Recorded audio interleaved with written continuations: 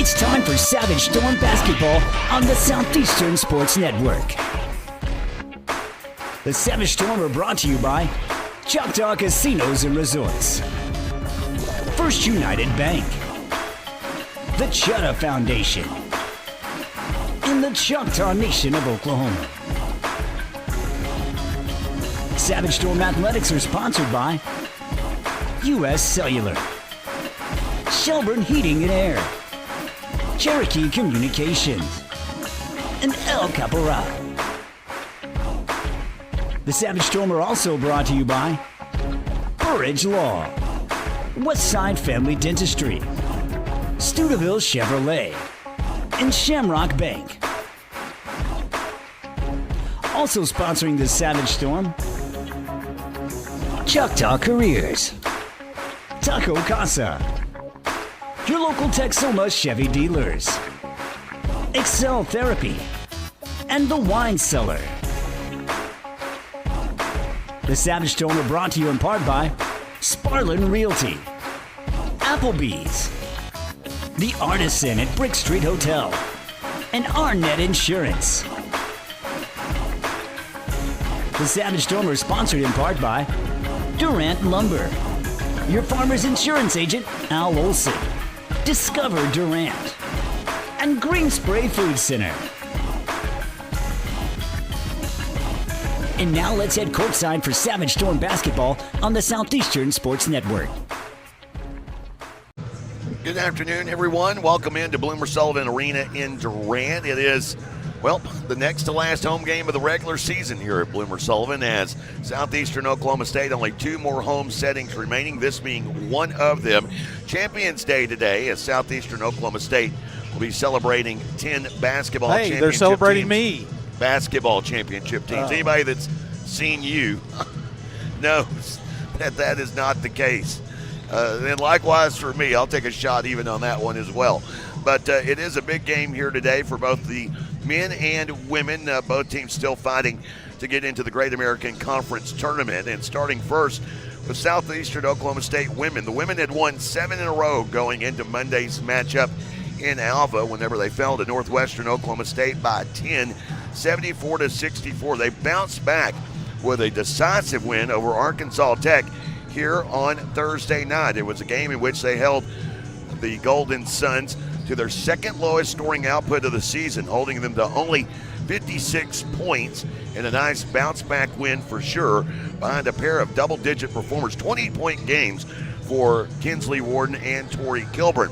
On the other side of the aisle, Harding, the Bisons, now 22-3 on the season and ranked 10th in the nation, 16-3 in Great American Conference play, currently atop the conference standings with win streaks this season. They opened the season with a 7-game win streak. They then had a mid-season win streak of 6 games that was snapped by Arkansas Tech, and are currently in the midst of an 8-game win streak coming here into Bloomer Sullivan Arena in Durant.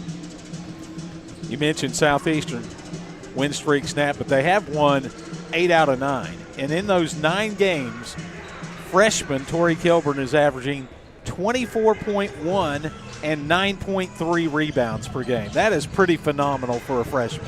Phenomenal indeed, but don't forget Harding has their own set of freshmen, and they have some outstanding freshmen. The outstanding freshman guard, Corey Sanders, as well as Kennedy Stout, a 6'3 freshman out of Melissa, Texas, sure to give Tori Kilburn all she can handle here this afternoon. We'll dive into the numbers after this.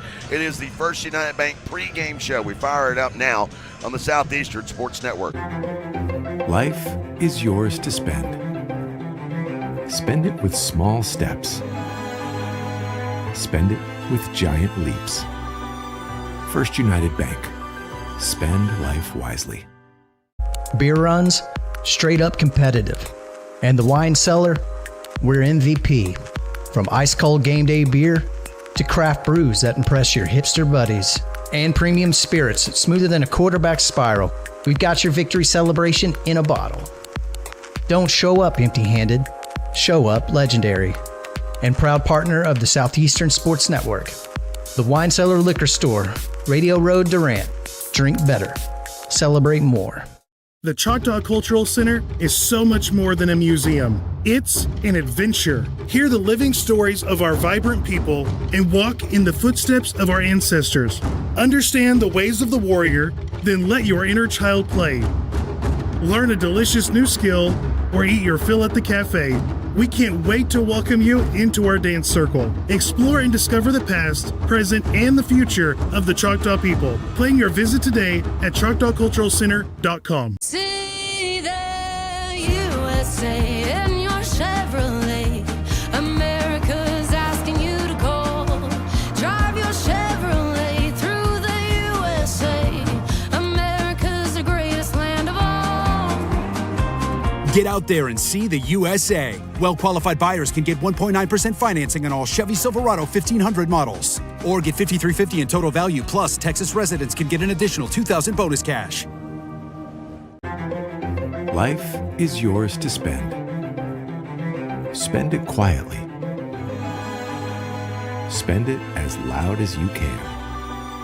First United Bank. Spend life wisely.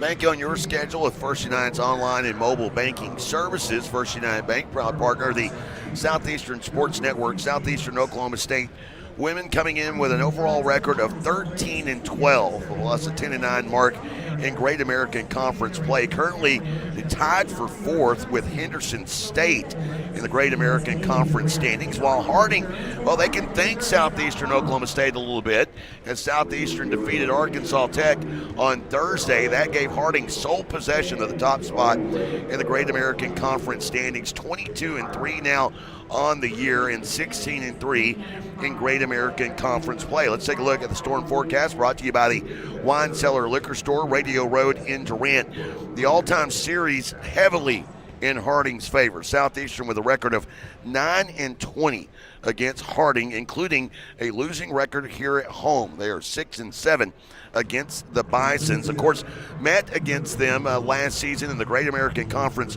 Tournament Championship.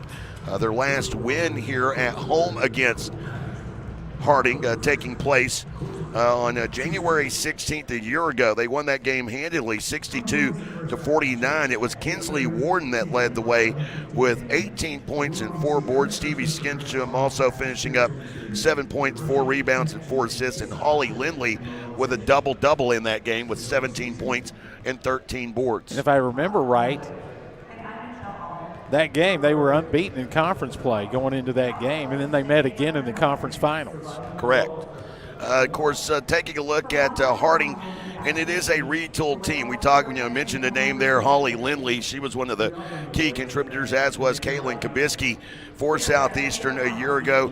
Those two have gone on, graduated. The same can be said for Harding, as it is certainly a young team. They do have some veteran leadership with Maddie Holt. I bring up Holt because the last meeting between the two that took place in Searcy, it was Holt that had 10 points in that game. They were led in scoring, however, by Allie Real. Real, the 5'10 sophomore who transferred over from Oklahoma Baptist, had 22 points in that game. So it wasn't even either the standout freshman in Kennedy Stout or Corey Sanders that led the way in that matchup. And they have an outstanding junior as well in Josie Williams. Taking a look at Williams over the last 5 games, averaging 11.5 points per contest while pulling in 4 rebounds per game. She's shooting 39% from the field during that time. And I mentioned the 6'3 freshman from Melissa, Texas, just down the road here in Texoma. Stout, a big-time player, averaging 11.5 points per game over her last 5.5 boards, shooting 44% from the field. She is a non-threat from beyond the arc. Matter of fact, has attempted only 22 three-pointers all season long and only 2 over her last 5 games, but she is a threat when she gets to the line. She is shooting 87% from the free throw stripe over her last 5 games, but for the season shooting 83%. They have 4 players averaging double figures this season, and if you look at them over the last 5 games, point differential, Bob, you and I were having this discussion off air, they are a plus 12 over their last 5. They're shooting 43% from downtown over their last 5 and 81% from the free throw stripe. We talked about the defense for Southeastern. Well, Southeastern over their last 5, 4-1, they're holding opponents to 59 points per game. They are a plus 20 in turnover differential. And get this, who would have thought this, Bob? 4.5 blocks per game over the last 5. 8.2 steals per game over the last 5. Kilburn and Hawk both have been aggressive going for those blocks, and they've you say that, but don't forget Kinsley Warden. She's had some. Warden's also during that same span with 5 blocks during that time. By the way, remember that when we come to the crazy stat. And Stevie Stinchcomb with 10 steals during that span. So, again, we talk about the offense, and obviously you got a pair of players scoring 20 points per game, it feels like, over the last 10 or so games. As a matter of fact, Kilburn and Warden, they are the 2 highest scoring duo in the GAC. Kilburn for the season averaging 19.9 points per game to go along with 7.3 rebounds. Warden 15.5 points and 6.6 boards per game. If those 2 can continue to do that and get help from other places like Espinosa and Hawk, who combined are averaging 13 points per game, have a shot here in this one today. We step aside for the playing of the national anthem. We'll be back after this and wrap up the First United Bank pregame show on the Southeastern Sports Network. Craving bold flavors and good vibes? Come on down to El Caporal Mexican Restaurant and Bar, your local fiesta headquarters. Sizzle your taste buds with Tex-Mex favorites, fresh seafood dishes, and don't forget their legendary top-shelf margaritas. Shaken, stirred, and always served with a smile. Whether it's date night, family night, or Margarita Monday, El Caporal is the place to be. El Caporal, where every night feels like a fiesta. Visit today. Taste the tradition, stay for the fun. Steubenville Chevrolet in Durant is proud to support Savage Storm Athletics. And with the same pride, resilience, and strength as Savage Storm fans, Steubenville Chevrolet is proud to be Durant Chevy dealer. When you need a new car, truck, or SUV, the Steubenville team is ready to find your perfect tailgate vehicle. No need to leave town to find what you want. Stay local, buy your Chevrolet the Steubenville way, and go Savage Storm. When you're dealing with an insurance company, you're already behind the 8 ball. And the only way to get a level playing field is to hire an attorney. We treat each and every case and each and every client as if they are a friend and neighbor, because that is how we view them. You'll get the best service. You're going to have the best people working on your case.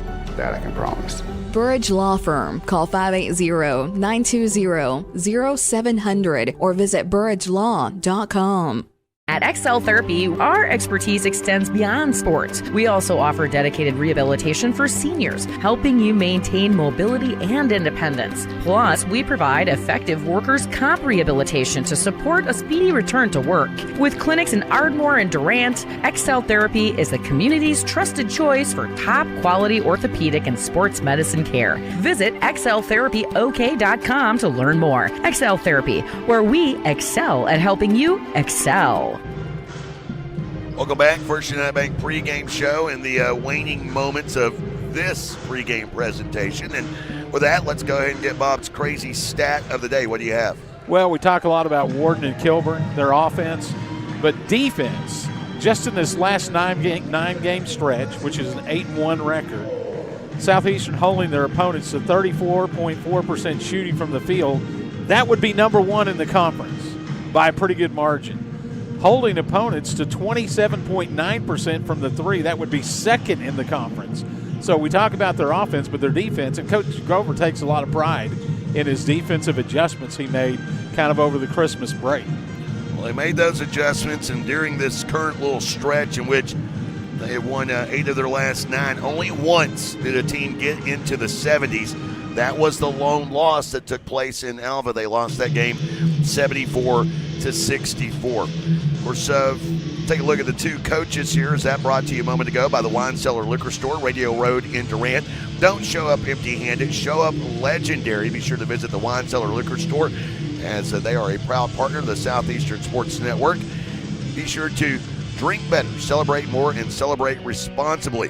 You have the 2 longest tenured head coaches in the GAC squaring off in the Women's League today. Coach Tim Kirby now in his 21st season as the head coach of Harding women's basketball. 423 wins against 186 losses during his time. 270 conference wins as well for Coach Kirby. For Coach Darren Grover, now his 21st season, 310 wins against 271 losses, 205 conference wins.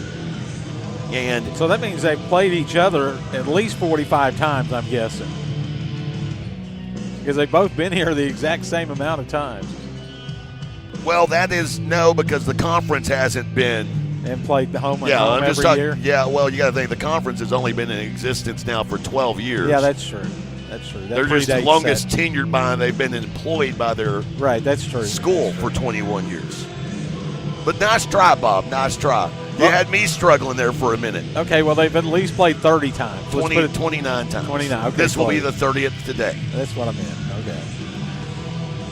Savage Storm today, they are wearing the yellow gold home jerseys. First time I've seen this look here in the new year. They used it back in non-conference play with the royal blue numerals and lettering. Harding, they are in the road black jerseys with the white numerals and lettering trimmed in that true gold look. We get set for the starters. They're brought to you by our friends at the Chutta Foundation. Chutta Foundation, a nonprofit organization dedicated to helping tribal members achieve levels of higher education. They have an outstanding scholarship program. The application process for that going on now, but only going on for a few more weeks. Be sure to visit and get your application submitted today if you are a graduating high school senior or a college grad seeking additional education. Be sure to visit CHAHTAFoundation.com. We now turn it over to our honorary public address announcer, Mr. Joey McWilliams, who has been courtside with us, by the way.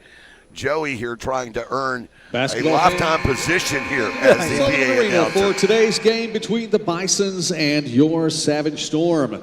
And now it's time to meet the participants. First for the visiting Bisons. Wearing number 10, 5'8" junior guard from Bergman, Arkansas, Maddie Holtz. Wearing number 11, a 5'5" freshman guard from Lamar, Arkansas, Corey Sanders. Wearing number 15, a 6-foot freshman guard from Sunnyvale, Texas, Allie McAda. Wearing number 21, a 5'7" junior guard from Conway, Arkansas, Josie Williams. And wearing number 23, a 6'3" freshman center from Melissa, Texas, Kennedy Stout. Bisons are coached by Tim Kirby in his 21st season.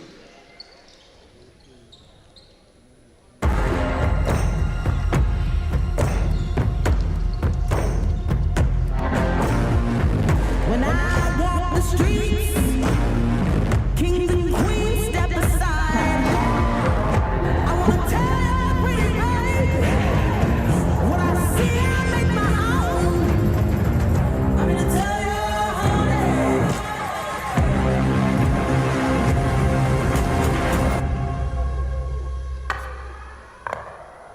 that I'm bad to the bone.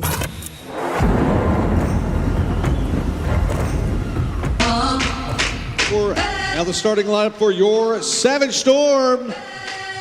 Wearing number 3, a 5'5" senior guard from McAllister, Oklahoma, Stevie Stinchcomb.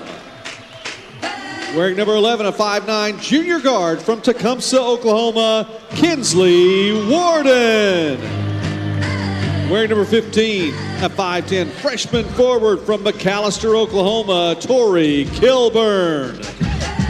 Wearing number 20, a 6'1" sophomore forward from Mount Pleasant, Texas, Mackenzie Espinosa. And wearing number 30, a 5'7" freshman guard from McAllister, Oklahoma, Katie Allen. Head coach of the Savage Storm in his 21st season is Darren Grover. The assistant coach of the Storm is Kaylee Ragsdale, and graduate assistant coach Caitlin Denicola. There's your starters, and now the opening tip. Brought to you by our friends at Shelburne Heating and Air, your locally owned heating and air experts. Scheduled to get up to the low 50s today, although it's bright and sunny outside, down into the 30s tonight. and into the 70s by next week. Be sure to visit ShelburneHeatAir.com. Opening tip won by Harding as the Bisons and Sanders, the outstanding freshman point guard, sets the offense in motion. Losing it is Williams, but it's scooped back up out near side by Maddie Holt. Almost a turnover to start the game.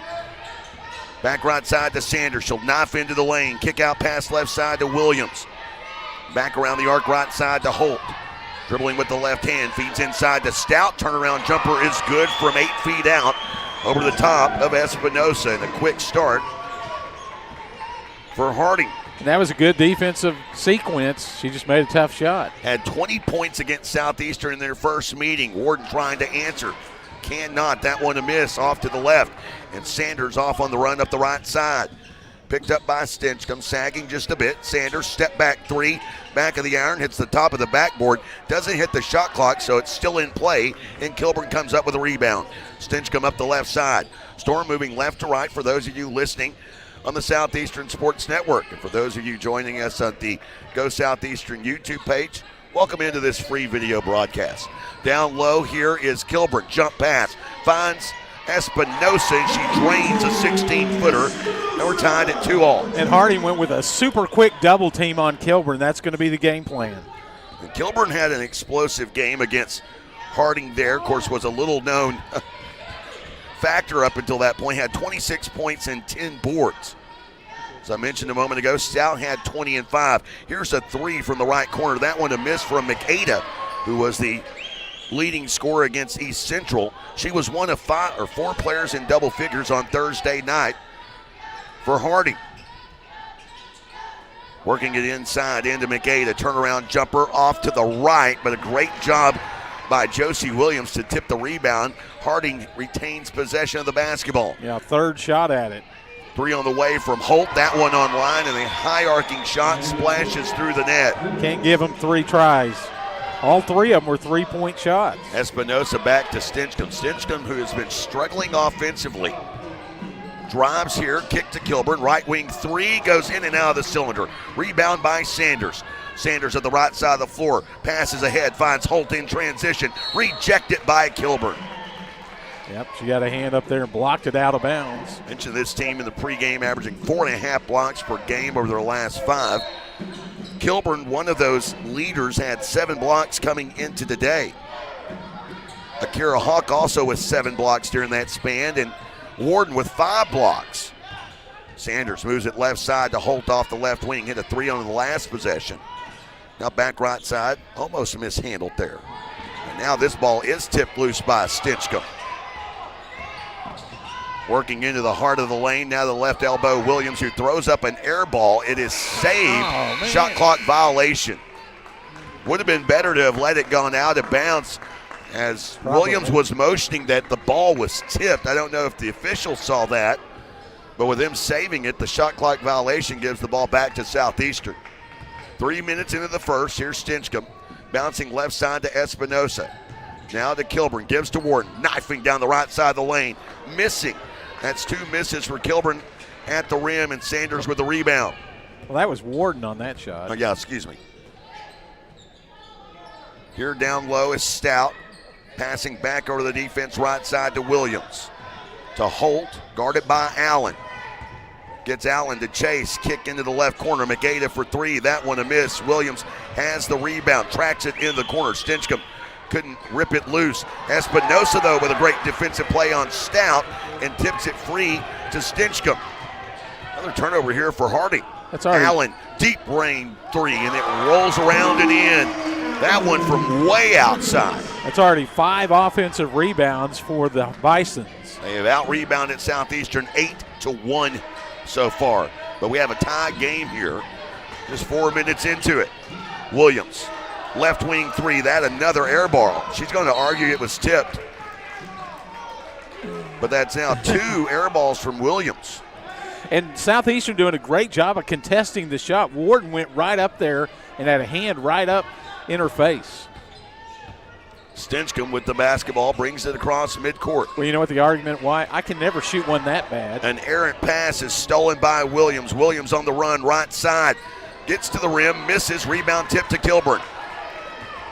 And now Allen will bring it ahead and then throws it away. Just a little bit uncharacteristic there.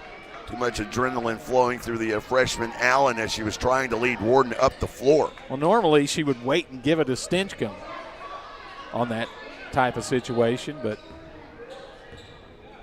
Coach Darren Grover arguing about some contact, I guess, on the offensive side of the floor. Here's Sanders, top of the key three, that one off to the left. No one for Harding to rebound, and Warden secures her first board of the game. Stinchcomb between the two circles. Stinchcomb back to the right, bounces inside to Kilburn, has the mismatch, gets to the rim and scores on the left side. Had Allie Real guarding her. Real, who checked in one of those stoppages, is Hallie Height and Chloe Eversole getting set to check in for Southeastern. We'll set the lineups after this. Akira Hawk also down the left side. Real, this time fouled by Kilburn. It's her first personal. It comes past the 5-minute threshold, so we'll step aside. Media timeout on the floor. Storm up by a bucket. Back after this on the Southeastern Sports Network. When love and luck are in the air, the extraordinary is never far behind. Like a chance to win your share of $2.2 million during the Lucky in Love giveaway at Choctaw Casino and Resort Durant. Play with your Choctaw Rewards Club card beginning February 1st to start earning entries. It's the $2.2 million Lucky in Love giveaway. Fridays and Saturdays in February and March. Only at Choctaw Casino and Resort Durant. Get away to it all. Beer runs, straight up competitive. And the wine cellar, we're MVP. From ice cold game day beer to craft brews that impress your hipster buddies. And premium spirits smoother than a quarterback spiral. We've got your victory celebration in a bottle. Don't show up empty-handed. Show up legendary. And proud partner of the Southeastern Sports Network. The Wine Cellar Liquor Store, Radio Road, Durant. Drink better. Celebrate more. 7-5 our score midway into the first foul of the game going against Tori Kilburn. Kilburn will remain in the game with only one foul. We'll set the lineups with Akira Hawk, Chloe Eversole, and Hallie Height checking in, replacing Katie Allen, Stevie Stinchcomb, and Mackenzie Espinosa. That's the first foul of the game on either team. Changes here as well, or none, for Coach Kirby. Allie Real remains in at the line, shooting 2 here. Real for the season, an 84% free throw shooter. Her sister played at East Central. She started her career at Oklahoma Baptist, ended up at Harding, and of course Coach Grover has mentioned he tried to recruit her out of Newcastle. This one a miss, and the rebound deflects off of Kilburn into the hands of Warden, and the Storm are still up by a point. Hyde across midcourt. Off the right wing, dribbling with the right hand to Hawk down in the corner. Hawk back up top to Warden. Round left side to Eversole. Now down to Hawk. Hawk going to work. Gets past 2 defenders, has 4 defenders around her. Finds Kilburn attacking. Eversole in the corner. Left corner 3, in and out. Warden tips out the rebound. Hawk saves it from going out of bounds. Storm with another look at it. Here's Warden to Hyatt, right side. Pass intended for Kilburn, leads her out of bounds. It was tipped by Sanders, and then Kilburn touched it. Had no choice but to go after it. And that save effort comes up empty, and Harding now with a chance to take the lead back. Sanders at the right side of the floor, passing right side to Williams. Now to Holt. Off the left wing, she'll take it back to the right side. Sanders, the freshman, for 3. Back of the iron, no good. Rebound brought in by Kilburn, her 3rd of the game. Kilburn and Warden responsible for all 4 of Southeastern's rebounds. Kilburn takes the feed down low, left side, out to Hawk. Top of the key 3, back of the iron, won't go, and the ball gets loose. Kilburn with another rebound to Warden here. Guarded by Williams, and we have a foul on the backside. Allie Real, a little too handsy with Tori Kilburn picking up that whistle. There were 3 Harding players that could have possibly gotten the rebound, Jay, and it just kind of deflected past them. Hyatt inbounding to Eversole. That pass almost gets away. Eversole takes a tumble, no foul. Warden for the rebound and the putback. Warden scoring from point-blank range. It's her first basket of the game and her 3rd board as well. Looks like it's going to be another physical game in the GAC. Real with the basketball. Kicking it right side. Sanders for three. Still hasn't found the stroke. And the backside rebound brought in by Eversole. Hyatt leading the charge left to right up the right side of the floor. Sets up off the right wing trying to feed Kilburn down low, and Real got a hand on it. Batted it out of bounds, and Harding will make a switch. Kennedy Stout will head to the bench. She'll be replaced by another freshman in Maya Butler. So 2 6'3" freshmen. Butler out of Paragould, Arkansas. Eversole almost losing the basketball, harassed by the freshman Sanders. Down low to Kilburn, right side attacking, has her pocket picked by Real. Got a little too loose with the dribble, and Real was able to swap it away. Sanders now passing to the right. Williams, the vet, from the right wing, back of the iron, shot no good. Kilburn rebound in traffic. Neither team shooting lights out here early. Harding now 2 of 14, Southeastern 4 of 10. Harding slides past Williams, gets to the rim and scores. Yeah, so Kinsley Warden, yeah. Warden, of course, last year, still say it, Southeastern wins the Great American Conference Tournament. She's probably your tournament MVP for the effort she had in Fort Smith. Sanders, left wing to the free throw stripe. Comes to a stop, kicks out, Real on the drive, past Eversole, banks it off the glass and in. That was a tough shot. Real, by the way, had her career high this season, that 22 points I mentioned earlier. There's a bounce pass down low, right side to Warden. Warden back up to the glass and scores again. So Warden has scored on 3 straight field goal attempts after an 0 for 2 start, and the Storm are up by 5. She just got the leverage, got her defender on her hip, and took it all the way to the basket. Williams to the free throw stripe, a pull-up 15-footer knocked down by Josie Williams, the junior out of Conway, Arkansas. Right smack dab between Russellville and Searcy. For those of you that haven't made that road trip, Bob, there's a foul there on the inside. Not any time since I've been doing the games. Foul is underneath, and it's on Allie Real, so Real picks up her second personal. And some changes here for Coach Kirby. It's coming into the game, Amelia Rogers, as well as Allie McAda, the starter, back in as well. Hyatt feeds it into Kilburn. Fall away from the restricted stripe. We have a whistle here. What's the foul on? What's the call? They call traveling? It's like Coach Grover's over there going, huh? That's exactly what they call. Huh. Didn't see that one. Didn't either.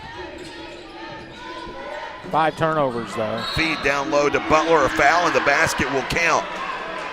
Yeah, that was way too much continuation there. Because it was on the catch where the foul occurred. Or actually, they're going to say on the floor. Okay, well, that's the way he motioned. He motioned like it when it count the bucket, but that's the correct call. Box formation here. Rogers trying to break free as Williams will inbound out to Butler, left elbow. And now to Sanders. Sanders, a freshman, she rarely leads the floor. She's averaging 38 minutes per game, by the way. 3 on the way, McAda, that one a miss. Rebound in traffic by Hawk. Fortunately, no one around her. She's able to scoop it up quickly to Hyatt. To Kilburn up the left side. Back out to Hyatt. Under a minute to go here in the first. Hyatt off the left wing in front of the Harding bench. Finds Eversole to Hawk.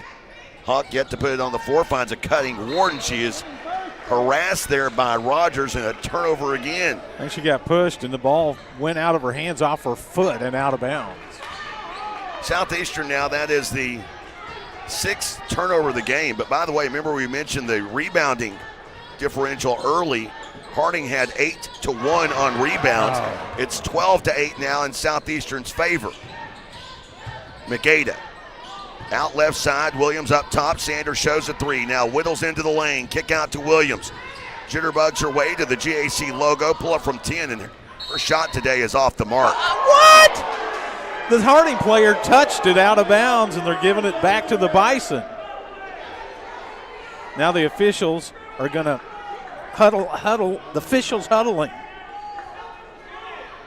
Well, they're also arguing, I think, about perhaps the shot clock.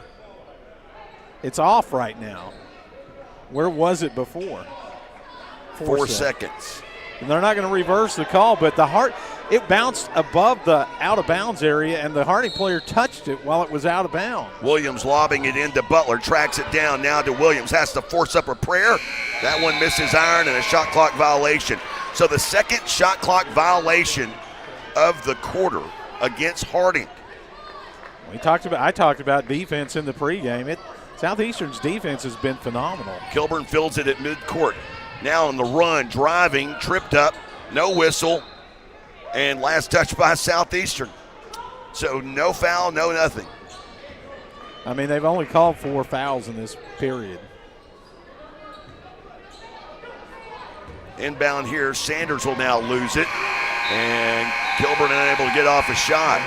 13-10, Storm up by 3 as we head to the second. Savage Storm basketball continues in a moment on the Southeastern Sports Network. Arnett Insurance is proudly celebrating 60 years of serving Durant and the Texoma area. That's 3 generations of family ownership looking out for your insurance needs. Rates for home, life, auto, and commercial that fit your lifestyle and budget. At Arnett Insurance, you'll find 10 licensed agents with over 270 years of experience. Locally based agents that work with a variety of insurance companies to give you the best options available. Located at 1116 West Main in Durant, it's Arnett Insurance and ArnettInsurance.com. We recently asked listeners to describe the Super Nachos off the Taco Casa's Super Menu. Here are their stories. I love that when you order the Super Nachos to go, they separate the chips from the toppings into different containers so that I get to have crispy chips. The Super Nachos, only on the Super Menu at Taco Casa, located on 1st Street in Durant and southbound 75 in Calera. Taco Casa, real fresh, real food, real good. Quick look at the numbers brought to you by your local Texoma Chevy dealers. Savage Storm in that first quarter, turning it over 6 times, but Harding unable to cash in. No points off turnovers. And Harding right now, 4 of 19 from the field. Those are your numbers to know, brought to you by your local Texoma Chevy dealers. Chevrolet, they make affordable vehicles to help you enjoy life. Vehicles like the Trax, Equinox, and Colorado. Enjoy endless possibilities in your new Chevrolet. Chevrolet, together, let's drive. Well, you're only ahead by 3 after that poor shooting. You just wonder if that's going to continue for Harding. They're a good team. I would say no, that will not continue. So you better pick it up on offense, too. Hawk with the basketball, handing to Warden. Back out to Espinosa, setting the lineups. It's Allen, Warden, Hawk, Stinchcomb, and Allen. Warden as she drives. Stinchcomb, Hawk, Espinosa, and Allen. And already Coach Kirby about to make some changes. Warden will go to the line shooting 2. Warden coming into the day an 81% free throw shooter, 71 of 88. Mentioned had 11 free throw attempts on Thursday night. She had 11 attempts in the previous 5 games, and that's an atrocity. For someone that does all of her work at the rim, that's embarrassing on the part of the GAC officials. Just saying. Warden hits both. It's kind of like the idea a pressing team gets no fouls, but a zone team picks up 5 team fouls. It's impossible. Here's Sanders with the basketball. Kennedy Stout back into the game, as well as Maddie Holt. It's McAda, Williams, and Sanders on the floor for Harding. And here's Sanders, the outstanding freshman, moving it left side to Holt. Now back to Sanders, top of the key. Williams right wing. Williams to Stout, hands to Williams, out right side. McAda, high arcing 3, and that one just flushes its way through. McAda had 19 points on Thursday night. Prior to that, Sanders had been the leading scorer in 3 straight games. They almost forced a turnover there. Williams chasing it out of bounds. Southeastern will have it as Kilburn will replace Hawk in the lineup, and Warden will have to inbound at the far end of the Harding bench. Into Stinchcomb between the 2 circles. Moves it left side. Espinosa's 3. That one bakes off the glass and in. I was about to call that one off the mark. Yeah, and it just ricocheted in the square perfectly. You say that's luck. I say that's what the square was designed for. No. It is. But you're not trying to hit it. Yeah, you should. That's why it's there. It's a target. Here's McAda down the right side. Using that square that we're arguing about, she misses. Gets her own rebound out to Sanders. That's the first offensive rebound since the opening 3 minutes for Harding.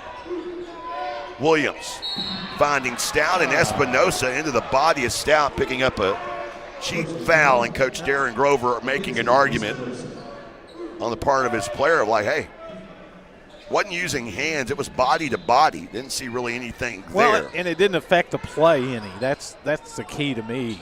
Williams out to Sanders. Sanders drives, kick to McAda, now down into the corner to Holt. Stout working on the inside. Williams finds her way, top of the key, back to Sanders on the left side. Shot clock down to 5. McAda, long range bomb. She knocks it down. Wow. 2 in a row. She's well beyond the 3-point line also. What was a 5-point lead is down to 1 after back-to-back McAda threes. Espinosa sees a crease, throws up a prayer, tips it away out of bounds. Last touch by Espinosa. Espinosa had an awkward shot attempt on that one. She had weaved her way through 2 defenders, but kind of brought that from her hip. Never really had a clean look at it. I think she just kind of got caught in no man's land. Harding now with a chance to take the lead. Stout almost lost it out of bounds. Now back to Sanders, 10 on the shot clock, moves it right side to Williams off the wing. Now back to Sanders, top of the key, 3, that one online, too strong, back of the iron. Warden lets it escape out of bounds, and Southeastern will have it. 7:21 to go here in the second.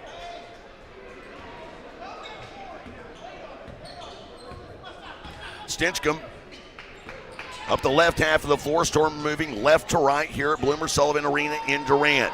Allen wide open, right wing 3, that one won't go. Kilburn unable to retrieve the rebound. Williams comes up with it instead for Harding. Cross center court, guarded by Warden. Shifting to the left, out to McAda. 3 on the way, finally a miss, but it's Holt with the offensive rebound. Gives to Sanders, slices through 3 defenders, misses at the rim, and Warden with her 4th rebound of the game. Stinchcomb across midcourt. Harding has had a chance to take the lead here a couple of times. Head fake by Allen, step inside the left arc, missing the 18-footer. In a collision underneath, McAda comes up with a rebound. Williams on the run, picked up by Allen. Pass into the corner. Holt walled off there by Warden. Now Sanders has a crease, and we have a foul away from the ball. Who is it on? Williams took a tumble. They're going to call it on Katie Allen. And for Allen, it's her first personal, 2nd team foul of the quarter against Southeastern. Sanders takes the inbound near the midcourt circle. Shifts to the right, gives out to Williams just off the right wing. Shot clock to 10. Williams, top of the free throw arc. That miss is brought in by Espinosa. So Harding now 0 for on their last 3 offensive trips. Down low to Kilburn, left side. High off the glass, no good. And Coach Grover begging for a foul call underneath. Yeah. Sanders ahead to Holt up the right side. Holt, right to left, layup is good, and Harding with a 1-point lead now. They're just not calling hardly anything. Warden here with the basketball. That's a foul there. And a foul here on. Well, when Warden drove, the defender just put her shoulder and just blasted her in the shoulder, trying to keep her from getting by her. Well, they flash up 12, but there's no 12 on the floor. So who is that foul actually on? And they're going to say Southeastern turned it over on the inbounds. I'm still trying to figure out who the heck the foul is on because there's no 12. Maybe 21. That would have been it. Here's Sanders. Just goes through everyone. Stinchcomb with the block. And the rebound by Espinosa, outlet right side. Stinchcomb scooping it back to Espinosa. Around left side to Allen. Picked up by Sanders. Freshman on freshman down in the corner. Now to Kilburn. Down the left side into a double team. Out to Allen. Left corner 3. That one off the mark. Kilburn with the offensive rebound. Has Stinchcomb. Stinchcomb off the right wing. Dribbling with the right hand. Now back to the left. Feeds it right side. Kilburn trying to take baseline. Spins into a double team. Out to Stinchcomb. Shot clock to 10. Stinchcomb's pass stolen away by Real. Real up the left side. Espinosa trying to cut her off. Does so. And much like we've been complaining about no calls at one end, that was a foul on Espinosa. Yeah. They just simply didn't call. I agree. Timeout on the floor. The media stoppage with 4:59 to go. 18-17 in a very physical affair here early in Durant. Back after this on the Southeastern Sports Network. If college is in your future, then scholarship applications should be too. Visit ChetaFoundation.com for dozens of scholarship opportunities. Whether you're a high school senior or pursuing a doctorate level degree, Choctaw Tribal members will find competitive scholarships for every level of education. Applications for the Cheta Foundation open on January 15th, but you can start planning now. For more information, visit the scholarship page at ChetaFoundation.com. That's CHAHTA Foundation.com. See the USA in your Chevrolet. America's asking you to call. Drive your Chevrolet through the USA. America's the greatest land of all.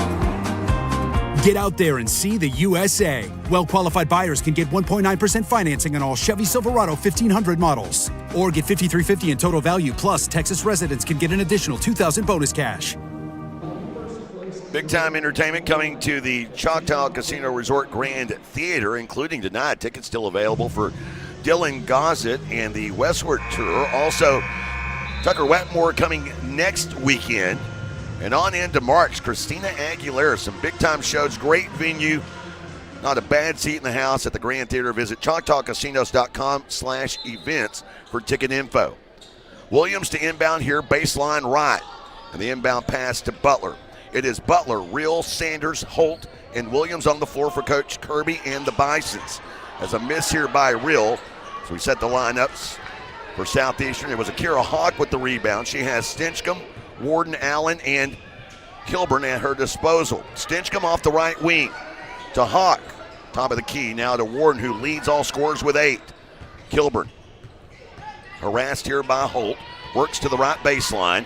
Back out to Warden. Warden into the lane. Reach in by Butler. Out to Kilburn for 3. Will not go. Hawk fighting for the rebound, but it's Butler that wins the battle. Outlet left side, or right side, to Sanders.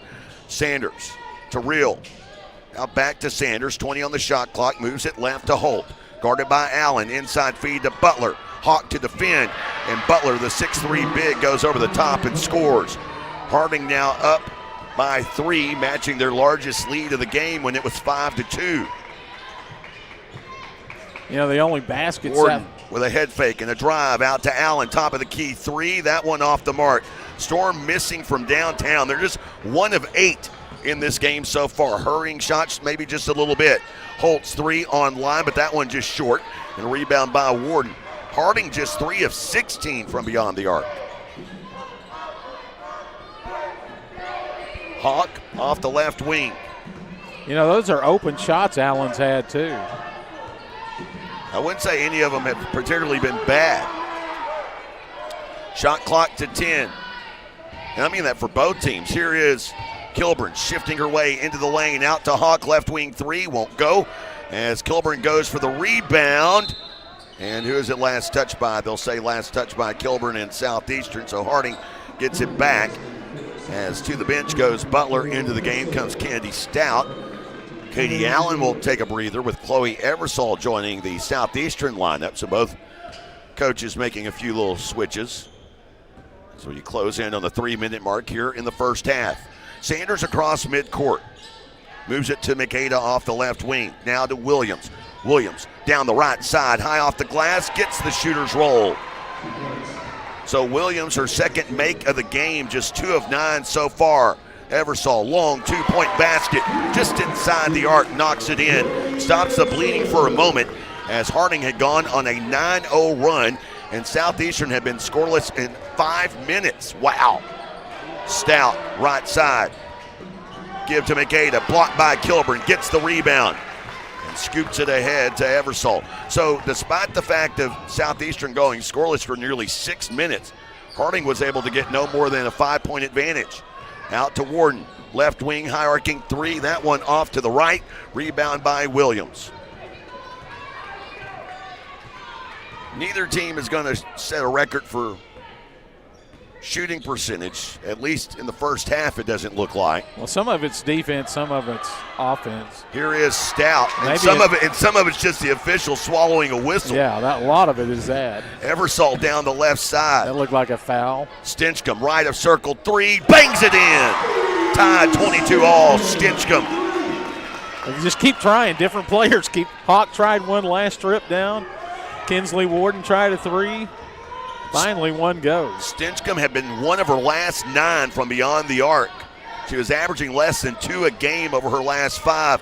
Here's a lob over the top of Stout. I don't know how you lobbed it over 6'3", but it happened. Too high. And Southeastern with a chance to take the lead here. Stinchcomb between the 2 circles, guarded by Holt. Finds Kilburn. Kilburn on the drive to the baseline. Almost throws it away. Warden has to save it. Back into Stinchcomb. Now 10 on the shot clock. Stinchcomb feeds down low. Left side to Kilburn. Kilburn high off the glass. Draws a whistle. Will go to the line shooting 2. Kilburn upset. Wasn't able to get that shot off the glass at the proper angle for an and one opportunity. The foul. They have it on Williams. It is her second personal. Well, this is my question. That was a foul? Why? Why is that one a foul and some of the other ones not? No, why? Kilburn knocking down the first of 2 free throws, shooting 78% from the line over her last 5, 82% for the season. And misses there, but Akira Hawk, big-time offensive rebound. Rockets a pass out to Kilburn, now to Warden to Eversole. Eversole attacking from the right side and then just gives it up. Sanders reaches in, takes it away. Storm up by a point, under 49 seconds to go here in the first half. McGay, top of the key, left side pass to Holt. Now back to McGay, lobbing down to Stout. Spins in to the left, an air ball from 4 feet out. Tried a scoop shot there, and a tie up the call, the possession arrow in favor of Harding. Just 10 on the shot clock, though. And the shot clock will not reset, so they changed that rule 3 or 4 seasons ago. As here's the inbound from Rogers out to Stout. Stout high post right. Goes to work against Hawk. Goes up, misses that shot. Well defended by Hawk. Outlet pass left side to Stinchcomb. And shot clock is off. So Stinchcomb will walk it across patiently, looking for one final shot. Storm up by a point in a very physical, non-whistle blown scoring affair here in Durant. Kilburn passing out, thought she had Warden. Instead, Stinchcomb was the safety valve there. Oh, bad and pass. Eversole with a bad pass. Sanders half-court heave, and it's off to the right. So at the end of the first half, 23-22 is our score. We'll be back here in a moment, and we'll get you set for the Choctaw Nation of Oklahoma halftime show. It's on the way after this on the Southeastern Sports Network. Shamrock Bank proudly partners with Southeastern Oklahoma State University to promote Savage Storm athletics. Collegiate athletes gain valuable experiences that translate to the workforce after graduation. Many of our employee owners have strong ties to Southeastern. At Shamrock Bank, you're more than a customer, we're more than a bank. Shamrock Bank, member FDIC. When it rains, it pours. So it's important for you to get the coverage that meets your needs. Farmers Insurance Agent Al Olson can help you understand your options so you can prepare for what the forecast brings. We know a thing or two because we've seen a thing or two.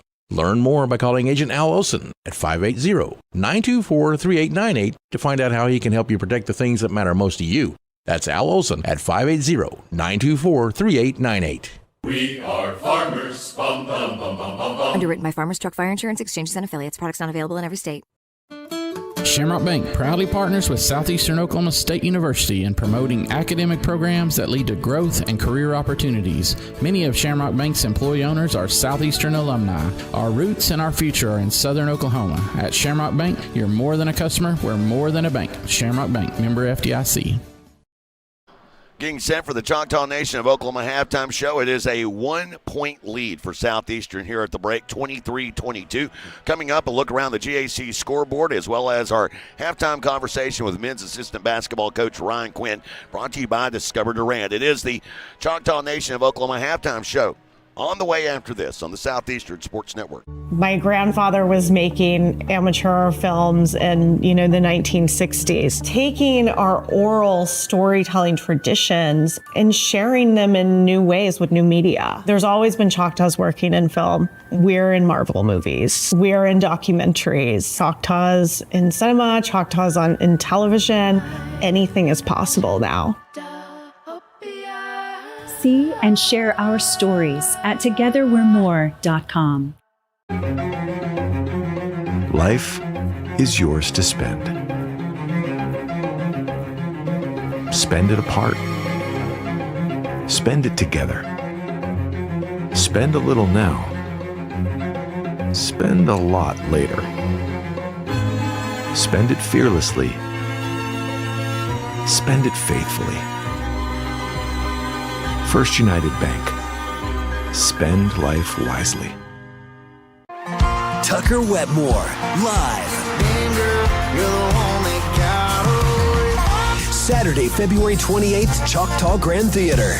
You look like I'm gonna wind up missing you. Billboard's 2025 Artist to Watch. Wind up missing. Tucker Wetmore, special guest, Dasha. On sale now at Ticketmaster.com.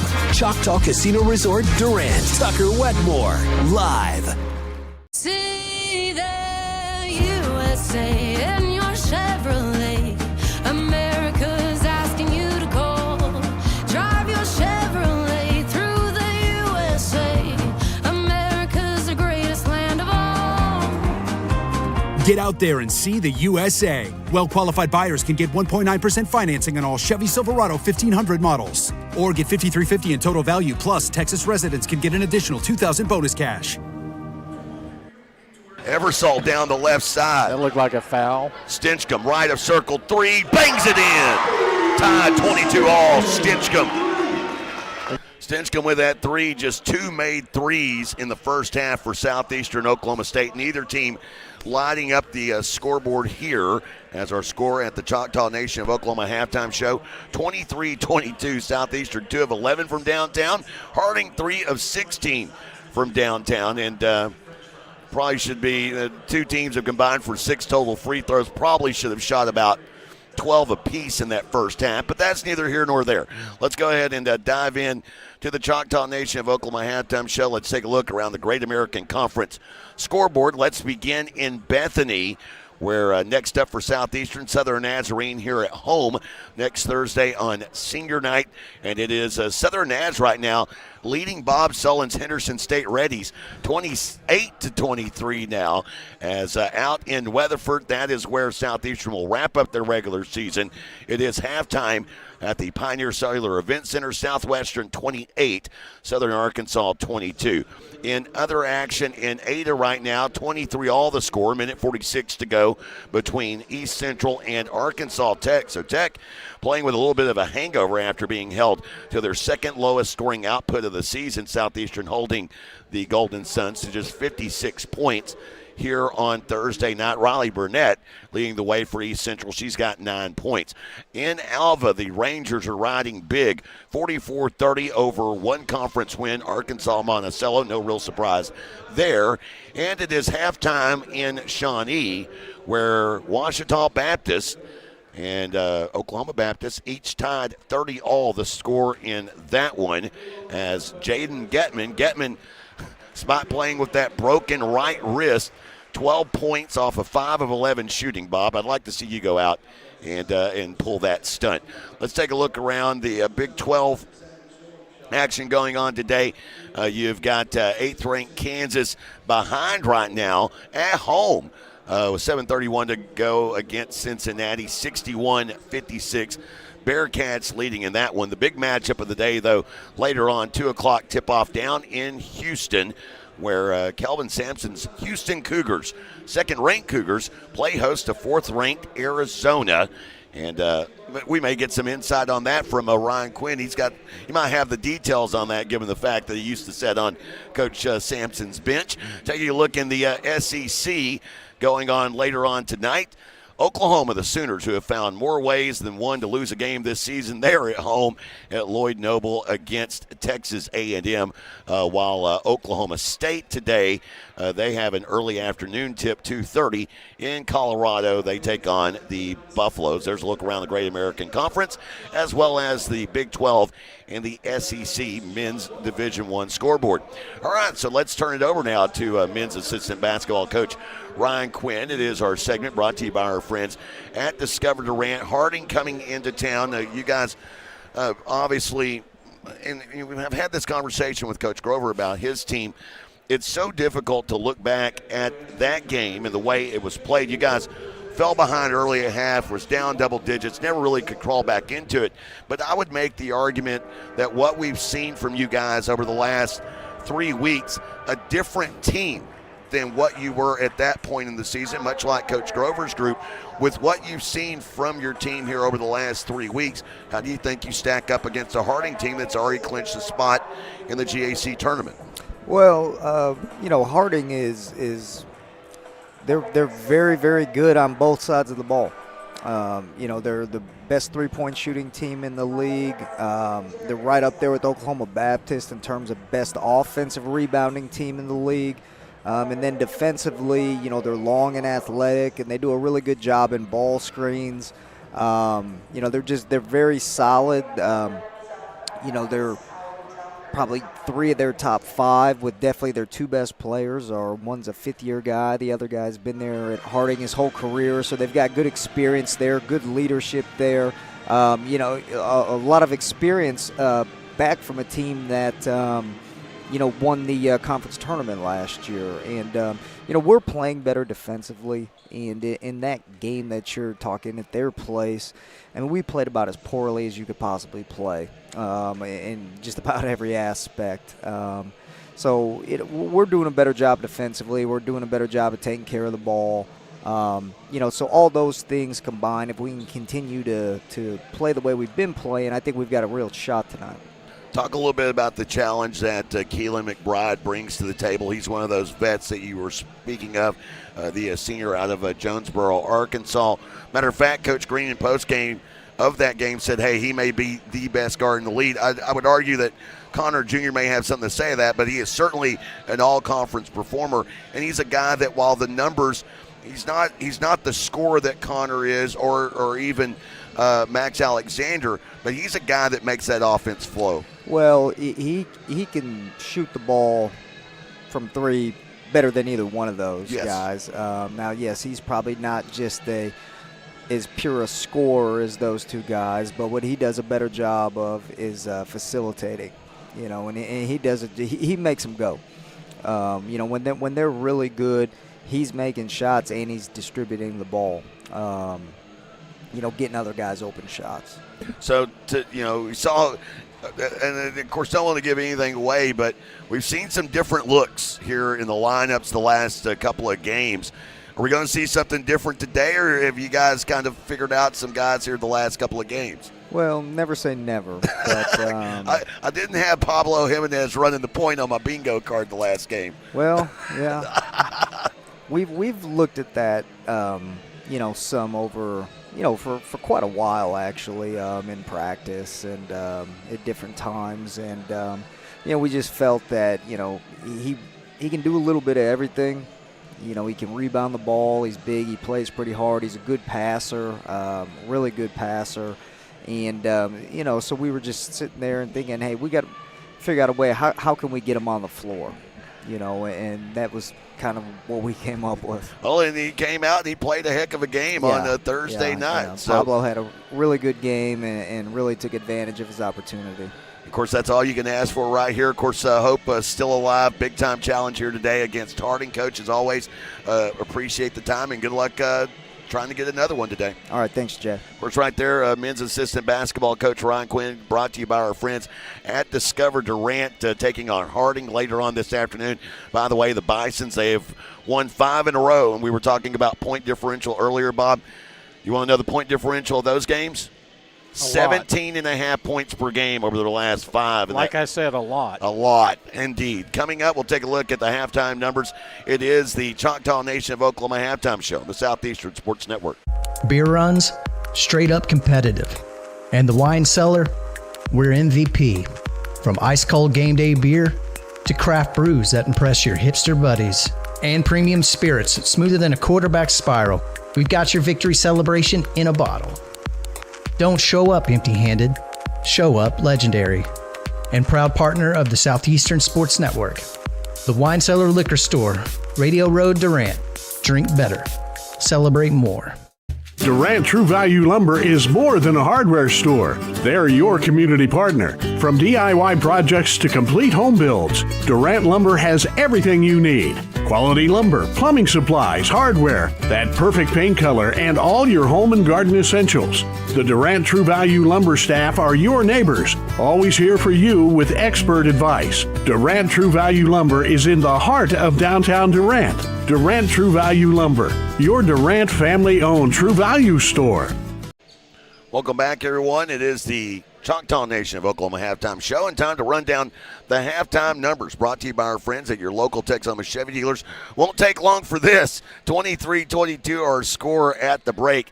Southeastern's 23 points coming off of 36% shooting from the field and only 18% from beyond the arc. They were 2 of 11, 3 of 4 from the free throw line. Harding, on the other hand, 24% shooting for the Bisons. They were 9 of 37 and just 3 of 16 from downtown at 19%, 1 of 2 from the free throw line. Rebounds, they were a dead heat, 23 apiece. Harding, though, 11 offensive rebounds. That produced 6 second chance points. Southeastern, 10 turnovers in that first half. Harding was unable to cash in anything on those 10 turnovers. Leading scorer at the break for Southeastern, Kinsley Warden. Warden with 8 points and 6 boards, while Tori Kilburn has been held in check. 3 points for Tori. She does have a team best 7 rebounds. Leading scorer for Harding here at the break is Allie McAda. McAda coming off of 19-point performance to lead her team in scoring on Thursday night. She's got 6 here at the half. We wrap up the Choctaw Nation of Oklahoma halftime show. Get the second half underway after this on the Southeastern Sports Network. Dive into the new Ultimate Trio at your neighborhood Applebee's of Durant, where every combo is a winning play. Pick, mix, and score for just $14.99. Who will you draft? Will it be chicken quesadillas with chipotle lime salsa, or boneless wings with house-made ranch or blue cheese? With 10 apps and 10 dips to combine, any combination could be the winning play. The Ultimate Trio, only at your neighborhood Applebee's of Durant, 1001 Westside Drive. Open till midnight Sunday through Thursday and open till 1 a.m. Fridays and Saturdays. Cherokee Communications believes good things come in threes, like 3-pointers, epic movie trilogies, and great home service. That's why Cherokee offers HD TV, high-speed internet, and home phone. And right now, you can get any service or all 3 for one low cost. Get HD TV, internet, and home phone from Cherokee Communications and score 3 for the home team. Visit CherokeeCom.com today. Chevy is more than just a name you can trust. It's everything you want and more than you expect. All at an incredible value. Find affordability today at your local Texoma Chevy dealers. Chevrolet, together, let's drive. 23-22. Score coming out of the halftime break. Southeastern in the home gold jerseys this afternoon. The original starting 5 of Stinchcomb, Allen, Warden, Espinosa, and Kilburn to start this second half. We'll see if Coach Kirby sticks with his original starting 5. They're still huddled up, and now breaking it out. It is Sanders, Holt, McAda, Williams, and Stout. So both teams sticking with the starters to start this second half. And it is Southeastern with a 1-point advantage in the ball to get this one underway. Now working the left half of the floor here in front of us at Bloomer Sullivan Arena in Durant. Stinchcomb down low to Kilburn. Kick out to Allen. Wide open right wing 3, in and out. Allen having a tough afternoon shooting here. That looked good all the way, too, and it just barely missed on that one. Well, and I shouldn't just specify Allen. Really, both teams as a whole having a problem finding the bucket here today. Stout off the right wing. Now down into the heart of the lane against Espinosa, and she misses from point-blank range. And she's had a couple of those here today. Changing offensive sides didn't help, at least on that possession. Kilburn attacking baseline right into a double team. Finds Warden, right elbow, 15-footer is good, and Warden has 10 points on the afternoon. And you can see Coach Grover said, Tori, they're going to double team you. Look for your teammates. She did it twice in a row on the first 2 possessions. When you want people to quit double teaming, it's Holt from a mile away, just in front of the NCAA logo, and on the Harding bench side sideline, drains it to Tide at 25 all. Wow. Espinosa settles for a top of the key 3, that one to miss, and the rebound here underneath by Makeda. Down low, Williams being ridden by Warden, bounces it out. Makeda left of circle 3, and back-to-back threes have Harding in front, 28-25. Well, basically the difference in the game, as Harding has made 4 now. Southeastern's made. Well, Harding has actually made 5 now. Oh, For some reason, live stats are behind here. As here's a pass leading Makeda and into the baseline out of bounds. Then she has to try and save it, and no one is there to pick it up. Refresh helps, Jay. Oh, well, it went back. I was about to say, it didn't in my initial effort. So with the basketball is Stinchcomb. And we have a whistle away from the ball here. Who's the foul on?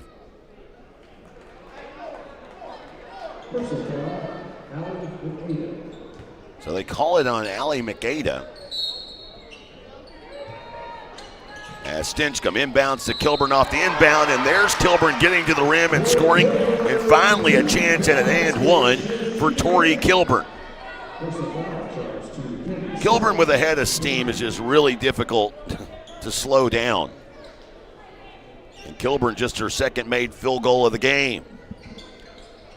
And she knots it up, 28 all.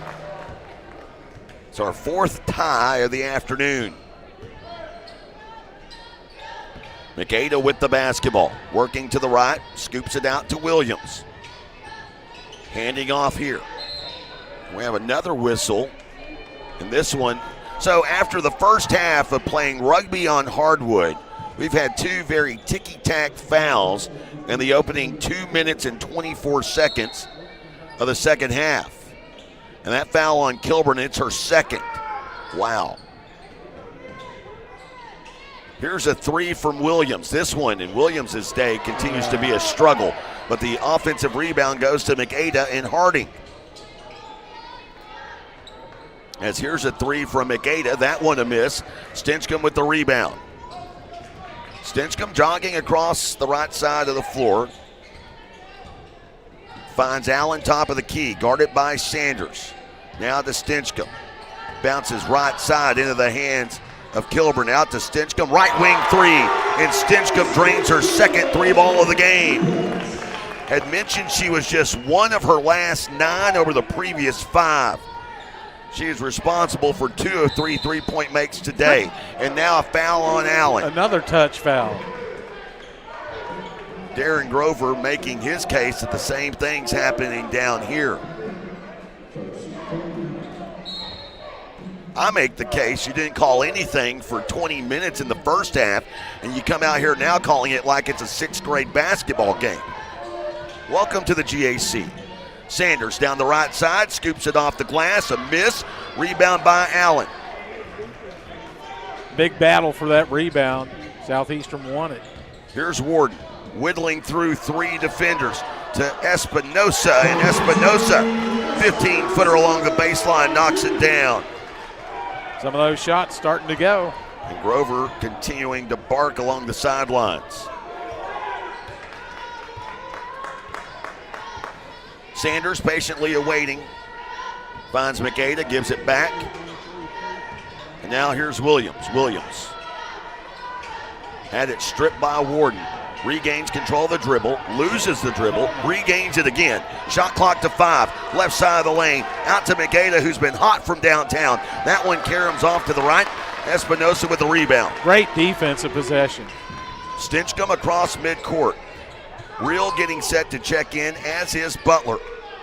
Espinosa Into the lane now to Warden right side. Warden settles for a right wing three, too strong. Rebound loose. Kilburn corrals it down along the baseline to Espinosa. Foot on the line, 2. And Espinosa knocking down that field goal. It is her third field goal make of the game. She's got 6. Sanders with the basketball.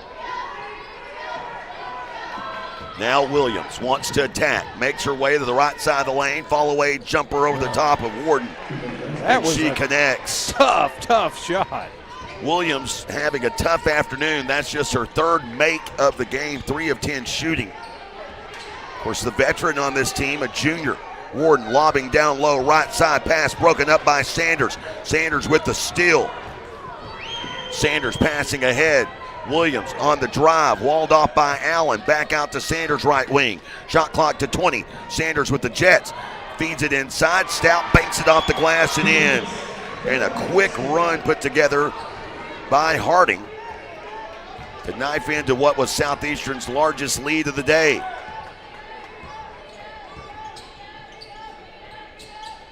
Storm was up by 7 just moments ago, now only up by 3.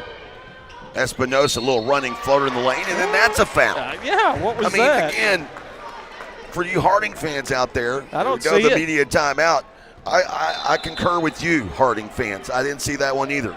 But foul it is, and free throws are coming. 35-32 our score. Savage Storm women's basketball continues in a moment on the Southeastern Sports Network. When you're dealing with an insurance company, you're already behind the 8 ball. And the only way to get a level playing field is to hire an attorney.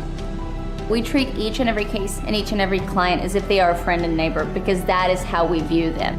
You'll get the best service. You're going to have the best people working on your case. That I can promise. Burridge Law Firm. Call 580-920-0700 or visit burridgelaw.com. Since 1971, Westside Family Dentistry has been committed to enhancing the natural beauty and function of your smile while improving your oral and overall health. Using state-of-the-art technology, our friendly staff will take care of all your needs, from routine care, crown and bridge, implants, and even orthodontics, including Invisalign. Westside Family Dentistry is the premier choice to create beautiful, healthy smiles for the whole family. Today's broadcast brought to you by our friends at Shelburne Heating and Air, your locally owned heating and air experts. Also, Discover Durant to find out about the goings-on in the city of Magnolias. Be sure to visit discoverdurant.com. Long conversation that went into the huddle, coming out of the huddle now, between Coach Tarrant Grover and one of the officials. As Espinosa will go to the line. That foul, by the way, was called on Corey Sanders, and I didn't see it, but it is what it is. Espinosa to the line, and she connects.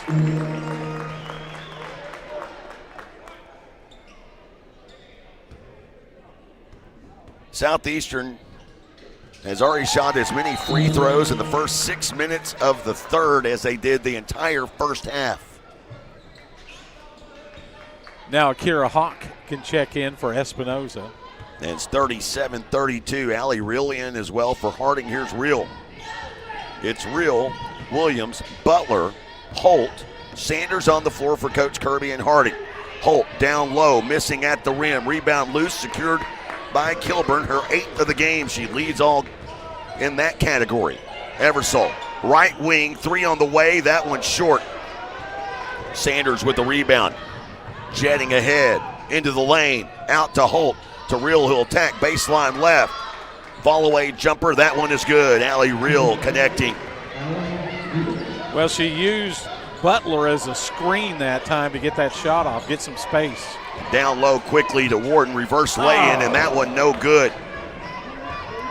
That was one of the few uncontested shots in the game. I think she just found herself a little too far into the basket. If she's a little more to the right, she just goes straight up with that one. Sanders out now to Holt, 3 to tie. And that one an air ball, but Butler easily gets the rebound. No one was there. They reset the shot clock. Yeah, I don't know why, because that ball didn't touch anything.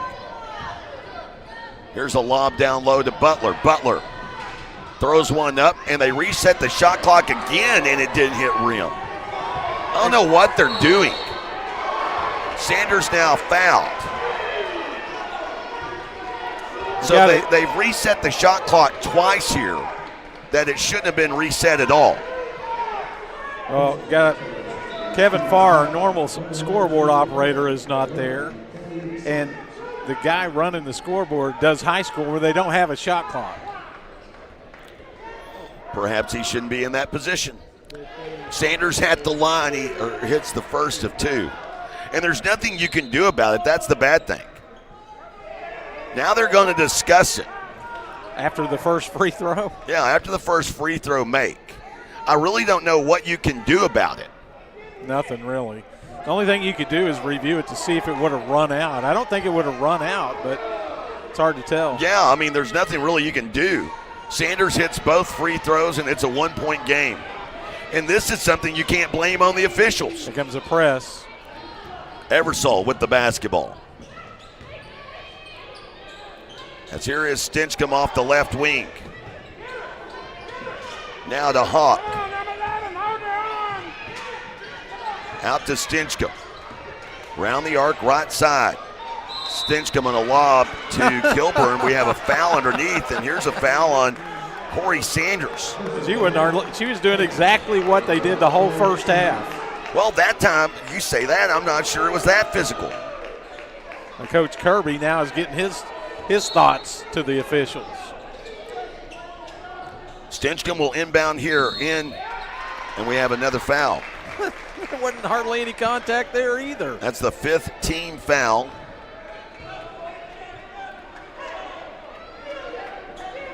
And he'll send Chloe Eversole to the free throw line.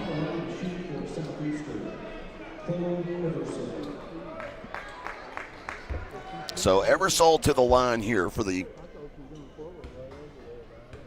season. They've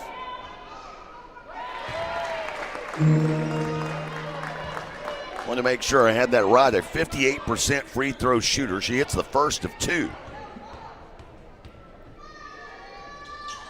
Second one on the way. This one goes in and out. Rebound by Butler, and then Hawk quickly picks up a foul.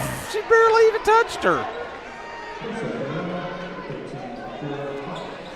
I don't know. First half, Jay, there were a sum total of 2 free throws attempted, none by Southeastern. No, that's incorrect. It is? Yes, there were 4 free throws attempted by Southeastern and 2 by Harding in the first half. There were 9 total fouls in the entire first half. There have been 9 total fouls here in the third, and we still have 2 minutes to go. Yep. Here's Williams with the basketball.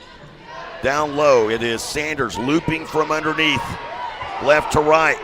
Now into the corner. 3 on the way. That one was blocked, and they call a foul on Stinchcomb.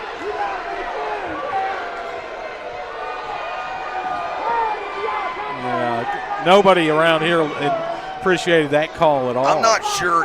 I think the reason he called it because the shot was so short. I don't think Stinchcomb really did that. I think the shot was just really short. So to the free throw line goes Amelia Rogers. Rogers hits the first of 2. Rogers, by the way, small sample size. Only 4 of 8 from the line coming into today. Hits both here. Has another one coming because it was a 3-point attempt. Chance for Harding to take the lead. Second one on the way. This one is good. Third one, excuse me. Yeah, a gifted 3 free throws right there. Stinchcomb across midcourt. To Hawk down in the right corner. Ridden by Butler. Finds Warden out in the left side to Stinchcomb at the free throw line. 15-footer goes in and out. Butler with the rebound. Outlet pass right side. Sanders on the run. Picked up by Eversole. She'll jet right past her. Shot rejected by Hawk at the rim. Gets the rebound. Scoops it to Eversole. Now Stinchcomb across midcourt. Minute 30 to go in the quarter. Hawk off the right wing. Down low to Warden. Warden against Williams. Goes up. A lot of contact. Coach no whistle. Grover is going insane down there that they didn't call a foul.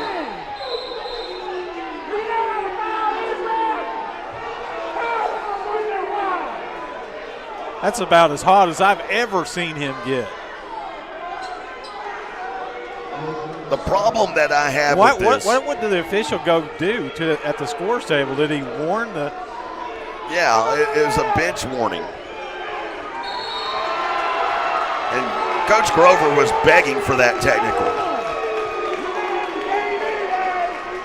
And I don't blame him for getting it. And he's still going at it. Don't blame him at all for that technical foul that comes with 1:22 to go. Now keep in mind, Southeastern has possession, so all Harding will get is free throws. Southeastern will get it back. Yeah, but they're going to get 4 free throws, right? They would get 2. Oh, were they not? Did they not call a foul? No, they did. That was the whole point. Warden went up. You even know what we're watching here. Yeah. Warden was fouled on the way up, or at least Coach Grover thought so. Officials didn't see it that way. Now, Harding will get to shoot 2 technical free throws. Yeah, they just made 3 in a row. It is Williams at the free throw line. Williams a 78% free throw shooter. And she hits the first of 2. So if you look at the whole stats for the game after this next free throw. Second one on the way. This one is good. I guess that's the first 5. Oh, the stats are frozen up, so I don't know. They keep being frozen up. So I was wrong. It's actually Harding does get the ball. They get it at midcourt. And here is Williams with the basketball, and she'll throw it away. Although I will say the crowd is as ignited as I've heard them in a while. 5 consecutive free throws on a couple of questionable calls that go against Southeastern. Favor the road team. Stinchcomb across midcourt. Now Matt Thomas is having it out with the official.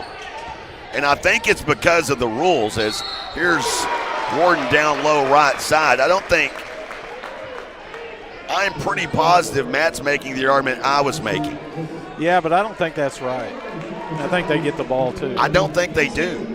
I'm really positive if you're in possession of the ball and a tech is called, you keep possession. The only way you get it is if you had possession. They changed that a while back. Williams heads to the bench with her 3rd foul. Warden goes to the line shooting 2. Now, I go back to what I was about to say a moment ago. I just looked it up. 2 free throws and ball possession. Does it matter, though, if the other team had possession? Yes.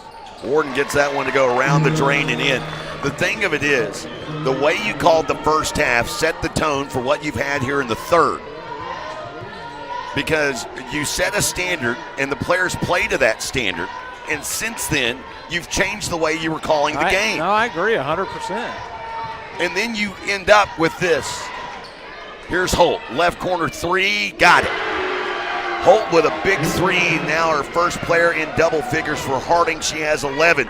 She had 10 against Southeastern back in Searcy. And Harding up by 4. 6-second differential between shot clock and game clock. Hawk forcing it into Warden, a bad pass, a tie up the call, the possession arrow in favor of Harding.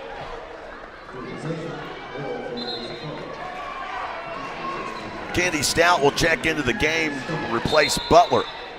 And now Espinosa will check in for Southeastern and will replace Hawk.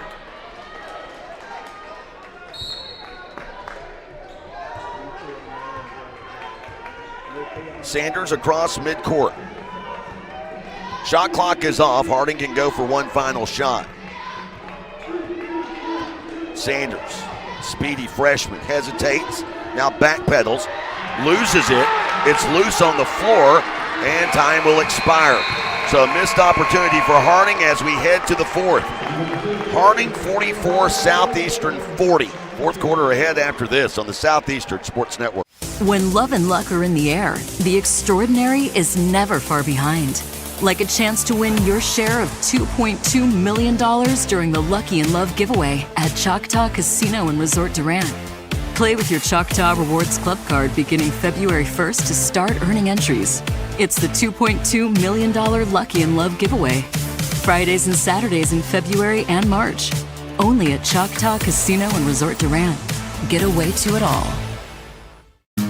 Shelburne Heating and Air is the choice for all your residential and commercial needs. Service and installation on brands you know and trust.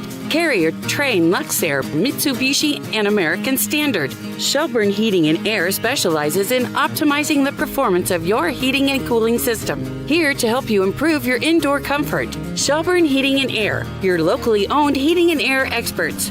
For contact info, visit shelburneheatair.com. Well, the shooting percentages have gone up here in the third quarter a little bit, as Harding shot 36% from the field in that third, including 2 of 6 from beyond the arc. Southeastern 38% from the field, but only 1 of 5 from downtown. The story of this game, aside from the whistles and the not whistles, has been three-point shooting. Neither team shooting well from downtown. Southeastern just 3 of 16 from beyond the arc in this game. Harding just 28% from beyond the arc. Here's Warden driving, and she's fouled along the baseline. Yeah, knew that was going to happen.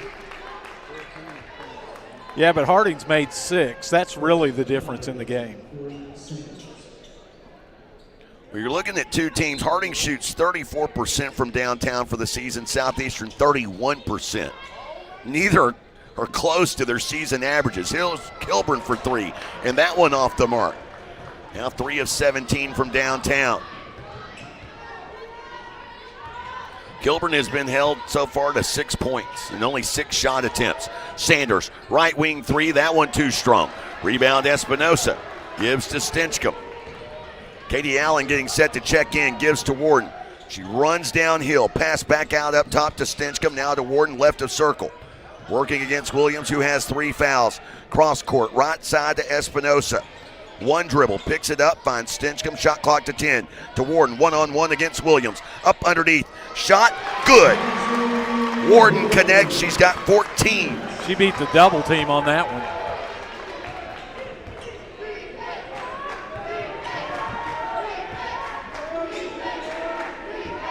By the way, she has scored double figures in 21 of 26 games this season. Stinchcomb with a hand in the passing lane.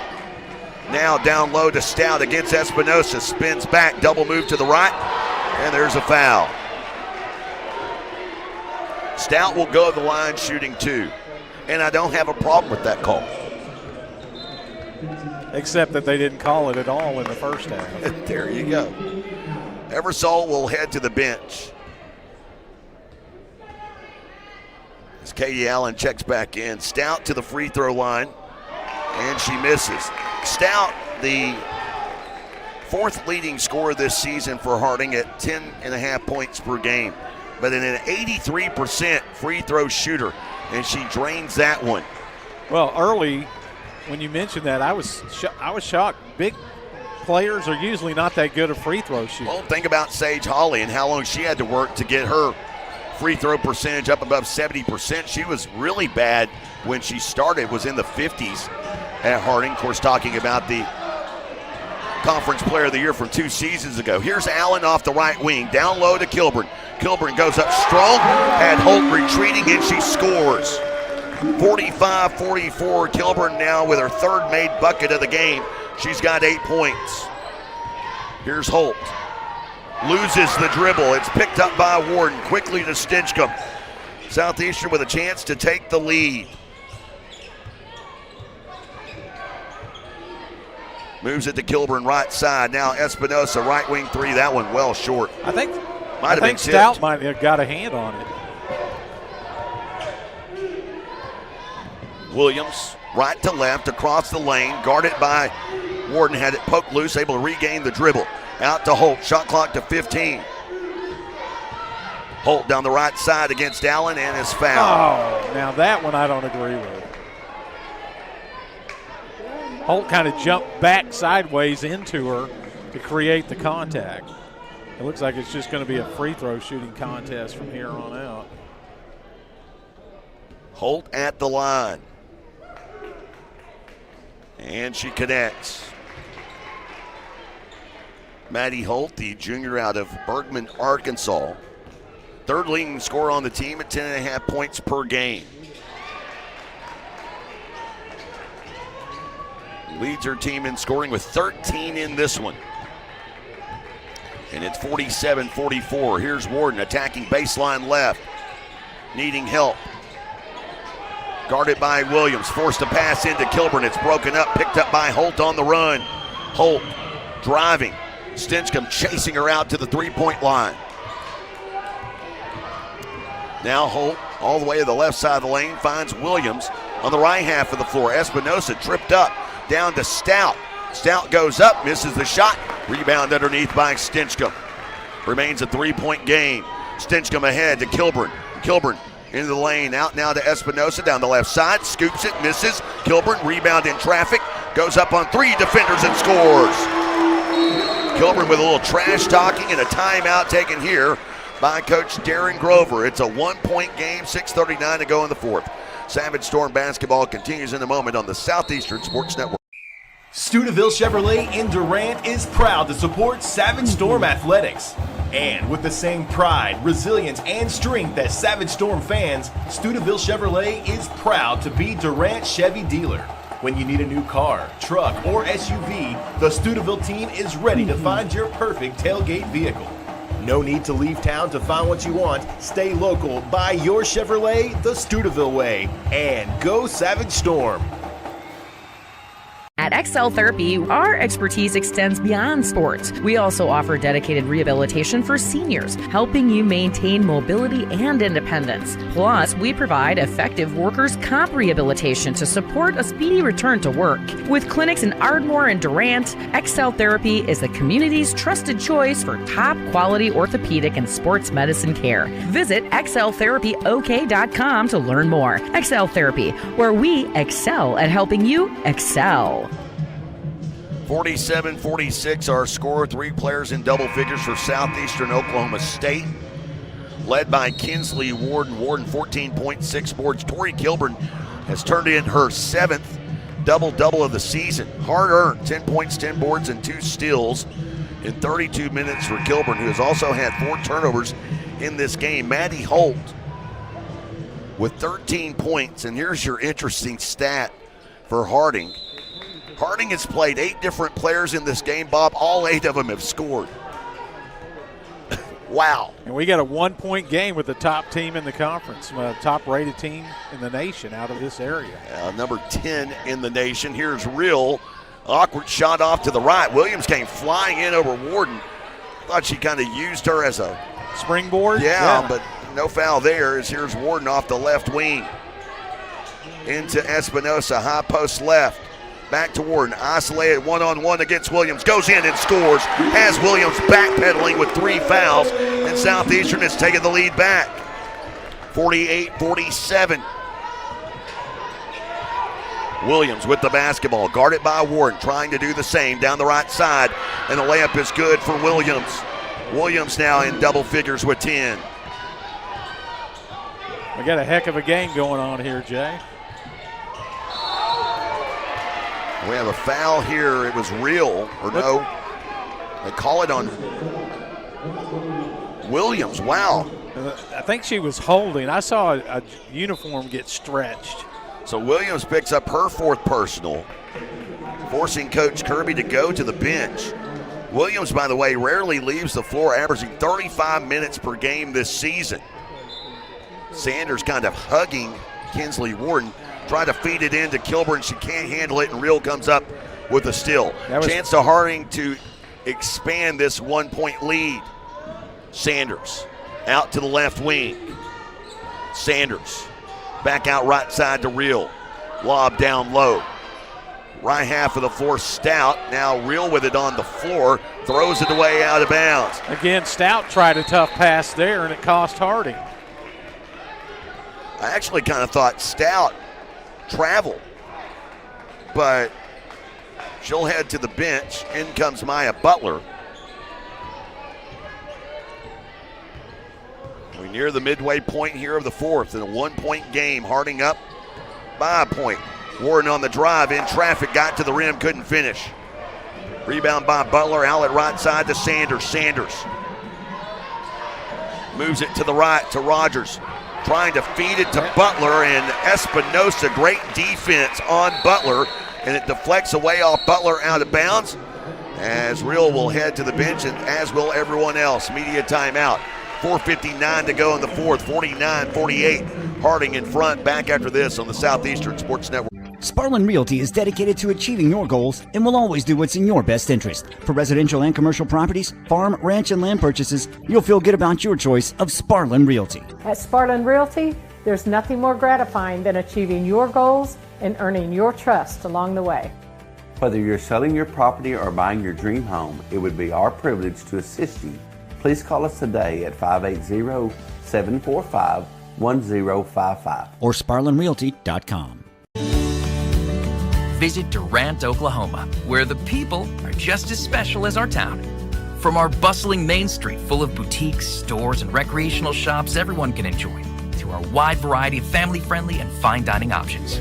You can enjoy cultural experiences at the newly opened Choctaw Cultural Center, or tons of water recreation activities on Lake Texoma. Durant is a weekend of fun waiting to happen. Plan your next adventure at discoverdurant.com. 49-48 our score here in Durant. Harding in front. Low scoring affair. Neither team hitting their season percentages. Harding in this game shooting 28% from the field, 25% from beyond the arc. Southeastern 39% from the field, but a very paltry 17%. That's less than half of their three-point shooting percentage this season.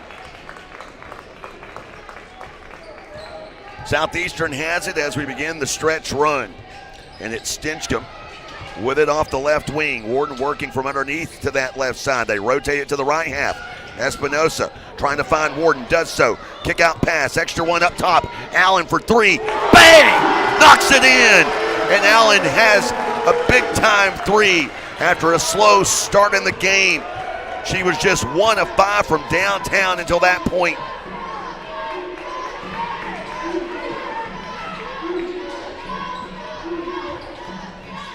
Here with the basketball is McAda. Had a lot of time on the bench, right side of the lane. Back out to Sanders. Sanders, right of circle, guarded by Stinchcomb. Now here's Rogers, a little leaner on the inside, and Espinosa stretching out the arms to pull in that much-needed rebound. 4 minutes to go. Stinchcomb will bring it across between the two circles, shifting to the left. Now Warden picked up by Rogers. Has to split two defenders, does so with a pass to now Espinosa for three. That shot off the mark, and the three-point shooting woes continue today for Southeastern. Wow. Just can't buy one. McAda with the basketball, right side pass to Rogers. Now to McAda up top, down, and here's Espinosa getting in, going for the ball, and she's going to be whistled for a horrendous foul. She was going for the ball. I think she got it clean. It is a non-shooting foul. It is Espinosa's third. Akira Hawk will check into the game. It is Southeastern's third team foul of the quarter. Inbounding is Williams, baseline left. Looking to get it in. Nearing 5 seconds, got it into Real. Now to Maddie Holt. Holt springs free off of a moving screen. Gave it up, gets it back, down to Holt. Spinning in on Hawk and is fouled. Wow. What?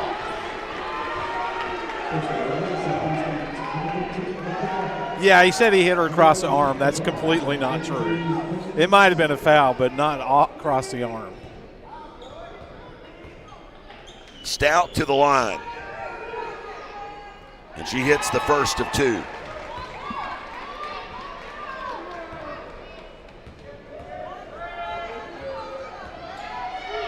Second one on the way. This one is good, and we are tied 51 all.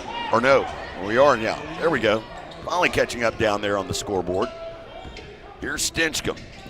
Closing in on 3 minutes to go. Allen down to Kilburn, and Holt holding on to Kilburn picks up the foul. That's team foul number 3 against Harding, and for Holt, that's her first personal. Stinchcomb looking to inbound here. Out to Kilburn. Up top to Hawk. Hawk, the center of the lane, picks up the dribble. Now to Warden. Warden, 16-footer. That one won't go. Hawk fighting for the offensive rebound. Tracks it down along the baseline. Finds Warden in traffic. To Allen, to Stinchcomb in the corner. Down low to Kilburn. One-on-one against Holt, going away from the basket and cannot connect. Williams with the rebound. Williams up the right half of the floor. To Allie Real, left wing three. And she knocks in a big-time shot with 2:33 to go. 54-51. Stinchcomb down to Warden. Warden breaks free. Warden gets to the rim and scores. She's got 18. Closing in on the 2-minute mark, Sanders brings it across. To Real. Along the right wing. Calling for Williams. Scoops it to her. Williams working to the right. Guarded by Warden. Picks up the dribble. Finds Real. Real baseline jumper on the way. And a foul on Tori Kilburn. It probably was. Kilburn will pick up what is her third personal foul. Will send Allie Real to the line with 1:57 to go in what is a 1-point game. Real's coming up with the biggest play. The problem that was bad about that foul, that was going to be a really difficult shot for Real to make. Real an 84% free throw shooter this season, 58 of 69 coming into today, but she misses here.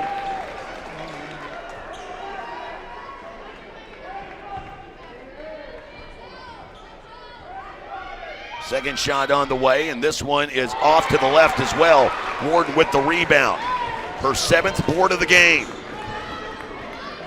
So Real, an 80+% free throw shooter, goes 0 for 2 from the line. Stinchcomb with the basketball. Bounces high post left to Hawk. Now out to Kilburn, scooping it into the hands of Warden. Warden down the right side. Stops, pops, misses. Rebound loose, and it's tipped to Allie Real. And then Real fouled by Kinsley Warden. This would be 2 free throws.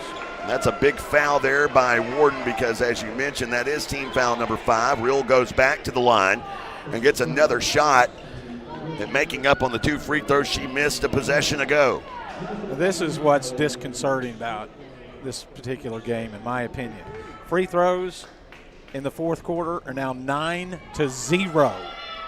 9-0.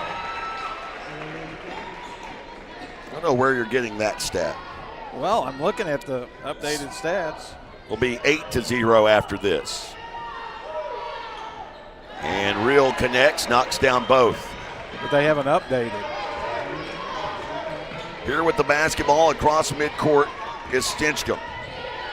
Yeah, actually it says 10-0 now. Hawk, baseline right.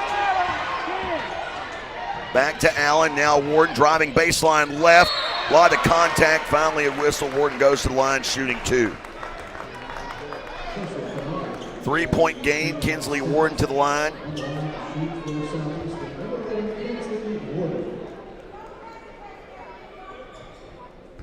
$18 points and 7 boards for the junior.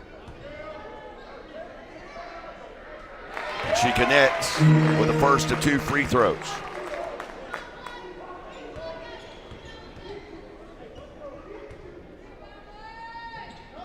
This one catches the front of the iron, rolls forward, and it's back to a 1-point game. Storm need a stop and a bucket. Sanders across midcourt. Neither team can foul, or the other will be shooting a pair of free throws. Holt with the basketball. To Real, top of the key. 12 on the shot clock. Real against Kilburn with 3 fouls. Works past off of a screen, rejected by Hawk, saving going out of bounds, and then Kilburn is fouled, but she rolls her ankle.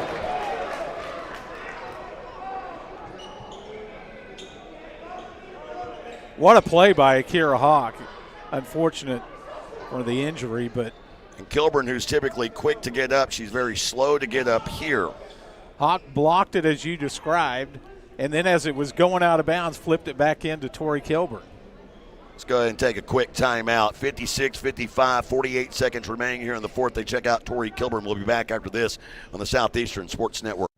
Touchdown flavors begin at Green Spray Food Center. Whether you're grilling ribs, saucing up wings, or flipping the juiciest burgers, we've got your game day covered. Stock up on fresh meats, bold seasonings, and all your tailgate favorites. So before the big game, swing by Green Spray Food Center, North 1st Street in Durant. And always be ready for game day by checking out this week's deals at greensprayfoods.com. Durant's only locally owned grocer, Green Spray Food Center, fueling Southeastern fans for over 70 years.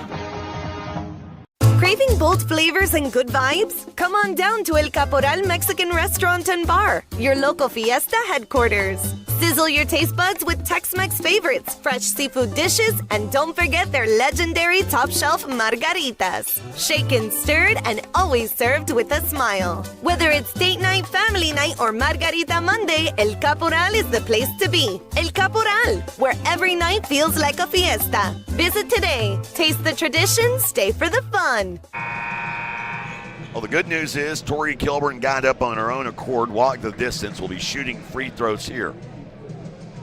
The bad news is it's a 1-point game. I guess it depends on which side of the aisle you're on. If you're Harding, you're up by a point. If you're Southeastern, you're down by a point. Only 48 seconds remain in this one. It's been a good game between the players. Let's put it at that. Leaving all other accompanying people on the court out of the equation. Kilburn just ties it at 56 all.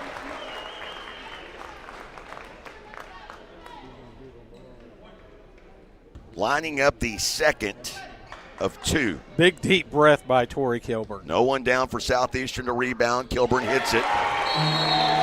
Kilburn now 12 points, 10 boards.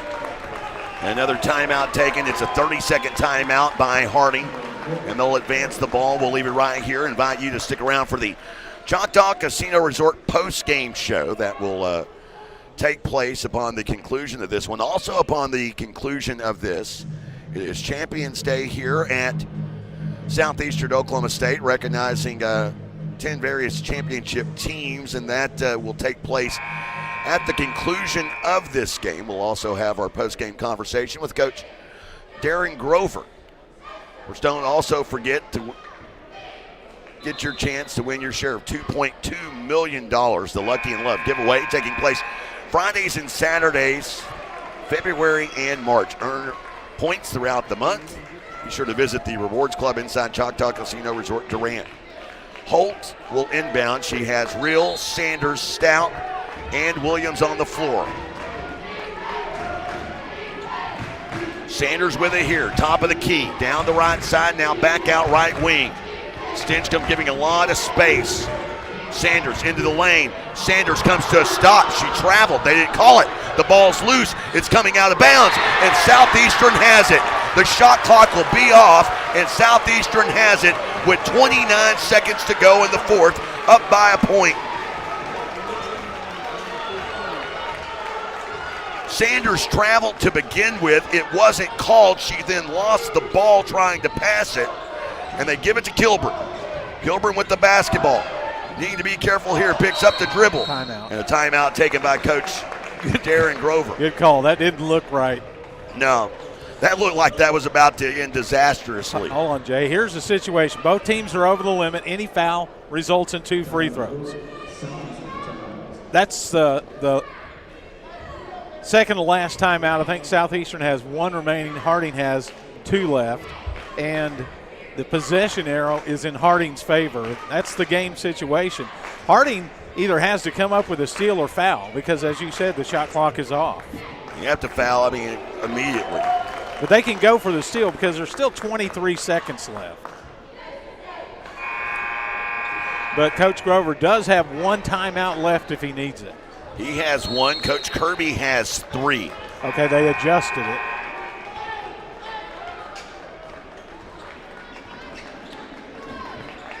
And they'll inbound here. They'll have to inbound across the timeline because the ball was in play when that timeout was taken. So you can't advance the ball. It was in the backcourt. Here is Allen to inbound. And Real comes away with a steal. Real down the right side. And Kilburn is called for a foul. Allie Real goes to the line shooting 2. Real came away with a big-time steal will get to the line with a chance to give her team a lead with 19 and a half seconds to go here. Not a good inbounds pass.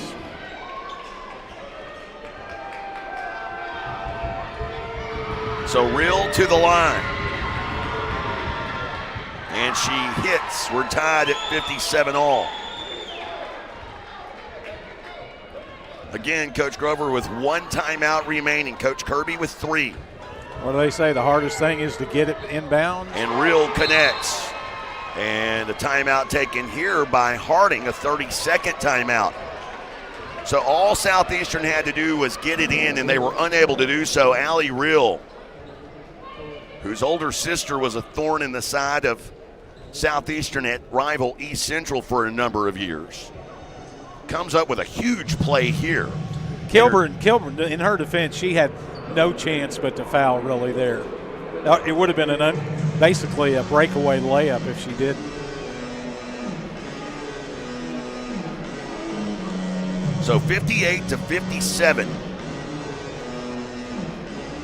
Some numbers to know here. Maddie Holt, 13 points in the game. Also, Josie Williams, 10.7 boards.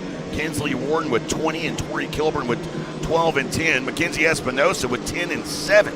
So I think I know the rule, but the reason they couldn't advance the ball after that last Southeastern timeout was because they'd already inbounced it? Okay. Correct. If you try to inbounds it, then you can't advance it. But so do they get to advance it after a Harding timeout? I guess not. I'm surprised he doesn't take it. Of course, Harding here with the lead, probably going to slink back. They inbound here to Stinchcomb. Here we go. Stinchcomb across midcourt. 15 seconds. Stinchcomb to the left. Warden working from underneath. They get it to Warden. Warden looking down low to Kilburn inside. 8 seconds. Kilburn goes up and scores and one. Tori Kilburn with a chance at a three-point play.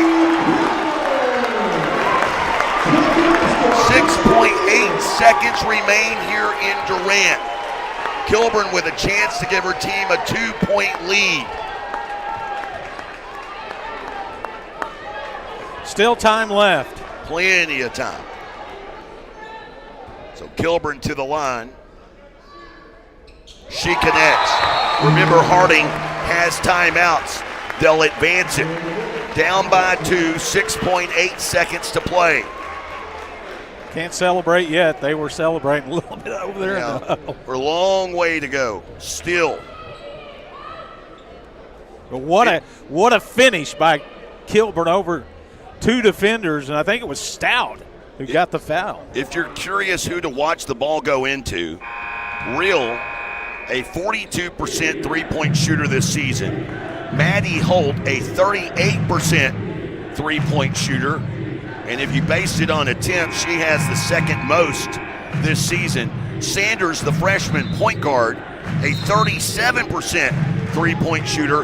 And Josie Williams, the vet, a 35% three-point shooter. So they've got 4 of them. I know, but you can defend the three-point line, but you don't want to give up an easy shot inside. Well, and that's what I was about to say. They have a big weapon down low in the 6'3" Kennedy Stout. Holt will inbound. Goes straight into Stout. Bobbles, goes up, and scores. What do we have here? Timeout. Man, a lot of time ran off. It seemed, I guess she bobbled the ball for a second. They may review, see how much time should be left. But if Southeastern called a timeout here, they should get the ball in the front court, Jay. Well, they're going to take a look, I guess, at the time. They've already bumped it back to 3 seconds. Well, they haven't put the Harding. Now they finally put the 2 Harding points on the board. So there was 6.8 seconds to go. She did bobble the pass. Well, they switched it now to 3 already.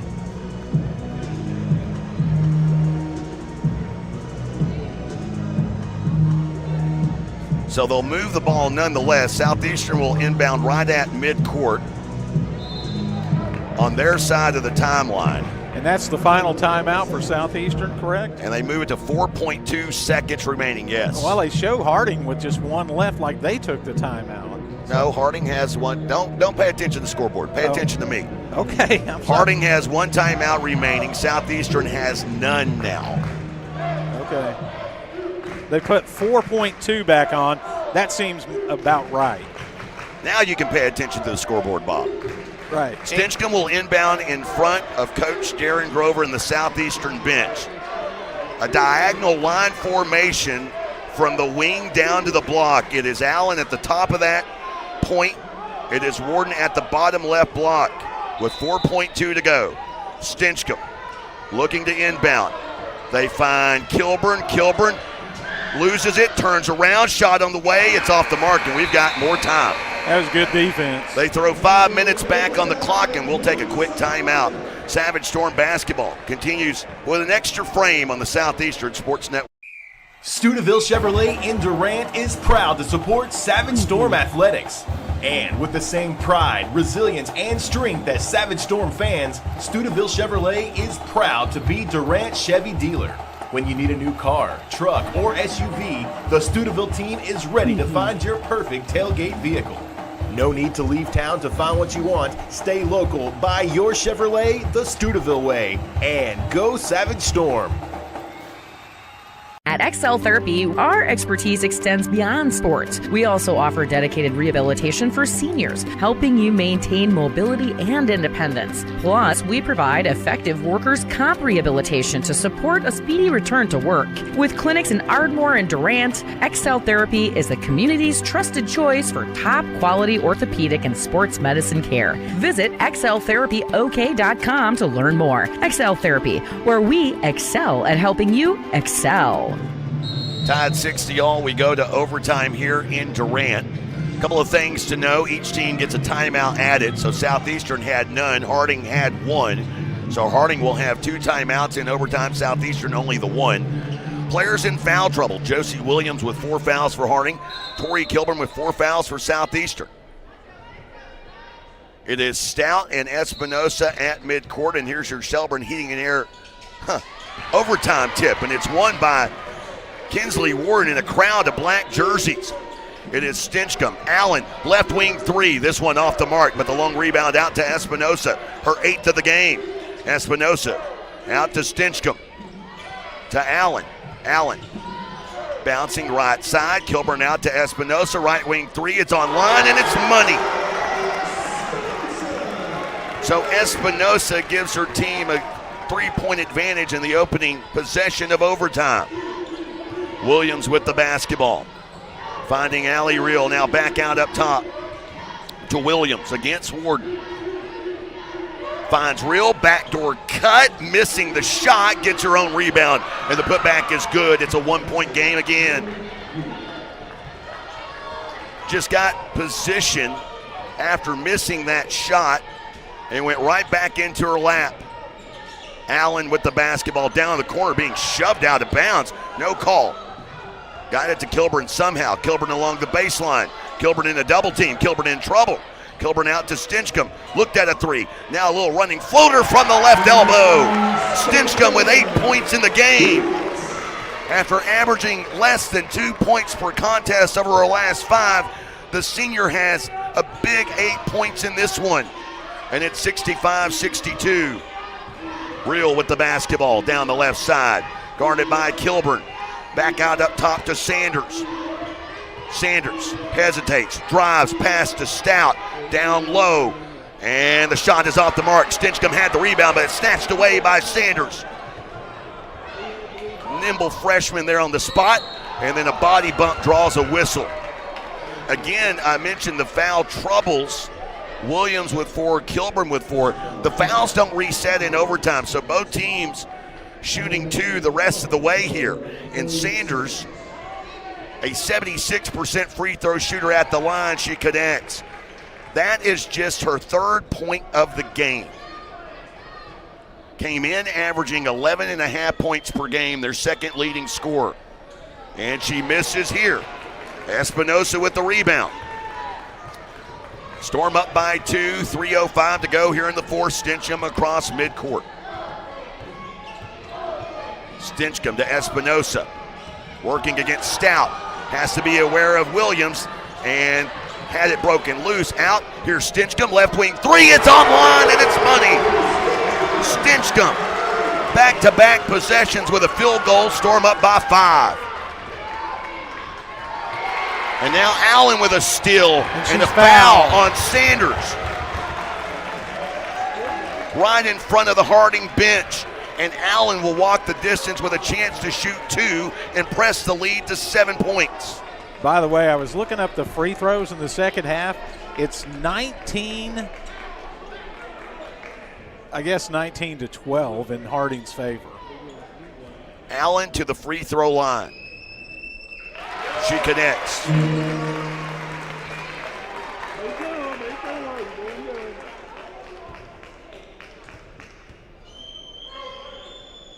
And this one is good. Southeastern has matched their largest lead of the game. It's been a nip and tuck contest. As here's Holt down the left side, gets to the left block, goes up, misses. Allen with another big rebound. So Allen with a big defensive steal and a big defensive rebound, and Stinchcomb will drive it across midcourt. Real out to defend, who had that big steal at the end of regulation. Stinchcomb being harassed, gets out of the trap, and now into Kilburn in the midcourt circle. Goes on the attack here, working against Holt. Out to Allen, extra pass, Espinosa, 3 from the right corner. That a miss. Warden tracking down the rebound, but Kilburn is fouled by Sanders. Had her legs cut out from underneath, and Kilburn will go to the line shooting 2. The foul on Sanders is her 5th, and the freshman is fouled out. Just her 2nd DQ of the season. You know, she's going to be a great player. Really good player. Kilburn to the line. I mean, she already is a really good player. Well, here's something to think about, though. Think about we got a couple of vets on the floor with Williams and Warden for each side, and, of course, Maddie Holt for Harding, as Kilburn missing this one. But think about the youth in this league. We saw Logan Young from Tech here on Thursday night, as well as Shyla Lyles, the standout point guard. As here driving, McGada, Kilburn with a block and gets the rebound going away out of bounds. But there are some great youth in this league with, we mentioned Sanders, they've got Kennedy Stout. Here's a long pass ahead to Allen. And is it icing on the cake? It's a 10-point lead with 1:30 to go here. Allen just snowbirding back. Williams for 3, that a miss. Holt with the rebound. Holt down low. Holt goes up, misses, gets her own rebound, put back is good. It's an 8-point game. I think Southeastern just trying not to foul. Not really contesting a couple of those rebounds. Showing pressure here, Warden across midcourt. And now McGada trying to foul here, and they finally call it, and it'll send Kinsley Warden to the free throw line. This has been the best game of the year. I don't even think it's close. Not for my blood pressure. It has not been the best game of the year, Bob. Warden connects. Just for the fact that both teams in a really tight game scored in the last 10 seconds of regulation. Kilburn, remember, she finished a 3-point play to put them up by 2. Warden now with 22 points in the game. It is her 8th 20-point game of the season. Under a minute to go. Stout down in the right corner. Williams, pull-up jumper, that one off to the left. Rebound, Stinchcomb in traffic. Harding will slink back. Crowd on their feet. Number 10, Harding, has come into Durant. As Stinchcomb finds Allen. Back out to Warden with an 8-game winning streak. And that streak will be snapped here. Warden to Kilburn. They can just let the shot clock elapse. They probably will. Espinosa dribbling it out, and it is a shot clock violation.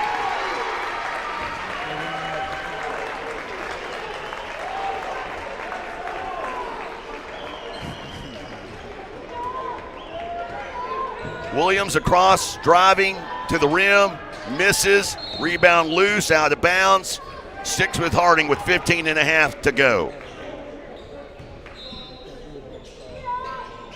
Williams will inbound here. to Stout. Right elbow extended, a miss. Holt with the rebound. Holt has it stripped loose by Stinchcomb, who says, I don't care how many seconds are on the clock. And Warden will dribble it out. 22.7 boards for the junior. Kilburn with 16 and 12, 5 players in double figures, and Southeastern upsets number 10 Harding, 75-65 here in Durant. If you're headed out to Choctaw Casino Resort tonight, your winning numbers 11, 15, 23, and 30. They don't have 75 on roulette. Back after this on the Southeastern Sports Network. Tucker Wetmore, live. Saturday, February 28th, Choctaw Grand Theater. You look like I'm gonna wind up missing you. Billboard's 2025 Artist to Watch. Wind up missing. Tucker Wetmore, special guest, Dasha. On sale now at Ticketmaster.com. Choctaw Casino Resort, Durant. Tucker Wetmore, live. At XL Therapy, our expertise extends beyond sports. We also offer dedicated rehabilitation for seniors, helping you maintain mobility and independence. Plus, we provide effective workers' comp rehabilitation to support a speedy return to work. With clinics in Ardmore and Durant, XL Therapy is the community's trusted choice for top quality orthopedic and sports medicine care. Visit xltherapyok.com to learn more. XL Therapy, where we excel at helping you excel. When you're dealing with an insurance company, you're already behind the 8 ball. And the only way to get a level playing field is to hire an attorney. We treat each and every case and each and every client as if they are a friend and neighbor because that is how we view them. You'll get the best service. You're going to have the best people working on your case. That I can promise. Burridge Law Firm. Call 580-920-0700 or visit burridgelaw.com. What's your something? My something is getting my very first apartment. My something is staying on the cutting edge of the tech industry. My something is to make a difference. What's your something? My something? Making every plate a work of art. There's something for you here. Find your something at careers.choctawnation.com.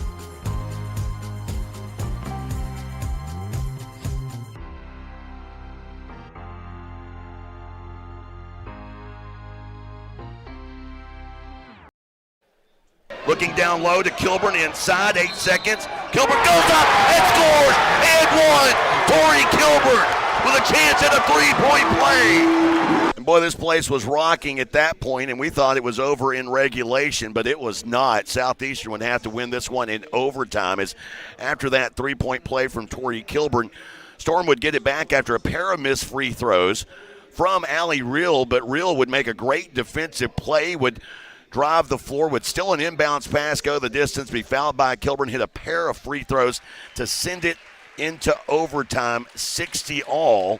But Southeastern Oklahoma State would prevail and would end up winning this one over 10th-ranked Harding, 75-65, the final here in Durant. All right, let's get to it. It is the Choctaw Casino Resort post-game show, and let's take a look around the Great American Conference and action going on in the Women's League today. And let's begin out in Bethany, where right now Henderson State, Bob Sullen's Reddies, they come from behind and defeat Southern Ads. They remain tied for 4th with Southeastern, 74-59. They defeat Southern Ads. Southern Ads will be coming here on Thursday night. Taking a look at other action out in Weatherford, Oklahoma. Final, Southwestern Oklahoma State defeats Southern Arkansas 58-41. 4 players in double figures for the Lady Bulldogs. That's where Southeastern will wrap up their regular season a week from today. It is a final in Ada where East Central has just beaten Arkansas Tech 62-60, the final there, as Tech has lost back-to-back games. On up the road, would have been in first place if they'd have won. Yeah. Now on up the road in Alva, where no surprise there, 20-point win for Northwestern. They win by a final of 83-63. And then finally wrapping things up here in Shawnee, as it is a final there. Oklahoma Baptist defeats Ouachita Baptist by a final score of 60-59, as we are currently trying to mic up Coach Darren Grover. And Coach Grover, first, one, just an outstanding game. I know, obviously, early on in the third, things were a little bit wild. Let's talk about the technical foul, because I think the technical foul, that might have been as irate as I've ever seen you. I'm not sure that it really changed the way they were calling, although I completely sympathize. They were calling one way in the first half, something completely different in the second.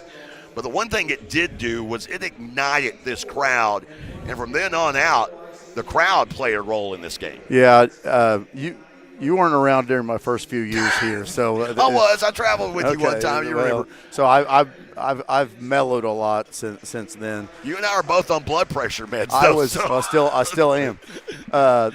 I just felt like their game plan coming in, I'm talking about Harding, was to stick hands out and chuck us as much as they could. And bottom line, I had enough of it. And I gave him an earful. I should have backed off. You know, I knew the line, and I went past the line. So I just appreciate my players fighting back and getting a win so that I didn't have to take the, with an overtime game, then, okay, my 2 points that I gave up were going to be the difference. So in this case, my team had my back. Let's talk a little bit first about Kinsley Wharton, because I know Tori Kilburn has gotten a lot of the spotlight. And I think people forget, though, that, Kinsley, a year ago, you guys beat Harding. She is, in my opinion, the tournament MVP. And today, when early on Kilburn goes out, first half, 1 of 5 shooting from the field, she's being double-teamed. Kinsley keeps plugging along, and with this effort today, 20 points. She has scored 20 points in in double digits in 21 games so far this season. Just talk about what she brought to the table today. Some outstanding plays by Kinsley. She brought in just a tunnel vision of, hey, I'm taking the ball. Whenever I get the ball, I'm going to make quick moves, which is what we teach them to do. We don't really love slow play because you give opportunities to double, but she found every crease, every little gap that she could, and she put the jets on. It was the epitome of fast twitch muscles just going every time that she touched the ball. I just felt like she was tunnel vision today. I'm going to take a word you use, Coach, fight. Yeah. You got to be happy. You got to love the fight in your team. Oh, that's what I told them at halftime, because it was 23. It's kind of a slugfest game, but we were fighting every single possession. And then the second half, offenses got rolling a little bit, but like you said, the whistles started coming out, which gave more free throw points and all that. But our team did have fight in us today. And one thing is defensively, I just thought we were in tune defensively. We talk about Kinsley on offense, but she was in a lockdown defender mode, as were most of our team. Normally we give out a game ball. That was a team win. That was epitome of a team win. And also, the confidence factor that you just play the top 2 teams in the conference here. Yeah. Oh, yeah. I mean, we're a different team today than we were in November, December, and then in January when we faced them the first time. Hopefully that'll continue to give our kids confidence. I know that we probably haven't mathematically for sure plugged our way into the conference tournament, but we've done a lot, and so we know that we can go beat anybody in the conference tournament. Of course, Kilburn goes on. She comes out. She plays. I think she likes the contact sometimes. Talk a little about her and Allen, because Katie Allen had 2 huge plays in overtime that, to have a pair of freshmen like that, and Allen wasn't having the best shooting game today, but to stick with it and come through with those plays down the stretch. Yeah, she had a bunch of open looks in the first half and just missed them, but she knocked down a 3 that gave us some separation, and then gets a steal, gets fouled, goes to the free throw line. So she did. She had some, and it's good that a freshman can have a poor first half and come back again with fight and be able to redeem herself. Now, go ahead. I was going to say Mackenzie Espinoza did kind of the same thing. She didn't shoot it. She had a bank shot 3 and that kind of, but then she knocked down a 3 during that stretch run. I believe that was an overtime, I think, that separated us. And so I think that both of those kids had poor first halves, and they came back and they were resilient. Well, and that, as you said, team win. And there are so many plays. The Akira Hawks block and save out of bounds. I mean, we can go through a lot of them. But also, Stevie Stinchcomb, your senior. she has a massive 3 in overtime, a massive runner in overtime. Yeah. Time is running out. She's still stealing the basketball. Yes. Like the game's over. It's a 10-point game, 5 seconds to go, and she's like, no, I'm taking this. I've said it over and over and over again. She was our X factor last year. She continues to be that this year. We missed her. We missed her in the first semester when she was hurt, but she just gives us stability, experience, and fight. She's just a little fighter. Well, congratulations on the win. You go through Murderers Row here this week, facing the top 3 teams in the league. You go 2-1, and now you get Southern Naz at home next Thursday. So you do have a day or two to enjoy this one. Like what we tell, 2 hours of relief is all I've got. Well, I'm going to say is sometime this summer when you're sitting around doing nothing, remember this game. I'll put the film on. Yeah, exactly. Oh, nice haircut, Coach. You're going to have to keep it that way now. Again, Southeastern winning in overtime coming up. We continue on. We will take a look at the final numbers in this one. It is the Choctaw Casino Resort post-game show. Back in a moment on the Southeastern Sports Network. Steubenville Chevrolet in Durant is proud to support Savage Storm Athletics. And with the same pride, resilience, and strength that Savage Storm fans, Steubenville Chevrolet is proud to be Durant Chevy dealer. When you need a new car, truck, or SUV, the Steubenville team is ready to find your perfect tailgate vehicle. No need to leave town to find what you want. Stay local, buy your Chevrolet the Steubenville way, and go Savage Storm. Since 1971, Westside Family Dentistry has been committed to enhancing the natural beauty and function of your smile while improving your oral and overall health. Using state-of-the-art technology, our friendly staff will take care of all your needs, from routine care, crown and bridge, implants, and even orthodontics, including Invisalign. Westside Family Dentistry is the premier choice to create beautiful, healthy smiles for the whole family. Shamrock Bank is an employee-owned company based in southeastern Oklahoma. We are a proud sponsor of Savage Storm Athletics. Many of our employee owners are alumni of Southeastern and know firsthand the opportunities higher education can bring. Our success is tied to the success of the communities we serve. Come see the difference employee ownership makes. At Shamrock Bank, you are more than a customer, we are more than a bank. Shamrock Bank, member FDIC. Stinchcomb to Espinosa. Working against Stout. Has to be aware of Williams and had it broken loose. Out. Here's Stinchcomb. Left wing 3. It's online and it's money. Stinchcomb. Back-to-back possessions with a field goal. Storm up by 5. They would extend the lead to 10, 75-65, your final in overtime. A look at the final numbers. Brought to you by your local Texoma Chevy dealers. Southeastern today, it was a tough shooting performance in the first half, but somehow or another, their 75 points comes off of 42% shooting from the field. They were 25 of 60, 6 of 24 from beyond the arc. That was one of the 6 made threes. By the way, 3 of those makes, Bob, from Stevie Stinchcomb, who goes 3 of 3 from downtown. Free throws were huge. Storm's 19 of 22 from the charity stripe at 86%. Harding would end up shooting just 28% today. They're 65 points coming off of 20 of 71. They were 7 of 26 from beyond the arc. And free throw-wise, 18 of 23 from the stripe at 78%. Harding out-rebounded Southeastern 47-45. They had 20 offensive rebounds, 13 second-chance points. Southeastern with 11 offensive rebounds that produced 10 second-chance points. Savage Storm, here's a key stat, 17 turnovers in the game.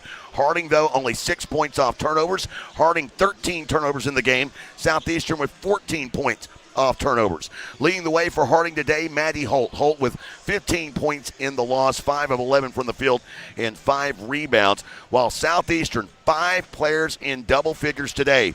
Kinsley Warden, a Durant Lumber Hard Hat Award to Kinsley, 22 points. She goes for double figures for the 21st time in this season. 7 rebounds, perfect from the free throw line, 8 of 8, never left the floor, played all 45 minutes. Tori Kilburn, her 7th career double-double, 16 points and 12 rebounds in an effort in which she was double-teamed much of the day. Mackenzie Espinosa near a double-double, 13 points and 9 boards for Mackenzie. And Stevie Stinchcomb, 11 points, 3 boards, 6 assists, 2 steals, and a block shot in 40 minutes. And Katie Allen with 10 points, going 3 of 9 from the field, but 2 big threes made, including 1 in overtime, as they all are your Durant Lumber Hard Hat Award winners. And with that, we have to tell you about Durant Lumber. They have been serving the area with quality products at competitive pricing for over 100 years. Be sure to visit Mike Ridgway and the gang at Durant Lumber. Storm win in overtime. They snap Harding's 8-game win streak, 75-65 the final. We segue into the men's First United Bank pregame show. We do it after this on the Southeastern Sports Network. Steubenville Chevrolet in Durant is proud to support Savage Storm Athletics. And with the same pride, resilience, and strength as Savage Storm fans, Steubenville Chevrolet is proud to be Durant Chevy dealer. When you need a new car, truck, or SUV, the Steubenville team is ready to find your perfect tailgate vehicle. No need to leave town to find what you want. Stay local, buy your Chevrolet the Steubenville way, and go Savage Storm.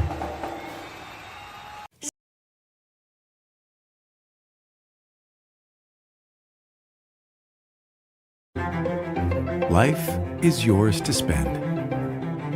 Spend it with small steps.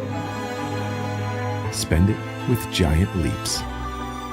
First United Bank. Spend life wisely. If college is in your future, then scholarship applications should be too. Visit ChetaFoundation.com for dozens of scholarship opportunities. Whether you're a high school senior or pursuing a doctorate level degree, Choctaw Tribal members will find competitive scholarships for every level of education. Applications for the Cheta Foundation open on January 15th, but you can start planning now. For more information, visit the scholarship page at ChetaFoundation.com. That's CHAHTA Foundation.com.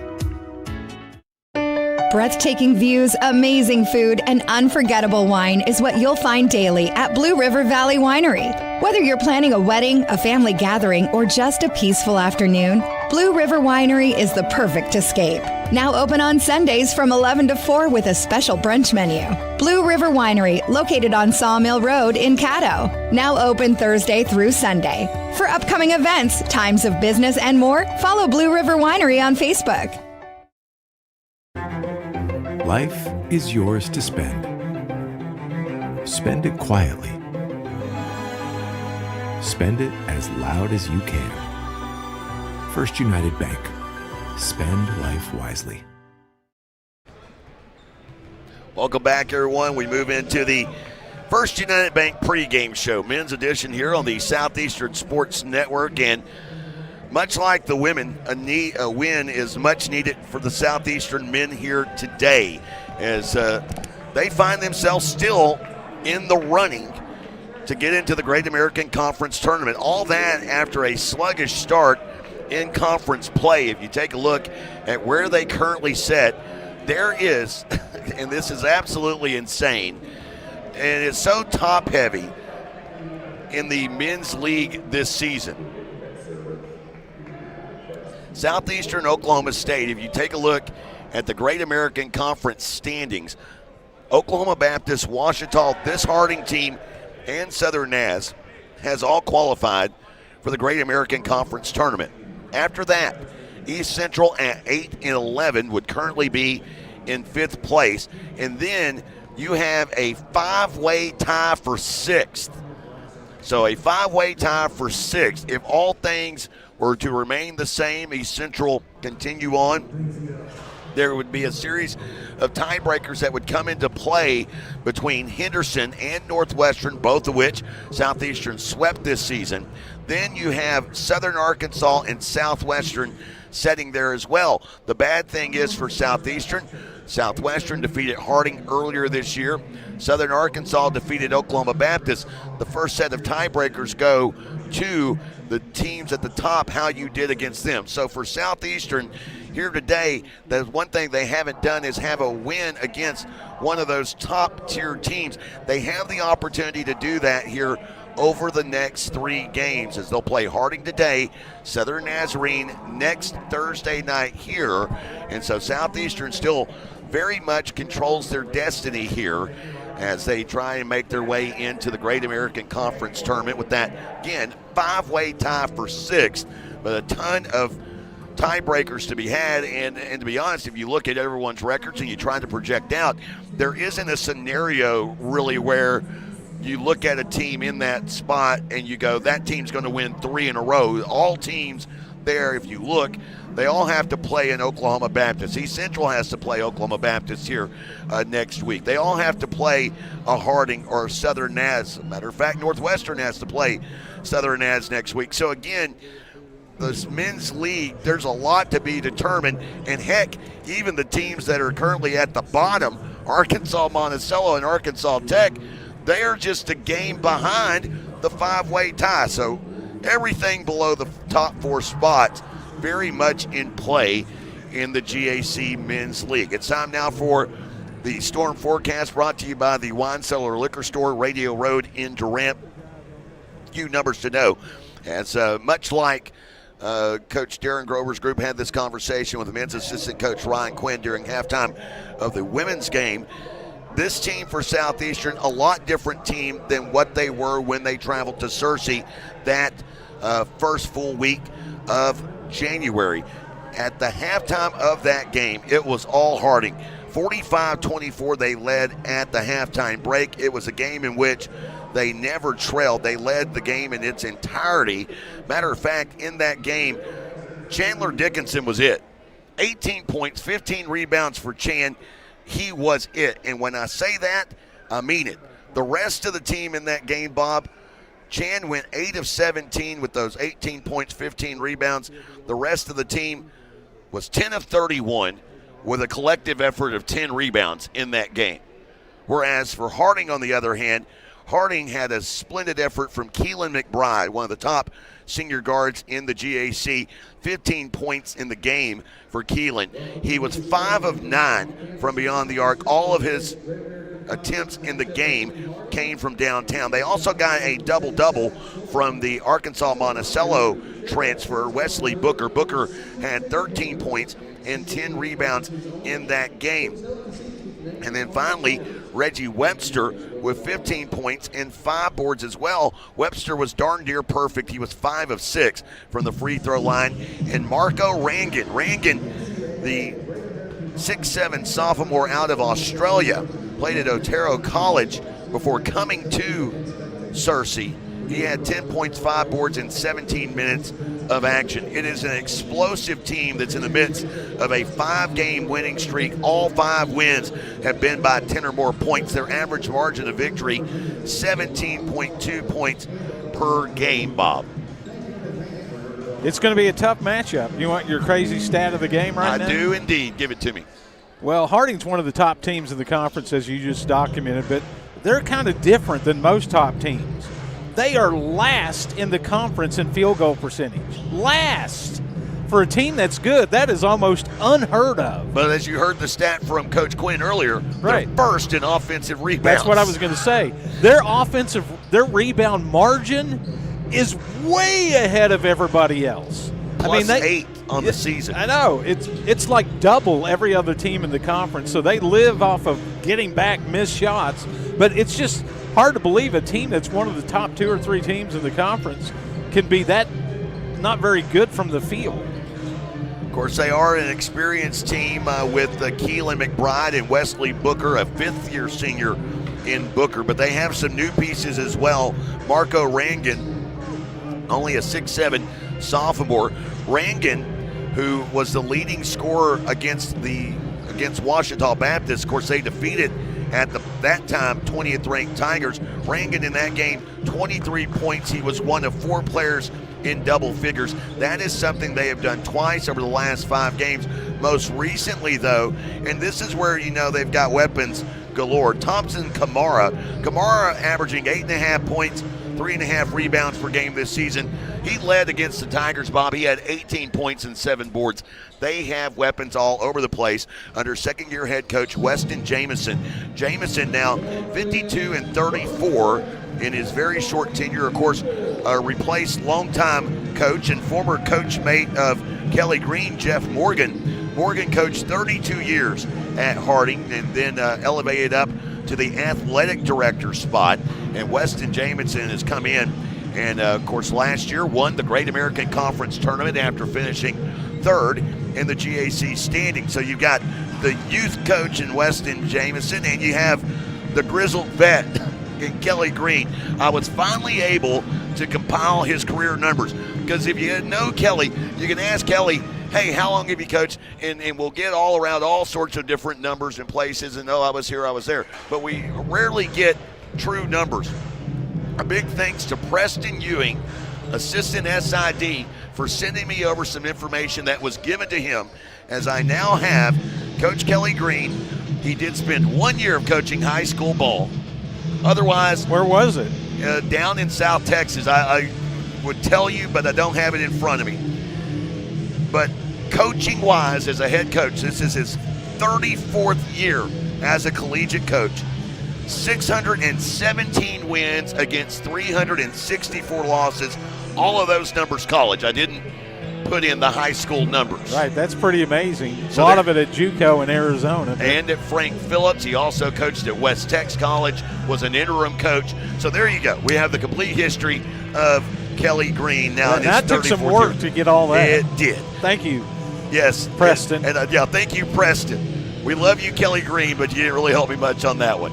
Coming up, we get ready for the starters, brought to you by the Chata Foundation. It is Southeastern Harding after this on the Southeastern Sports Network. Craving bold flavors and good vibes? Come on down to El Caporal Mexican Restaurant and Bar, your local fiesta headquarters. Sizzle your taste buds with Tex-Mex favorites, fresh seafood dishes, and don't forget their legendary top-shelf margaritas. Shaken, stirred, and always served with a smile. Whether it's date night, family night, or Margarita Monday, El Caporal is the place to be. El Caporal, where every night feels like a fiesta. Visit today. Taste the tradition, stay for the fun. Cherokee Communications believes good things come in threes, like three-pointers, epic movie trilogies, and great home service. That's why Cherokee offers HD TV, high-speed internet, and home phone. And right now, you can get any service or all three for one low cost. Get HD TV, internet, and home phone from Cherokee Communications and score 3 for the home team. Visit CherokeeCom.com today.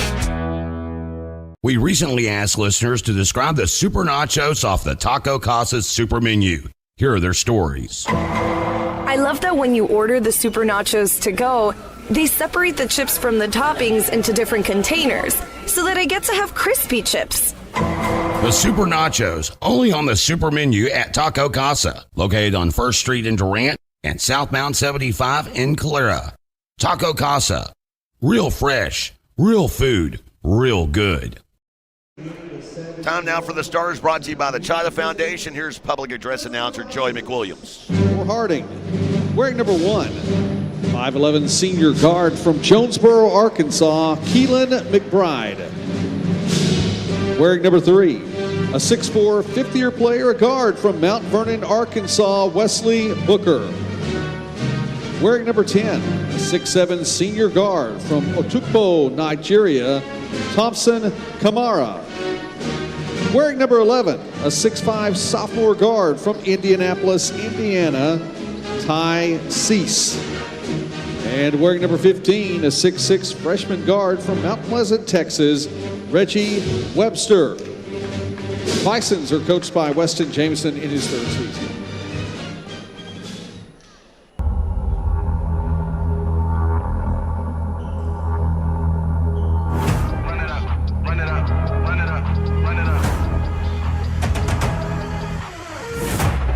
Overcame all the odds. I ain't been playing it safe, nah. I was just giving my all. I'm taking it there. I'm taking it there. I'm taking it there. It's gonna be alright, that means quiet. I got the can of gas, I'm about to ignite. I am driven, I won't ever get tired, cause I've been left behind, I had to get right. Waiting on the side, now I just wait on myself. Got nothing weighing on the mind. Nothing I learned after all this time. The mountain you carry meant for you to climb. All these years, blood, sweat, and tears, but I'm still here. Nothing can stop me. Run it up, run it up, run it up, run it up, run it up. Nothing can stop me.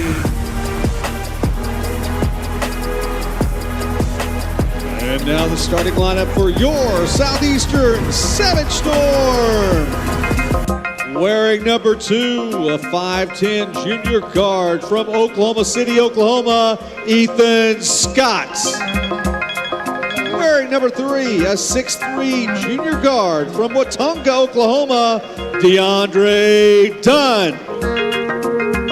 Wearing number 4, a 6'5 junior guard from Guadalajara, Mexico, Santiago Camacho Gomez. Wearing number 20, a 6'7 sophomore forward from Madill, Oklahoma, Ethan Wilkerson. And wearing number 35, a 6'5 senior forward from Wackwall, Texas, Chandler Dickinson. Head coach of the Savage Storm is in his 15th season. That is Kelly Green. The assistant coach of the Storm is Ryan Quinn and graduate assistant coach Luke Matson. Bit of series history all time. Storm 15-10 against Harding, including 10-2 here at home. But they've lost 2 in a row to the Bisons. They do have a 2-game winning streak here at home. It was interesting. You look, the 2 programs, they've both been good at times. They've never been great at the same time. Harding was early in the conference history. It's just been kind of, they've never had that time. And you think about what they do offensively, very similarly try and do the same things, especially whenever Coach Morgan was at the helm. But they were never on the same page at the same time. And obviously with Harding already clinching and Southeastern fighting for postseason, they're not on the same page here, but Southeastern trying to keep hope alive. And it is Southeastern winning the opening tip, and it is Ethan Scott down along the baseline into Wilkerson. Out to Camacho Gomez, who has been solid here over the last 5 games, just under 10 points per game and just over 5 boards along with 3 assists. Shot clock down to 5. Here's Scott to Dunn. Side steps, 3 on the way, knocks it in. Dunn picking up where he left off Thursday night, where he had a game-high 20. Good ball fake, got his defender off the feet, step over 3. Now Harding with their first possession of the game. It's Webster, top of the key, moves it right side to Cease. Now down to Booker in the corner. Down low feed, finds Webster, stripped loose by DeAndre Dunn. Ahead to Camacho Gomez. Finds a trailing Dickinson to Dunn. Sidestepping a defender back to Dickinson. It's poked loose by Webster going out of bounds. Somehow saves it into Kamara. Down low to Cease at the rim. Blocked from behind. Either Dickinson or Dunn. Don't know which. Booker comes up with a rebound. Down low, Cease baseline right. Underneath. Loses it along the baseline out of bounds. And Southeastern will have it.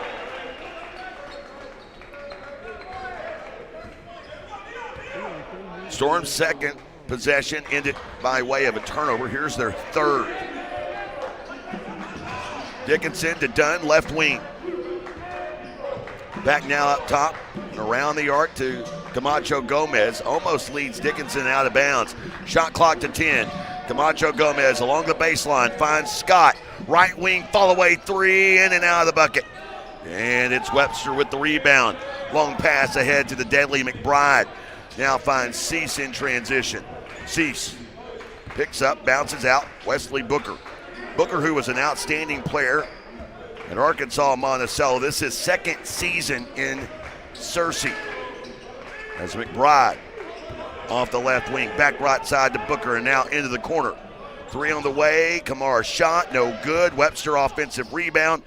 And how many times talked about that in the pregame? They've already got 2 offensive rebounds in this game. Webster inside, Kamara to the left block, misses that one, and Camacho Gomez comes up with a defensive board. And now here's Dunn. Dunn to Camacho Gomez, now Dickinson. Dickinson back to Wilkerson, and Wilkerson, a 15-footer, rattles around and in.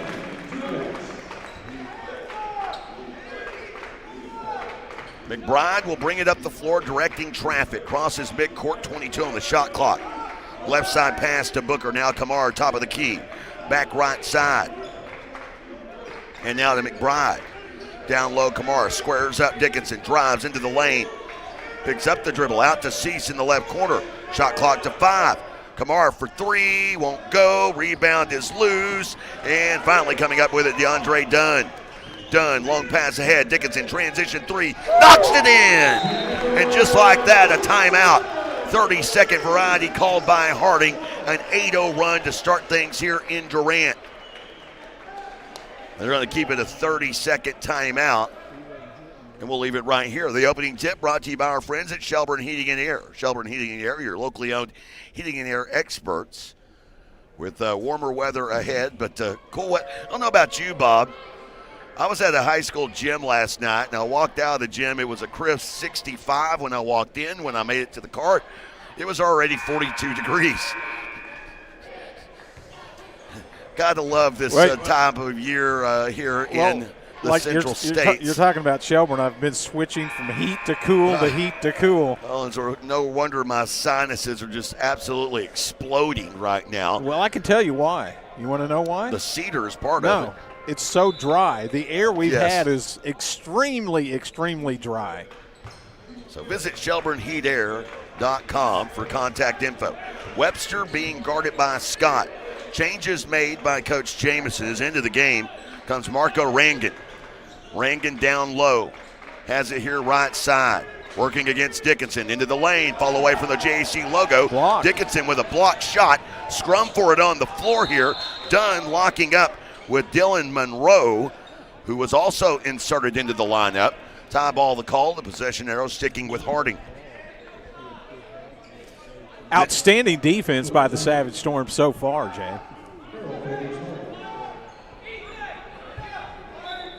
We'll change the possession arrow. Now Booker will inbound here to McBride. Top of the key three with 2 on the shot clock. Well, see, I know you haven't got to see McBride often, Bob. I have. I've seen him now. Yeah, that was such a nonchalant shot. He is that deadly of a shooter. He's kind of flipped his wrist. And, of course, a lefty as well. He wasn't even squared up to the basket. That's what was so weird about that one. Dunn with the basketball to Wilkerson up top. Back right side to Camacho Gomez. Now to Dickinson. To Scott. Shot clock to 5. Dunn to Dickinson to Scott. Right of circle, high arcing three. Again, another that goes in and out of the cylinder. And it's Webster with the rebound. Webster knifing into the lane, stops, travels. No, they're going to call an offensive foul. Yeah, wow. Pushed off with the free arm. Question is, where were these guys the first half of the women's game? Yeah. It is 8-3, Southeastern in front, media timeout. Back after this on the Southeastern Sports Network. Life is yours to spend. Spend it apart. Spend it together. Spend a little now. Spend a lot later. Spend it fearlessly. Spend it faithfully. First United Bank. Spend life wisely. Shelburne Heating and Air is the choice for all your residential and commercial needs. Service and installation on brands you know and trust. Carrier, Trane, Luxair, Mitsubishi, and American Standard. Shelburne Heating and Air specializes in optimizing the performance of your heating and cooling system. Here to help you improve your indoor comfort. Shelburne Heating and Air, your locally owned heating and air experts. For contact info, visit ShelburneHeatAir.com. Looking for something better, better job, better career? Find your something today at careers.choctawnation.com. Southeastern Oklahoma State men up 8-3 as we come out of the first media timeout of the game. The lone three made by Keelan McBride. Long way to go in this one. No changes made for Coach Kelly Green coming out of that timeout. None made for Coach Jamison as well, although he had already inserted 2 subs with Rangan and Monroe in the lineup for the Bisons. Dickinson down in the right corner, and Monroe getting handsy with Wilkerson gets called for a foul. So Harding picks up their second personal. That's Monroe's first. Camacho Gomez looking to inbound, gets into Dunn. To Scott, to Dickinson. Dickinson quickly closed out by Rangan. Now to Wilkerson in the lane, working against Monroe. Down left side, tries to muscle his way, banks it off the glass and in. from the left block, Ethan Wilkerson. That was about his fourth move on that sequence. As here is Webster to Rangan. Down low, Dickinson with a hand in the passing lane, but Rangan picked it right up. As here with the basketball, Monroe, high post right, down the right side. Rejected by Dunn, goes up again. This one catches the front of the iron, and Wilkerson with the rebound. Take this opportunity to give Wilkerson's dad a shout out. He's now the athletic director and coach at Bing High School. If he's watching, I know he's got district action tonight, so he's not here in the facility on this Saturday afternoon game. Wilkerson driving to the rim, draws a foul, goes to the line, shooting 2. And I believe that one's on Monroe. If so, that's his second. It is. And Harding has picked up 3 fouls here early. Wilkerson to the line, who's seen a little bit of a drop here in his free throw shooting over the last 5, just 65% from the line, but he knocks down the first 2. Had climbed above that 70% threshold, and now they go to a complete change here. Kamara checking back into the game.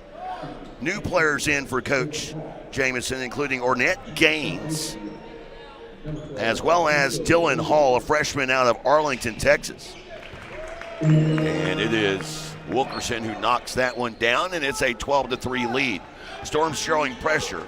Augusto Toledo into the game as well. Finally got that pronunciation down earlier today for his family that may be watching abroad. 15 seconds on the shot clock. Here's McBride back up top to Hall. Back to McBride, left side. Shot clock into the single digits to Booker. Down low, Camaro. And Toledo whistled for a foul. He did. He reached in. Well, he had it, kind of arced over the top, and Kamara had position, went up with it strong. Kamara coming off of that 18.7 rebound performance against East Central. It was the first time this season that he had led his team in scoring, and he hits here. 74% free throw shooter on the year, 32 of 43. This being his 19th game started, and has appeared in all 26. The lefty connects, and it's 12-5 now. Camacho Gomez jogging across midcourt. Storm in the home white jerseys today with the royal blue numerals and lettering trimmed in yellow gold. Camacho Gomez, midcourt circle, bounces high post left to Dickinson. Back to Camacho Gomez. Or SCG as we're beginning to call him here to abbreviate things. He drives, he kicks to Dickinson, left corner 3 off the mark. Wilkerson offensive rebound, and the putback is good.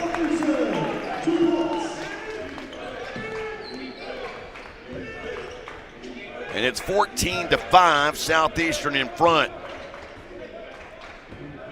Wilkerson already besting his game in Searcy, and that one had just 1 point and 1 board in 23 minutes. Went without a field goal make. Into the corner, it's McBride whittling his way in. Forces a pass. Wilkerson got a hand on it. Back out to McBride. Booker for 3, and he nets it home. Shot clock dwindling. So that's 2 shot clock dwindling threes made by Harding, 1 by McBride, the latest by Booker, and it's a 6-point game. A lot of body bumping here. Forcing a pass towards Scott. It's kicked out of bounds. I say kicked, tipped out of bounds. As Jalen Williams, the senior, will get his first action of the night. And Pablo Jimenez will check in. Jimenez had a great game on Thursday night. They have him running the point. A big body point guard, taller than obviously Jamal Drury, but taller than Saxon McWilliam as well. He moves it here right side to Toledo. Shot clock to 4. Jimenez finds Williams on a beautiful bounce pass, backdoor cut, and Williams connects left to right. I guess both teams are just going to use the whole shot clock. That's a beautiful feed from Jimenez. I got to get that down. Got the Southern Oklahoma dialect going. Driving here is Gaines to the rim, misses Toledo with the rebound. And an opportunity for Southeastern to stretch this lead into double figures. Jimenez off of the NCAA logo to the top of the key. Back to Dickinson left side. Now to Scott.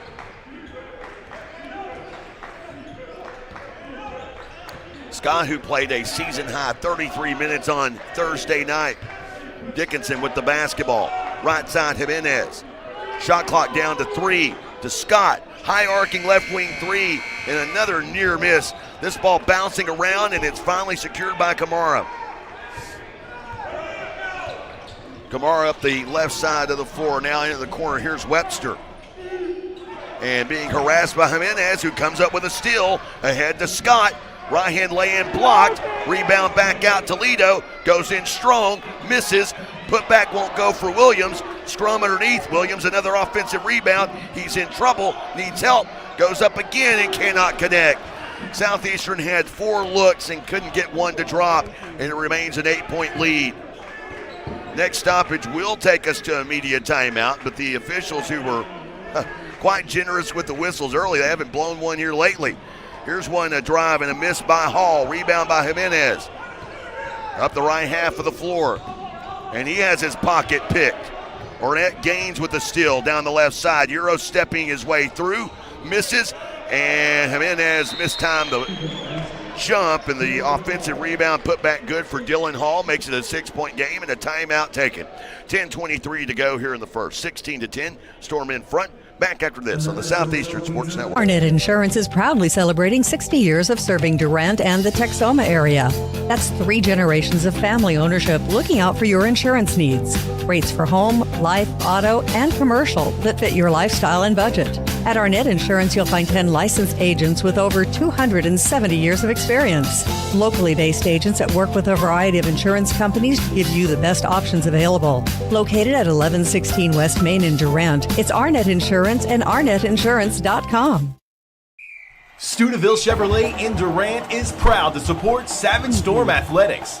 And with the same pride, resilience, and strength as Savage Storm fans, Steubenville Chevrolet is proud to be Durant Chevy dealer. When you need a new car, truck, or SUV, the Steubenville team is ready to find your perfect tailgate vehicle. No need to leave town to find what you want. Stay local, buy your Chevrolet the Steubenville way, and go Savage Storm. Welcome back, everyone. Jay Lindley alongside Bob Sullins and our pair of redheaded stepchildren. Do you realize that, Bob? Noah Fowler is our redheaded stepchild cameraman, and back in the studio is our redheaded stepchild Cobain Dude I Cut My Hair Reed. We got a pair of redheadeds. Didn't realize that until just now. 16-10 our score here in Durant. Southeastern leading. They've had some chances to add to that lead. Missed some point-blank shots. Pablo Jimenez, who did not play for a solid month, Bob. He got to play in Thursday night's game, and he is controlling the basketball now, and he has had a couple of nifty passes. Here's one here, an offensive foul. They're going to call a moving screen on SCG. That's the call du jour. You say that, it's the first one they've called in this game. I know, but they could have called that 47 times in the women's game. That's true. Here near side. Now back to Webster. 3 on the way. That one a miss. It goes off Dickinson's fingertips out of bounds. It's another offensive rebound. They just go for every offensive rebound. That's already 6 in the game. Well, it would be a team rebound. Yeah, but still, they get It's another on the chance. offensive set. I haven't looked how they statted that. Inbound to Rankin, who has his shot blocked by Jimenez. And it goes out of bounds off of his foot. That's the 5th block shot by Southeastern so far. That's amazing. Rankin heads to the bench. And coming in is Wesley Booker, the 5th-year transfer from Arkansas Monticello. Always liked his game. By the way, Jimenez, he adds something with his length. And he's broad, too. You're always big about that. Yeah. They're broad. They're broad. Well, yeah, he is. That's strength. Here with the basketball. Well, I'm broad and I'm not strong. I'm just fat. Driving here is a foul on Cease. Ty Cease picking up the foul. Wow. We're going to mic up Noah one of these times just so he can drop his 2 cents, because sometimes things I say, I think he is befuddled. Here's Camacho Gomez between the two circles. 15 on the shot clock, finds Dunn. Now Camacho Gomez. Jab step inside the arc, now back out to Dunn. Shot clock in the single digits. Back to Camacho Gomez. To Dunn, left wing, has to put up a 3. Boom! DeAndre Dunn, his second made 3 of the game. He's getting good at that, where he fakes it and the defender flies by and he steps to the side and buries it. As here's Cease. Little shoulder shimmy, now passes left side to Booker. Back to McBride, into the corner, ball tipped out of bounds. And it's going to be Harding basketball. You kind of wonder what Dunn's season would look like in totality. I'll tell you after this. Cease with the basketball. Back now up top, and they'll find Webster, right elbow, 15-footer is good. Dunn had led the team in scoring back-to-back games, the last game of November, first game of December. Then was injured against Ouachita Baptist, missed a couple of games. He seems to be finding the stroke, though, here most recently. Dunn over his last 5, averaging 10.5 points per game, and that 20-point outing on Thursday night, his first since November. Camacho Gomez trying to pass it to Dunn, gets away out of bounds. Coach Kelly Green arguing that the ball was tipped. Coach Green wants to review it, and they're going to review it. And while they do that, now Coach Kelly Green getting instruction from a couple of different people here. Are they going to burn the challenge? I think they have to, since they stopped play. And this may be a quick challenge, so let's go ahead and leave it right here. Tell you about our friends at First United Bank. They are a proud partner of the Southeastern Sports Network. They have been with us since the get-go, and for any of your banking services, whether it be a student checking account, or if you're closing in on retirement like my good friend Bob and you need some IRA advice, they can do that for you there. First United Bank. Why are you shaking your head, Bob? I guess you should have started playing for retirement about 20 years ago. My bad. If I just wore you down that much this season. I just wonder what the broadcast would be like if I wasn't here. You wouldn't have nothing to talk about. Oh, no. You know me and Rob Yuck Monkey it up like that, too. First United Bank, they are proud partner of the Southeastern Sports Network. Visit firstunitedbank.com, member FDIC. There's got to be more to this than just calling a game. 19-12 our score. They're still waiting to see if the ball was tipped. It's going to be hard to tell, but I think it probably was, but I'm not sure they'll be able to tell that on the replay. There's only 3 on the shot clock, too, also. Yeah, that's the other point here. I mean, even if you win the challenge, you got to be ready to go.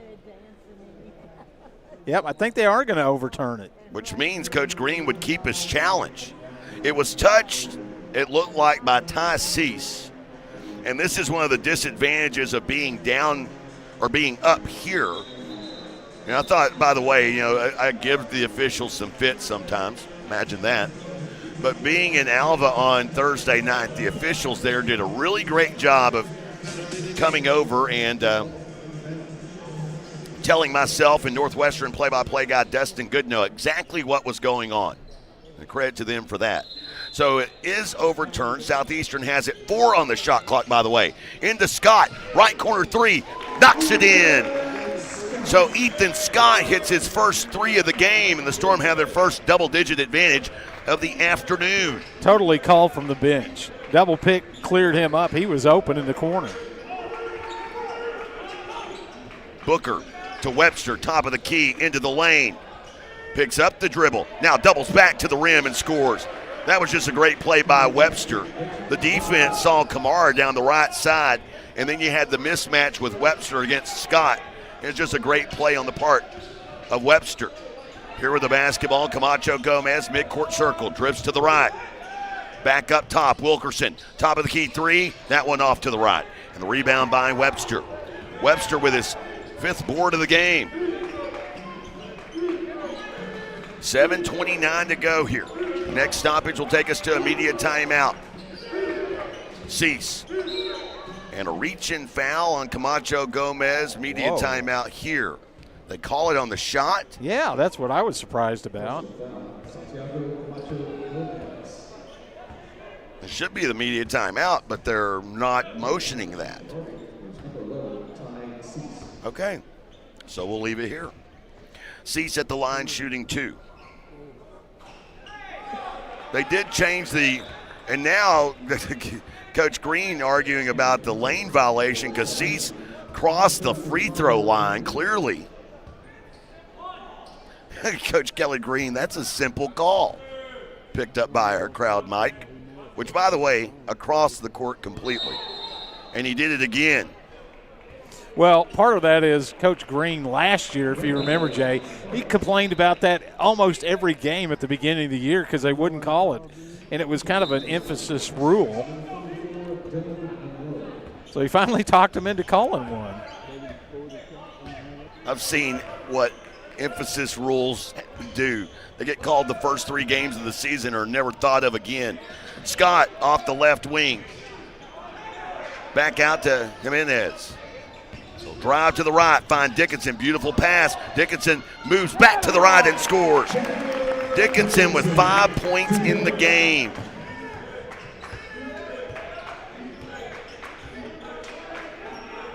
Harding with the basketball.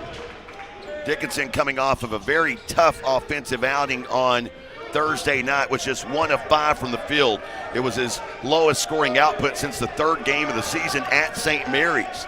Had only 2 points. Has more than that now. Webster through traffic, misses. Booker fighting for the rebound. And finally, Dickinson clutches it with 2 hands. 9-point lead for the Storm, 6:23 to go in the first. Jimenez bounces left side, Dickinson. Walled off by Booker, back to Jimenez.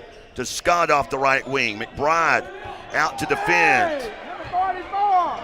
Down low, Dickinson, reverse lay-in, and one, and Monroe picks up his 3rd personal foul. So Dickinson pushes the lead to 11.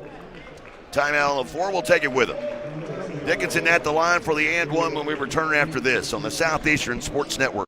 If college is in your future, then scholarship applications should be too.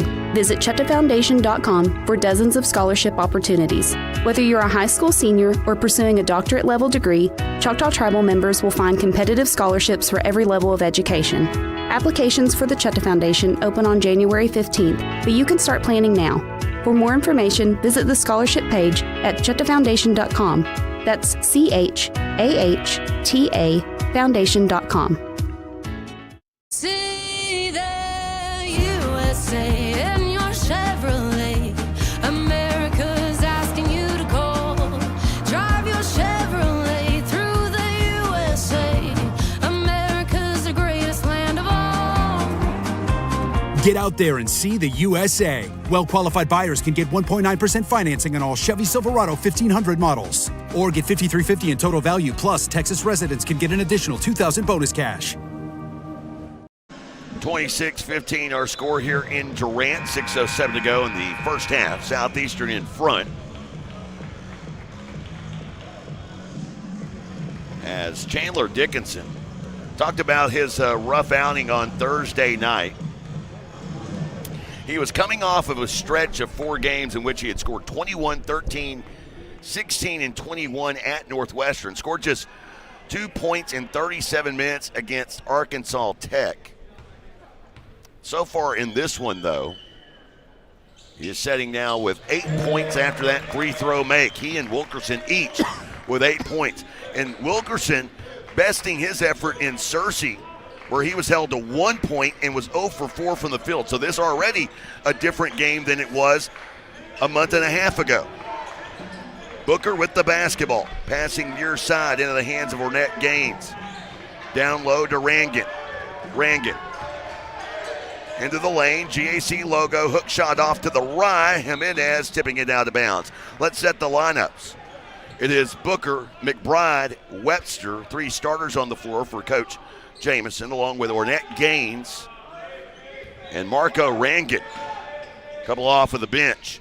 McBride looking to inbound all the way out to midcourt. Passes near side. Rangan working against Wilkerson into the lane. Back out to McBride. McBride sees a crease, a little running floater from the GAC logo. I'm telling you, he's deadly. 2 for 2 now in the game. Keelan McBride, he's got 5 points. It's back to a 10-point lead. He's one of my favorite players to watch, by the way. Watched him last year at the GAC tournament. It was fun watching him there. Scott to Jimenez, bouncing beyond the left arc. Here is Wilkerson going into attack mode. He's into the lane.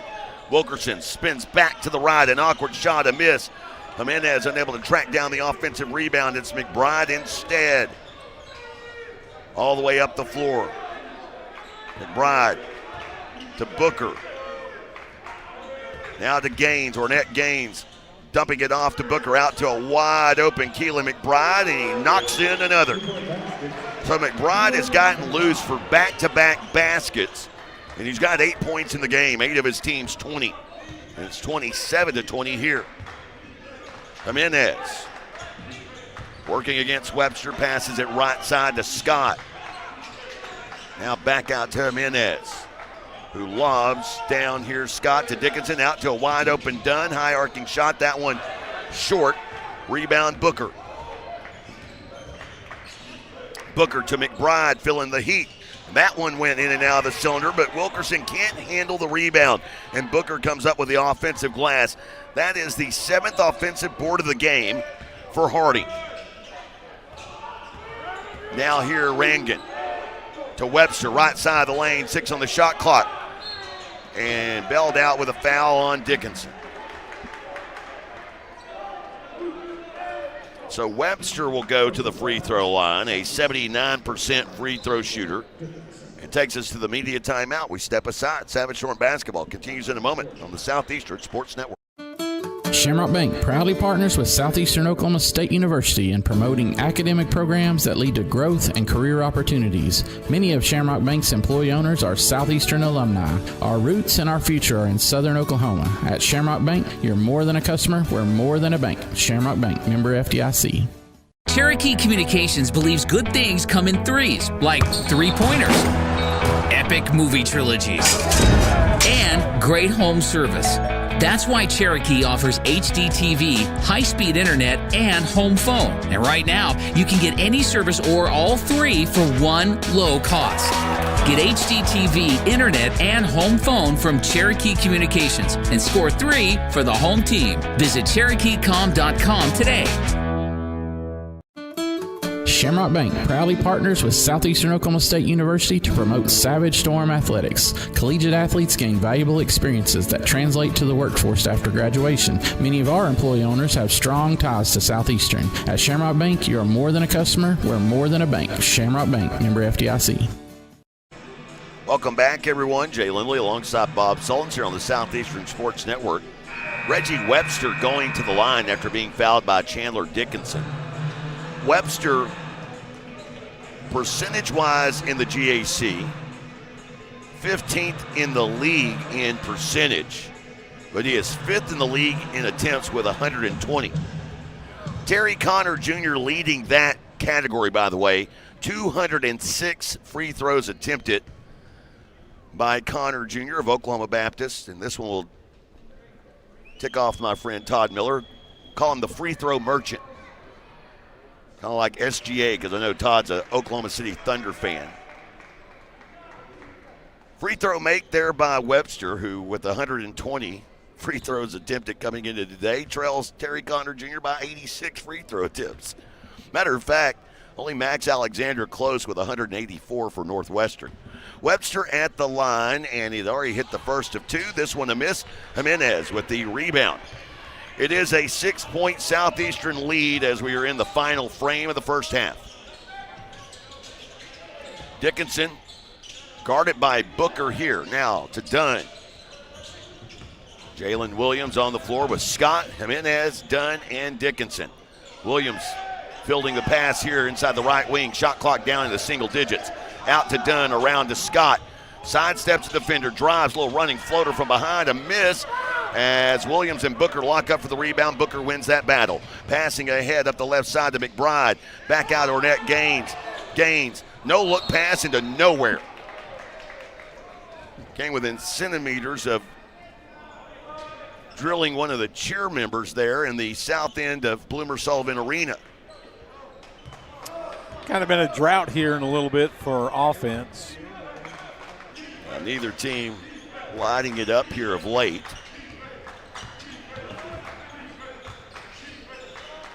Southeastern's last field goal came 3 minutes ago. 3 minutes and 15 seconds to be exact. Jimenez to Dickinson. Top of the key three. That one off to the left. Booker with another rebound.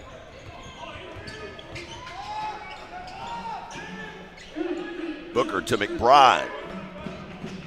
Harding whittling back into this lead that at one point was 11 points.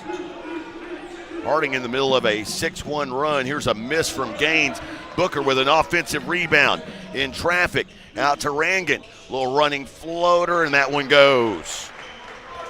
Another offensive rebound. How many times are we going to say that? All day it feels like. That is their 9th of the game. 9 offensive rebounds, 18 rebounds total for Harding. Dickinson to Jimenez, extra pass to Dunn with a right wing three. Dunn now setting with 9 points in the game. All 3 makes from beyond the arc. It's a 7-point lead with under 2 to go here in the first half. Booker to Rangan, left wing, now right side. Webster wants to take a shot at a 3, and he splashes it in. Right in front of the Southeastern bench. Mendez, the NCAA logo. Minute 30 to go in the half. To Scott. Back to Jimenez. Bounces inside to Williams. Back out Jimenez. To Dunn in the corner. Squares, fires. That one won't go. Rebound loose. Williams saves it. Tried to ricochet it off of Webster. Webster, though, saw it coming. Actually took a step back and then fielded it like a pass. Booker out to Webster. Now moves to McBride. Extra pass in the corner. Open Wesley Booker for 3. And it's a 1-point game with a minute to go in the half. So Southeastern's 11-point lead has dissipated. And here is Jimenez. Moves it back near side to Scott. Now Jimenez. Shot clock to 10. And Jimenez wasn't looking for it, and it's a turnover. Augusto Toledo will check in. He'll replace Jalen Williams with 36.8 seconds to go. Webster brings it across. Harding with a chance to take their first lead of the game on this possession. Booker to Gaines in the corner. Now McBride, who's yet to miss a shot. To Webster. Webster probing, 10 seconds to go. On the shot clock to Rangan down in the corner. Works along the baseline, skips it into the heart of the lane to Webster, and Harding leads for the first time today. Jimenez up the left side, 5 seconds to go. Jimenez to Dunn, deep bomb, bang! DeAndre Dunn gives his team the lead back with no time remaining in the half. A long bomb for Dunn. He hits 4 in the first half and leads all scorers with 12. The Choctaw Nation of Oklahoma halftime show gets underway now on the Southeastern Sports Network. We all have stories. Stories inspired by culture, competition, creativity. Stories show our humanity. They inspire us to greatness and remind us to be humble. Stories connect us to our communities and the rest of the world. We are the Choctaw people, and these are our stories. See and share them at togetherwe'remore.com. Beer runs, straight up competitive. And the wine cellar, we're MVP. From ice cold game day beer to craft brews that impress your hipster buddies. And premium spirits smoother than a quarterback spiral. We've got your victory celebration in a bottle. Don't show up empty-handed. Show up legendary. And proud partner of the Southeastern Sports Network. The Wine Cellar Liquor Store, Radio Road, Durant. Drink better. celebrate more. See the USA in your Chevrolet. America's asking you to call. Drive your Chevrolet through the USA. America's the greatest land of all. Get out there and see the USA. Well-qualified buyers can get 1.9% financing on all Chevy Silverado 1500 models. Or get $5,350 in total value, plus Texas residents can get an additional $2,000 bonus cash. When love and luck are in the air, the extraordinary is never far behind. Like a chance to win your share of $2.2 million during the Lucky in Love giveaway at Choctaw Casino and Resort Durant. Play with your Choctaw Rewards Club card beginning February 1st to start earning entries. It's the $2.2 million Lucky in Love giveaway. Fridays and Saturdays in February and March. Only at Choctaw Casino and Resort Durant. Get away to it all. Jimenez to Dunn. Deep bomb. Bang! DeAndre Dunn gives his team the lead back. Gave his team the lead back a mile away. That one from the Choctaw Casino Resort logo, he knocks it in. And after Harding had just taken their first lead of the game, 31-30, it's Southeastern, who had an 11-point lead at one point in the first half, that is up here at the halftime break, 33-31. Let's go ahead and dive into the Great American Conference scoreboard with action taking place across the GAC. Big game earlier today, Southeastern Oklahoma State women winning today. 5 players in double figures. They knock off 10th-ranked Harding in overtime, 75-65 the final in that one. Kinsley Warden goes for 22 points, and Tori Kilburn records her 7th double-double of the season. And Stevie Stinchcomb with a full stat line as well with 11 points. Did not miss a 3, by the way, Bob. She was 3 of 3 from downtown today. Well, that doesn't even do the game justice. No, it was a great back and forth. You can go back battle and royale. Just go back and rewatch it. And I would say the same. Had that game ended in regulation, either way, and Harding won, it was a great game. Henderson, but it's a better game. It's a better game that Southeastern won. Henderson today, they defeat Southern Nazarene despite being down at the half. That makes Bob Sullins happy. 74-59 the final in that one. Southwestern Oklahoma State Lady Bulldogs defeat Southern Arkansas 58-41. Sorry, Harding fans. I know you don't get the joke, but there is a joke that's running there. East Central today, they upset Arkansas Tech. Lady Tigers 62-60 over the Golden Suns. Hey, that's back-to-back games, though, for Harding. Or not Harding, Tech. Where they have really struggled to score the basketball, 56 and 60 points on their trip into Southern Oklahoma. Other scores in Alva earlier today. Northwestern Oklahoma State, they're getting back on track. They've now won 3 in a row, 83-63.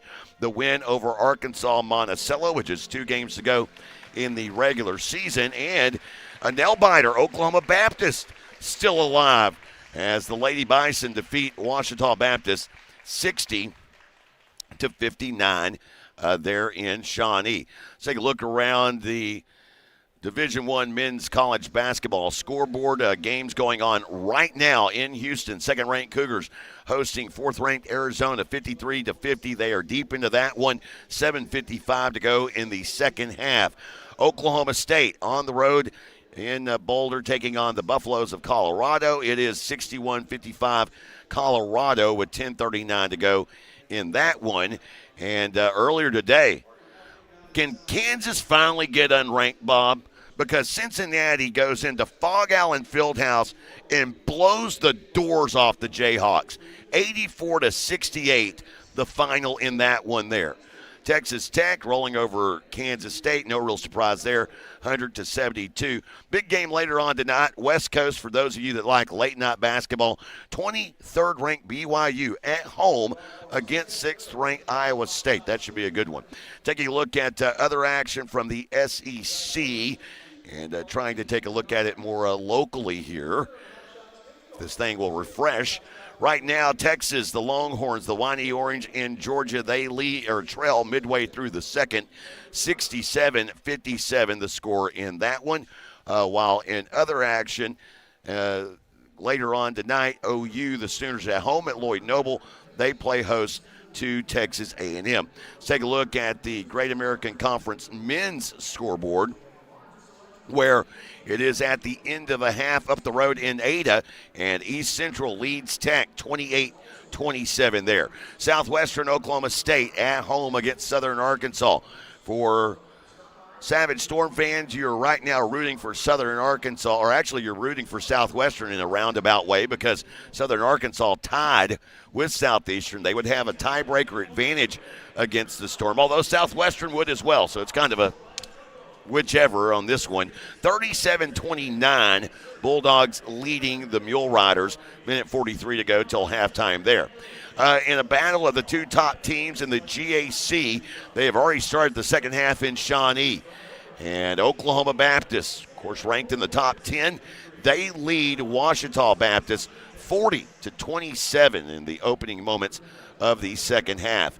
On up in Alva, where right now it is halftime there, it is a 4-point lead for the Rangers over Arkansas Monticello, 36-32. The score in that one.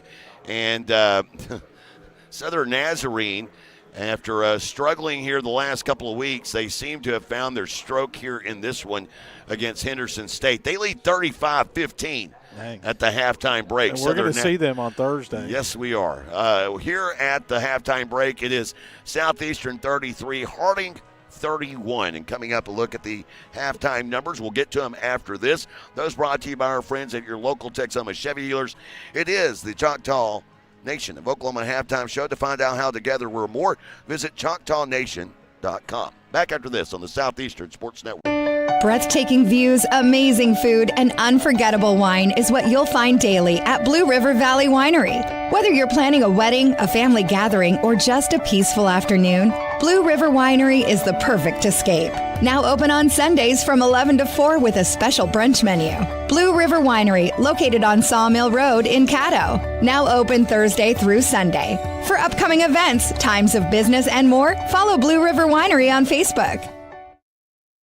Dive into the new Ultimate Trio at your neighborhood Applebee's of Durant, where every combo is a winning play. Pick, mix, and score for just $14.99. Who will you draft? Will it be chicken quesadillas with chipotle lime salsa, or boneless wings with house-made ranch or blue cheese? With 10 apps and 10 dips to combine, any combination could be the winning play. The Ultimate Trio, only at your neighborhood Applebee's of Durant, 1001 Westside Drive. Open till midnight Sunday through Thursday, and open till 1 a.m. Fridays and Saturdays. Welcome back. Choctaw Nation of Oklahoma halftime show. We're here at the break. There has been no ties, 2 lead changes. That's it. As Southeastern led for pretty much the entirety of that first half, 19 minutes and 22 seconds of lead time to be exact. They would lose the lead for a moment as Harding would take a 31-30 lead. By the way, that's 97% of the first. Yes, and you calculate that out. Reggie Webster with that layup to give his team that 1-point lead, and Harding would lead for all of 9 seconds as DeAndre Dunn with a right wing bomb to give his team a 33-31 lead at the break. Let's take a look at the numbers brought to you by your local Texoma Chevy dealers. Each team with only one player in double figures, and each team shooting really well if you look at it overall. Savage Storm, 33 points coming off of 12 of 26 from the field, 46%. They are 6 of 14 from beyond the arc at 43%, and 3 of 3 from the free throw line. Harding, 11 of 28 from the field at 39%. Again, you brought this up in the pregame, not necessarily field goal-wise a great shooting team, but they get so many offensive rebounds. We'll get to that in a moment. And they are a pretty adequate three-point shooting team. 5 of 10, from beyond the arc. Keelan McBride, 2 of 3 in that category so far. Harding, 4 of 5 from the free throw line. Harding collected 19 rebounds in the first half, 9 of those on the offensive glass. That produced 10 second chance points. And we heard Coach Quinn in the halftime of the women's game, talking about, hey, this is one of those games, just like with Oklahoma Baptist, have to eliminate those second chance opportunities. Harding has had plenty of those, and they have cashed them in so far. Southeastern 13 boards in that first half, 4 offensive rebounds, producing only 2 second chance points. Turnovers, they have been low, only 5 turnovers for Harding. Southeastern turned those into 4 points. 4 turnovers for Southeastern. Harding turned those into 4 points. Leading scorer at the break for Harding, Reggie Webster. Webster, 10 points, going 4 of 7 from the field. He has 6 rebounds as well to go along with a steal in 18 minutes of action. Wesley Booker, who is, the thing I always liked about Wesley Booker, watching him play at Monticello and now at Harding, the guy just knows his role. He's one of those guys, he's going to go out there, he's going to shoot threes adequately, he's going to do the dirty work, he's going to get in there, he's going to get an offensive rebound or 2. And right now he's on pace for a double-double, which he had against Southeastern in Searcy. He had 13 points and 10 boards against the Storm back in early January. He's got 6 points and 6 boards here at the halftime break. And Keelan McBride with 8 points, going 3 of 4 from the field and 2 of 3 from beyond the arc. He has also facilitated the offense with 4 assists thus far. As for Southeastern Oklahoma State, they too with 1 player in double figures. That would be DeAndre Dunn. All of Dunn's attempts have been from beyond the arc, and he is 4 of 6 from downtown. He also has a couple of rebounds, 3 blocked shots in 16 minutes of action, while Ethan Wilkerson with 8 points, 3 of 5 from the field, 2 rebounds as well. Chandler Dickinson with 8 points, 3 of 5 from the field also, and played all 20 minutes in that first half. A notable stat line here that has no points. Pablo Jimenez, 0 points. This is a very Stevie Stinchcomb-like stat line. No points, but he has 2 rebounds, 4 assists, a steal, and a block in 10 minutes of action. That's like hidden gold on the bench, man. Yeah, he has added something to the team in these last 2 games. Where's he been? I know, that's the thing. It's like, it's kind of funny how things work out, and still this one has to work out. Another one of those similar stat lines, Santiago Camacho Gomez, or SCG as we're beginning to call him, 1 rebound, 3 assists in 10 minutes of action. So if you combine their 2 efforts, they both played 10 minutes in the first half. Now, granted, they were on the floor sometimes at the same time, but you're talking about 3 rebounds, 7 assists, a steal, and a blocked shot for 20 minutes. That's a pretty good line. Pretty good line indeed. Look at those numbers, brought to you by your local Texoma Chevy dealers. It is the Choctaw Nation of Oklahoma halftime show. To find out how together we're more, visit ChoctawNation.com. Second half around the corner after this on the Southeastern Sports Network. 45% of people put off buying life insurance, according to industry research. Insuring yourself and your family can help you be more prepared in the event of an illness or a tragic accident. Call your local Farmers agent Al Olson and discover coverage options that you can tailor to your priorities and budget. To learn more about your covered options, call Al Olson at 580-924-3898. We are farmers. Bum, bum, bum, bum, bum, bum. Life insurance issued by Farmers New World Life Insurance Company, Bellevue, Washington. Industry research conducted by Lima, and life happens in 2021. Durant True Value Lumber is more than a hardware store. They're your community partner. From DIY projects to complete home builds, Durant Lumber has everything you need. Quality lumber, plumbing supplies, hardware, that perfect paint color, and all your home and garden essentials. The Durant True Value Lumber staff are your neighbors, always here for you with expert advice. Durant True Value Lumber is in the heart of downtown Durant. Durant True Value Lumber, your Durant family-owned True Value store. Closing in on the start of the second half, as those numbers brought to you by your local Texoma Chevy dealers. Let's say, for example, you're a college student and you're struggling. You want a new vehicle. Well, Noah? Chevy makes affordable vehicles that help you enjoy life. Vehicles, by the way, Noah, for under $30,000. Vehicles like the Trax and the Equinox and the Colorado. Enjoy endless possibilities in your new Chevy. Together, let's drive. Find affordability at your local Texoma Chevy dealers. 33-31, final thoughts before we get the second half underway, Bob. I know you have a thought. Well, the Storm did a good job of adhering to the game plan that Coach Green had. They made some shots, but it didn't take much for Harding to get back in. They just got to stick with it, stick with the game plan. Harding was starting to get where they were figuring out how to attack that zone a little bit late in the half. So let's see if there's any adjustments. So it is Camacho, Gomez, Wilkerson, Dunn, Scott, and Dickinson on the floor. The original starting five for Southeastern. Coach Jamison going with his original starting five as well, with Booker, McBride, Kamara, Webster, and Cease on the floor. Wilkerson starts the scoring. A 10-footer left side of the lane for Ethan Wilkerson.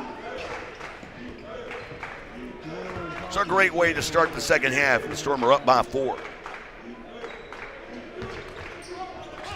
Cease with it off of the right wing to Booker. Now to McBride. A little bit of a mismatch here out of the zone. Now they drop it back as they were able to get the switch. Scott to McBride. Left side of the lane. Now Cease. Left corner 3. He splashes it in. It's back to a 1-point game. So what Harding's doing, Jay, they're attacking that free throw line to the post player, and he's looking to the outside just like that last possession. Camacho Gomez to Dunn. Dunn back out to Santiago. Finds Scott left side, guarded by Booker. Down the right side of the lane, Camacho Gomez to Dunn. Sidestepping Cease, the defender, leaves that shot short. Ball loose. Diving effort. McBride, it's still loose. Dickinson can't handle it, and it goes out of bounds as Dickinson, in frustration, pounds the hardwood. Bodies went all over the place. Yeah, that ball was bouncing around like a greased pig. And they say they don't play hard. There's at least 4 players on the deck.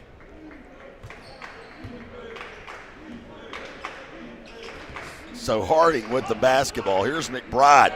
And a pass not tall enough to get over to Camacho Gomez. He has it here across midcourt to Scott in the corner. Now back to Scott, down low to Wilkerson, into a double team. Sees his man, Camacho Gomez, top of the key. And Santiago, scoreless no more. Hits his first offering of the game, and it's 38-34. A good job by your post player, Wilkerson, inside out. He stepped into it. McBride guarded by Dunn. Will shift it around. Here's Cease. Right wing now to the top of the key to McBride, left wing. Had Booker down in the corner. Now he explodes up to the left wing. Misses the 3, but another offensive rebound. That's 10 offensive boards in the game for Harding. You know, some of those, it just seems like the ball finds them. Yeah, it does, exactly. Booker rockets a pass, goes through the hands of Kamara. Southeastern, rare turnover by Harding, just their 6th of the game. Wilkerson spins into the baseline. Now he's trapped underneath. Reverse lay-in, gets the roll, and a timeout taken by Harding. It's a full timeout. We'll step aside. Storm back up by 6. Back after this on the Southeastern Sports Network. Steubenville Chevrolet in Durant is proud to support Savage Storm Athletics. And with the same pride, resilience, and strength that Savage Storm fans, Steubenville Chevrolet is proud to be Durant Chevy dealer.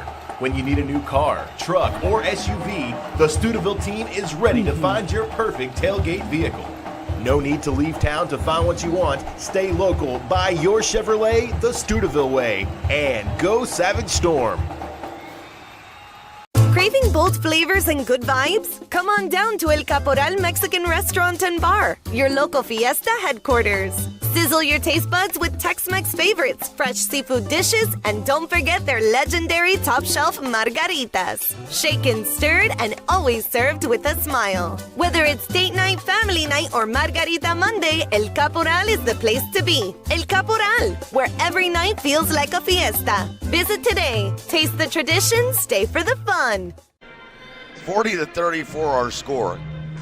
Expanding the vocabulary of phrasing for our young cameraman, Noah Fowler. He's probably learning some stuff he might not, should be learning. Well, I was about to say, I don't know Noah's parents. I'm going to just let y'all know, if y'all are watching, he's in good hands. Yeah. I'm not sure they would agree. Hey, I've made it this far. I've made it to 46. I have a college education. I'm doing a lot of things well. I run a multimedia company, Bob. No. Okay. I'm impressed. Webster. I mean, it's not Fox News, but it's still a multimedia company. Webster to McBride off the right wing, around left side to Booker. Now, a couple of changes here for Jamison. As Coach Jamison now has Marco Rangan into the game, and Rangan immediately scores.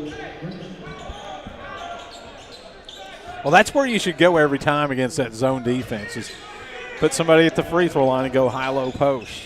Booker defending Camacho Gomez, throws to Dickinson, left wing. Working against Rangan, gets down low, bounces out. Wilkerson, left corner three, won't go. Webster with a rebound in traffic. Outlet left side to McBride, and across midcourt he'll go. Set up the offense, move it to Webster. High post, Rangan left alone, goes up and gets the shooter's roll. See, that free throw line is what's vulnerable against that zone. Finally, Harding's really started attacking it. Camacho Gomez to Scott. They'll lob into Wilkerson, a head fake and a strong move up, and he gets it to go. The bench wanting to know where the foul was. So the two bigs trading blows here, Rangan and Wilkerson scoring down in the block. See, look at Rangan if you're watching the video. He's standing all alone at the free throw line. Lob down low, See, Kamara. It's too and easy. Doesn't get blocked, or did he? He did. Wilkerson came from behind. I know he did. I didn't know if he touched it or not. I think he did. I know Matt will give him the credit. Here's Wilkerson down in the corner. Wilkerson driving into the lane. Has it stripped loose by Wesley Booker. Booker on the run. Booker across midcourt. Booker into the lane. Booker misses the shot. Rebound loose. Dickinson can't control it. And they'll say Rangan was out of bounds when he touched the ball. Not that Dickinson's arm got hacked about 3 times in there. No, it wasn't that. Takes us to the media timeout. 15:25 to go in the half. Storm up by 4. Back after this on the Southeastern Sports Network. Tucker Wetmore, live. Saturday, February 28th, Choctaw Grand Theater. You look like I'm gonna wind up missing you. Billboard's 2025 Artist to Watch. Wind up missing. Tucker Wetmore, special guest, Dasha. On sale now at Ticketmaster.com. Choctaw Casino Resort, Durant. Tucker Wetmore, live. Sparlin Realty is dedicated to achieving your goals and will always do what's in your best interest. For residential and commercial properties, farm, ranch, and land purchases, you'll feel good about your choice of Sparlin Realty. At Sparlin Realty, there's nothing more gratifying than achieving your goals and earning your trust along the way. Whether you're selling your property or buying your dream home, it would be our privilege to assist you. Please call us today at 580-745-1055 or SparlinRealty.com.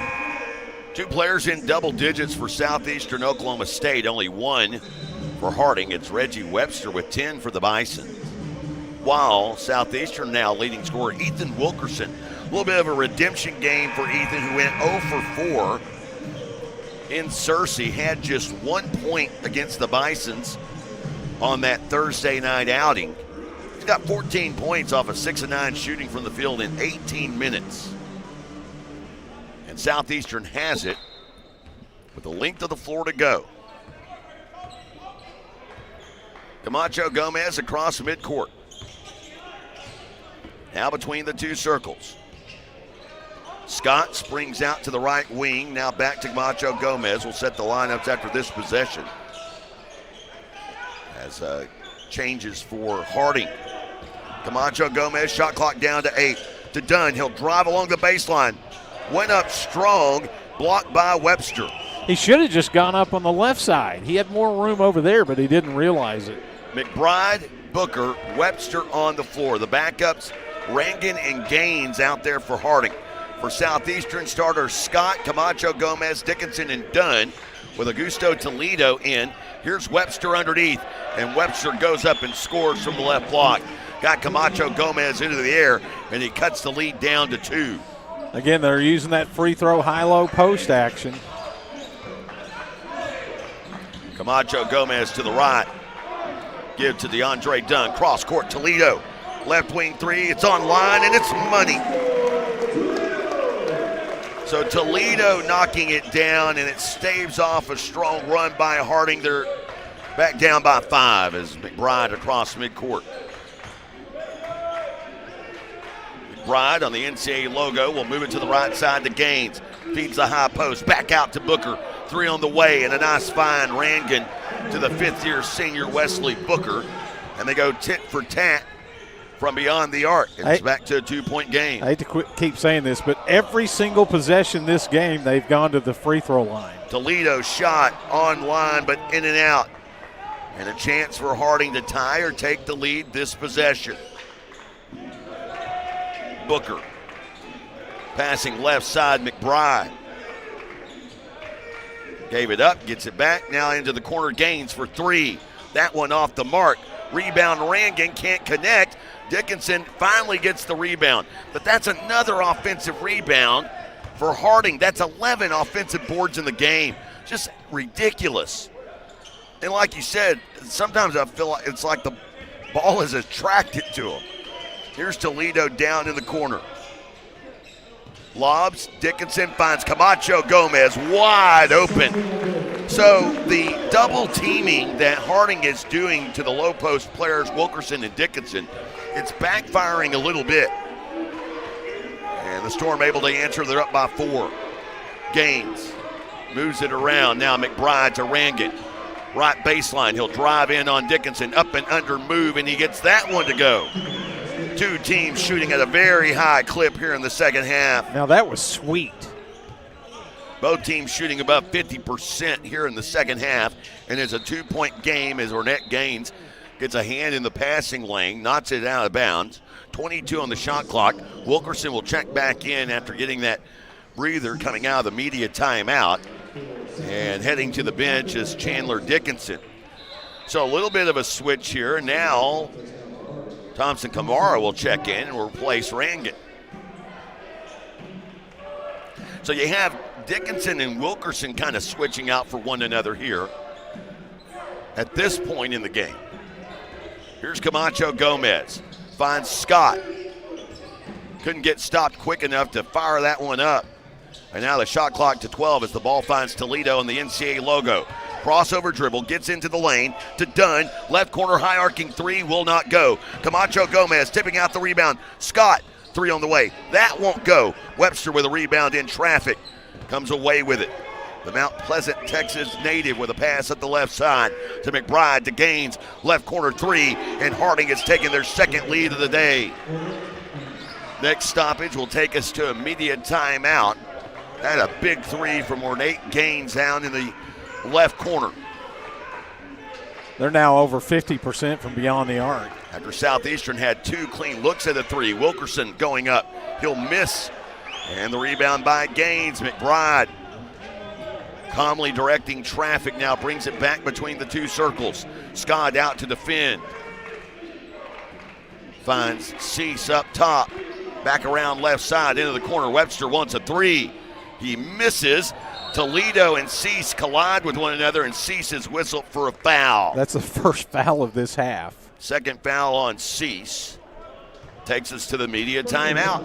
Storm with the ball and Harding with the lead when we return after this on the Southeastern Sports Network. When you're dealing with an insurance company, you're already behind the 8 ball.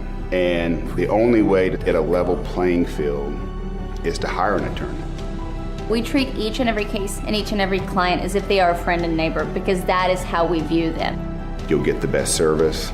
You're going to have the best people working on your case. That I can promise. Burridge Law Firm. Call 580-920-0700 or visit burridgelaw.com. At XL Therapy, our expertise extends beyond sports. We also offer dedicated rehabilitation for seniors, helping you maintain mobility and independence. Plus, we provide effective workers' comp rehabilitation to support a speedy return to work. With clinics in Ardmore and Durant, XL Therapy is the community's trusted choice for top-quality orthopedic and sports medicine care. Visit xltherapyok.com to learn more. XL Therapy, where we excel at helping you excel. 48-47 our score here in Durant. Another fun one between these 2 teams. Southeastern Oklahoma State, the 2 teams really in different situations. Harding has already clinched their spot in the Great American Conference tournament in Fort Smith. which, by the way, will be played at Northside High School this year. It was played at Southside last year. Southeastern, on the other hand, backs are against the wall. But you have to think, looking at the way everything plays out, that the Storm can, if you can get 3 of 3, that would be fantastic. I would say you get 3 of 3, you're in. But if you can get 2 of 3, you have pretty decent odds. But you have to get a win against one of these top-tier teams for tiebreaker purposes. That's something Southeastern doesn't have.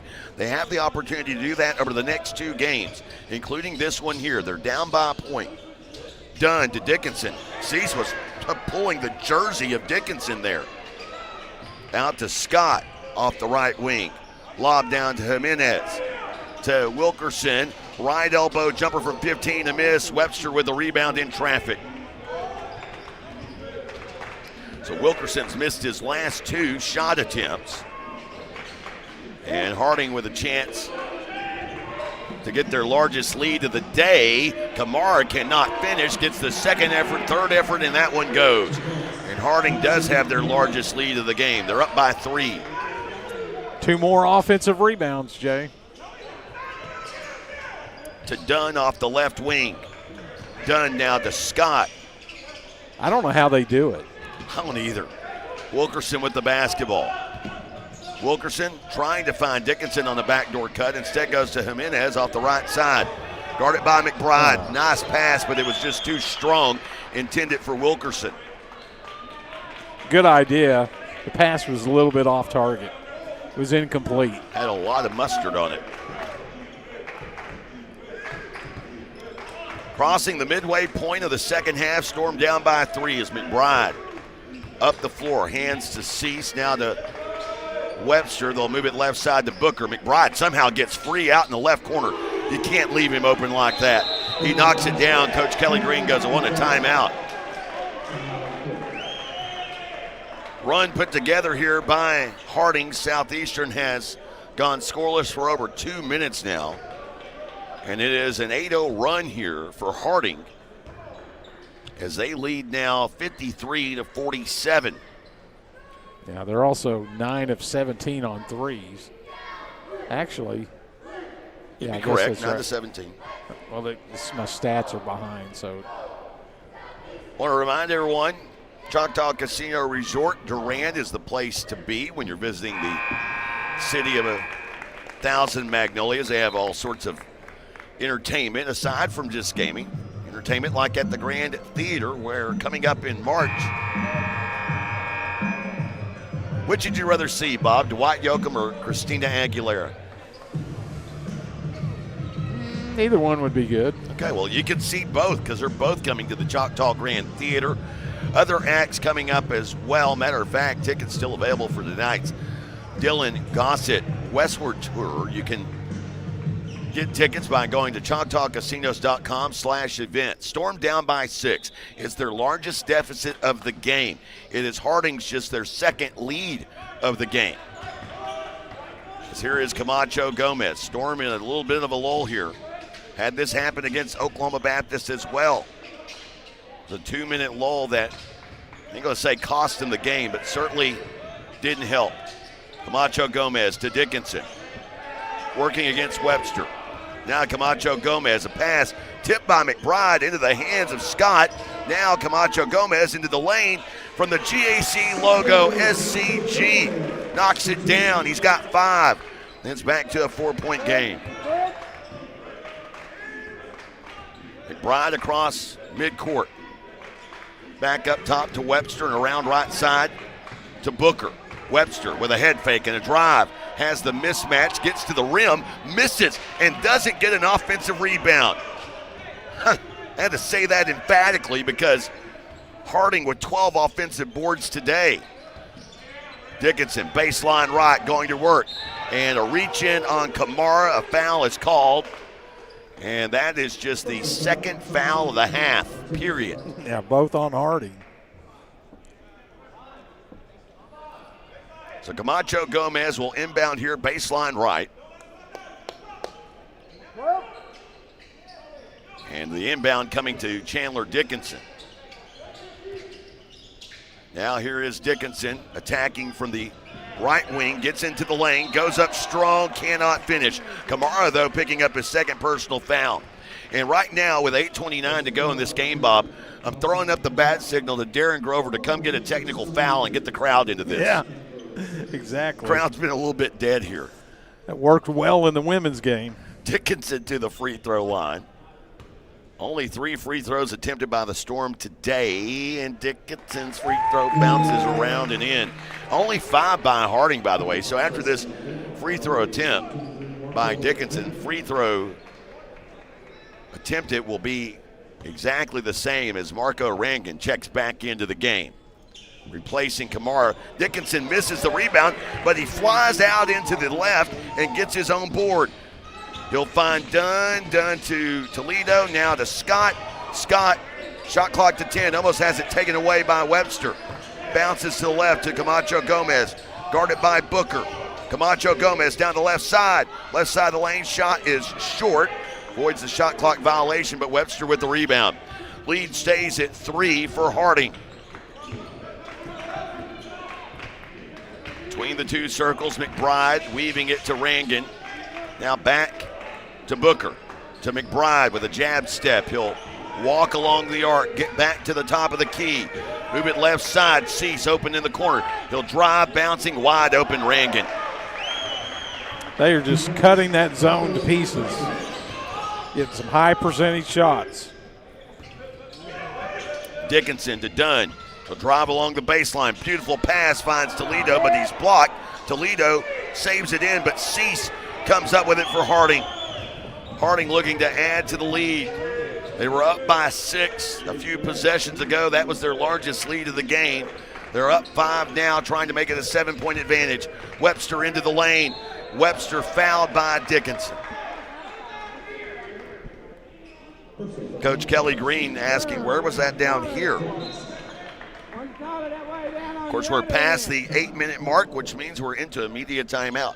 Storm down by 5, not in a must-win, but I would say it's a must-like to have. Back after this on the Southeastern Sports Network. Life is yours to spend. Spend it apart. Spend it together. Spend a little now. Spend a lot later. Spend it fearlessly. Spend it faithfully. First United Bank. Spend life wisely. Beer runs, straight up competitive. And the wine cellar, we're MVP. From ice cold game day beer to craft brews that impress your hipster buddies.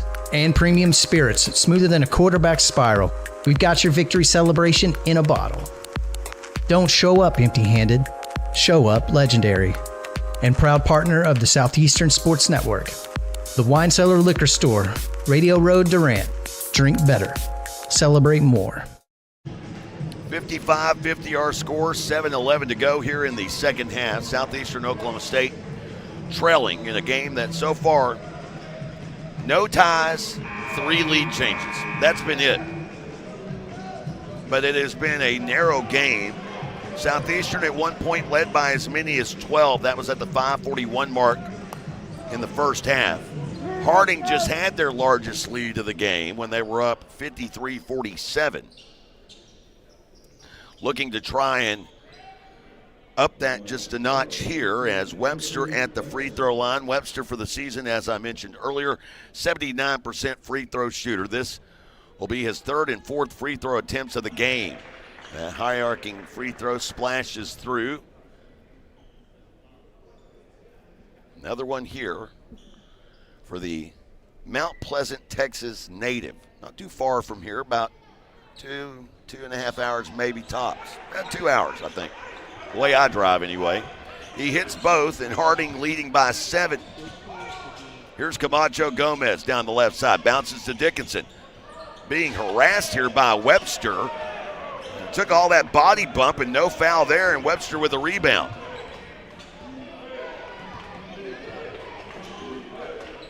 Storm now needing to get a couple of stops. Must-have stops. They want to win this game. Gaines Down low, Webster gets Camacho Gomez into the air and then finishes. Yeah, they're just halftime. They went in and said, here's how you attack this zone. You got to get it to the free throw line and then look down low. And they have really, really worked that.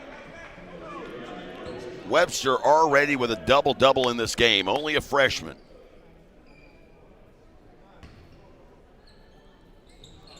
And this free throw off to the right. Toledo with the rebound.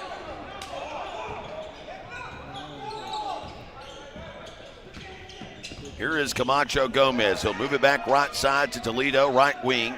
Storm down by 9. Out to Camacho Gomez, who is perfect in the game. Knocks down that 3. Southeastern back down by 6, 59-53. I mean, the Bisons are 10 of 18 from the field here in the second half, Jay, shooting 56%. I mentioned the double-double by Webster a moment ago. It's his first career double-double. Works in on Scott, has the mismatch, but misses at point-blank range. He has about a 6-inch height advantage and was in the restricted area and couldn't finish it over Ethan Scott. Here's Camacho Gomez down the left side to Dickinson. Back out to Scott, to Camacho Gomez. Guarded by Rangan, shot clock to 10. Camacho Gomez, a reach-in foul, I believe, on Booker. It's going to be the 4th. No, they'll say Rangan. And some changes here. Ty Cease into the game. Thompson Kamara into the game. Gaines and Rangan will exit stage right. Camacho Gomez will inbound along the baseline to Scott. Left corner 3 to cut it to 3. And he knocks it down. Ethan Scott off of the inbounds. Second time he's done it today. You know who spotted him? That was Gomez from the inbounds that saw him get open in the corner. So back to a 3-point game, 5:20 to go. Cease against Toledo. Now he's hemmed up. He's in trouble. Didn't call a walk there. Webster down the right side of the lane. He misses. And Toledo comes up with a rebound. Camacho Gomez with the basketball. Picks up the dribble and an errant pass. It's stolen by the vet Booker to the other end. And they're going to call a foul. He had to foul him. Storm fans wanted to walk on that previous possession, and I kind of agree. Cease drug the pivot foot, but the officials didn't see it that way. No, he didn't hit him with a hip. Booker at the line, and Booker connects with the first of 2 free throws. Harding with 1 timeout remaining. Southeastern with 3, by the way. We still have the media timeout coming up. Booker trying to push it back to a 5-point lead. And he does. Camacho Gomez across midcourt. Between the 2 circles finds Toledo down low to Dickinson.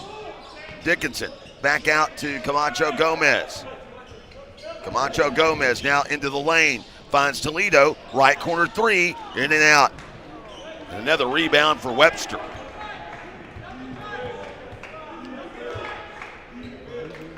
They are definitely not going to try to push it. No, they can, milk some clock here. Storm still shooting at a high clip. 4 of 9 from beyond the arc. Kamara for 3, and that pushes the lead back to 8. Big time 3 by Thompson Kamara. They're 10 of 18 in the game. It's hard to shoot 40%. They're shooting 56%. Camacho Gomez now picked up by McBride. The work into the lane, kick to Dickinson, left corner 3, knocks it down. Chandler Dickinson. And he answers right back, and it's a 5-point game.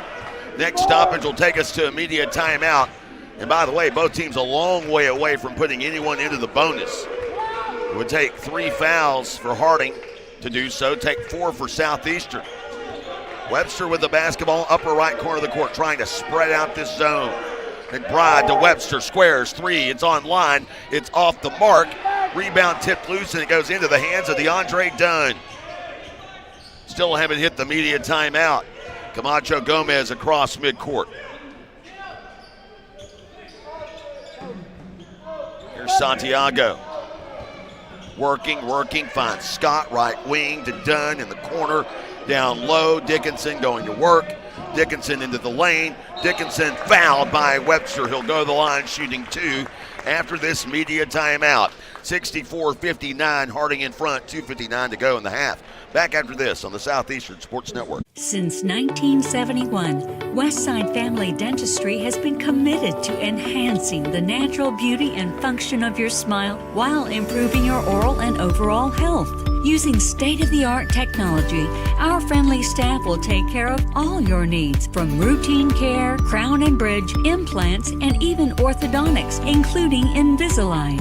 Westside Family Dentistry is the premier choice to create beautiful, healthy smiles for the whole family. We recently asked listeners to describe the super nachos off the Taco Casa's super menu. Here are their stories. I love that when you order the super nachos to go, they separate the chips from the toppings into different containers so that I get to have crispy chips. The Super Nachos, only on the super menu at Taco Casa, located on 1st Street in Durant and southbound 75 in Calera. Taco Casa, real fresh, real food, real good.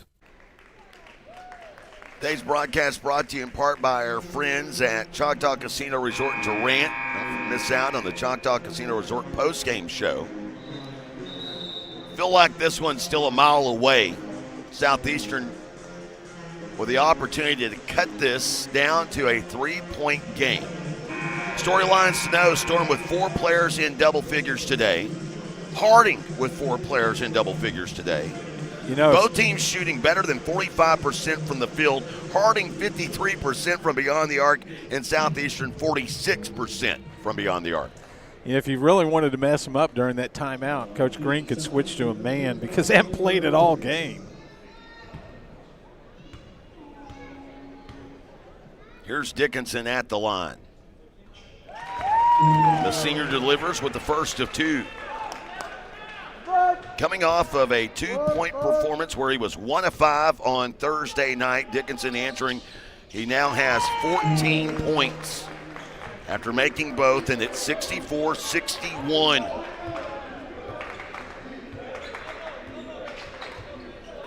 On the floor, McBride, Booker, Webster, Kamara, and Cease for Harding. They'll feed Kamara, high post, dishing it down to Webster. Webster underneath, goes up and finishes. Got too deep into it.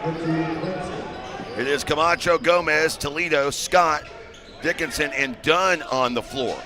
Dunn, who has been relatively quiet here in this second half, had 12 points, all of it in the first. Toledo to Scott to Dunn in the left corner, guarded up by Booker. Shot clock to 10. Toledo guarded by Kamara. Down low to Dickinson. Dickinson into the lane, spins past Webster and scores.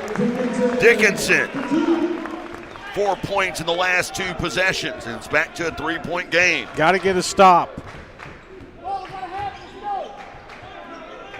Webster, upper left corner of the court, gave it up, gets it back, goes to work on Scott, has the mismatch, instead goes to McBride up top. Dunn out to defend. McBride drawing a double team, throws completely over the defense to Cease. Toledo out to get him. Cease, fall away jumper is good in the heart of the lane.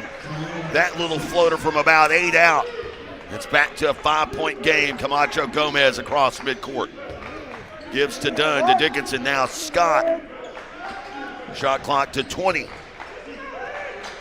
To Camacho Gomez.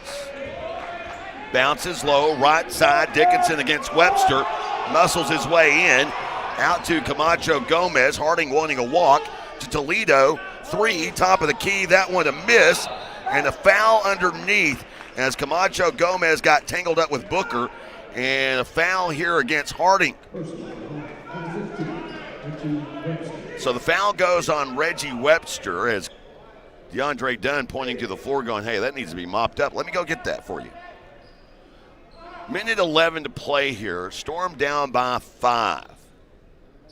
So realistically speaking, you need a 3 here, really. You can take the 2.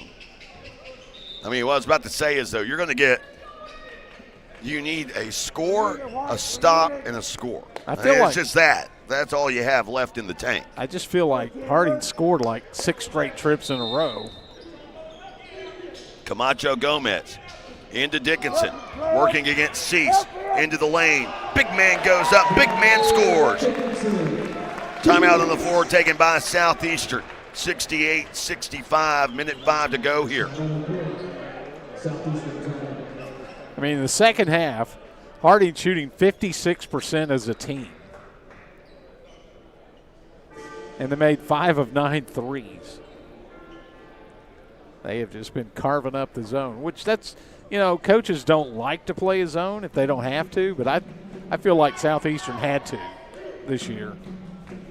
Well, you look at since they made that switch, obviously the win total has changed a little bit, but in addition to that, the games have been a lot closer as well, even the losses.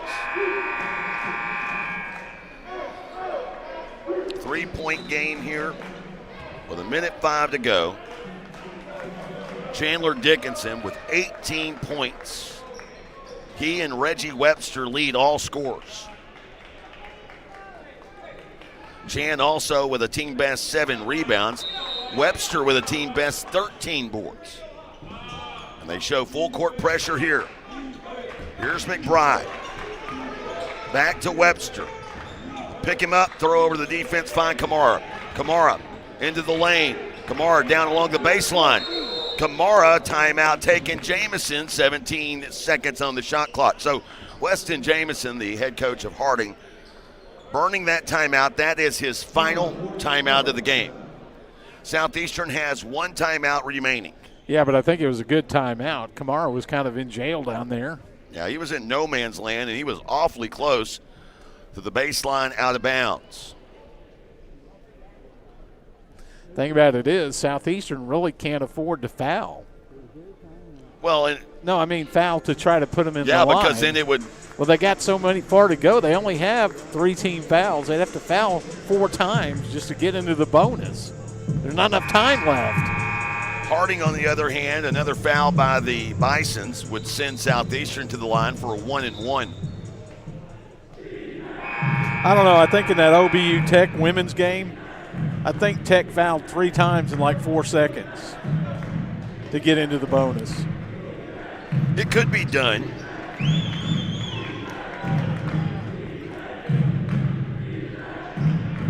So here is Wesley Booker inbounding baseline left for Harding. Just need to stop here.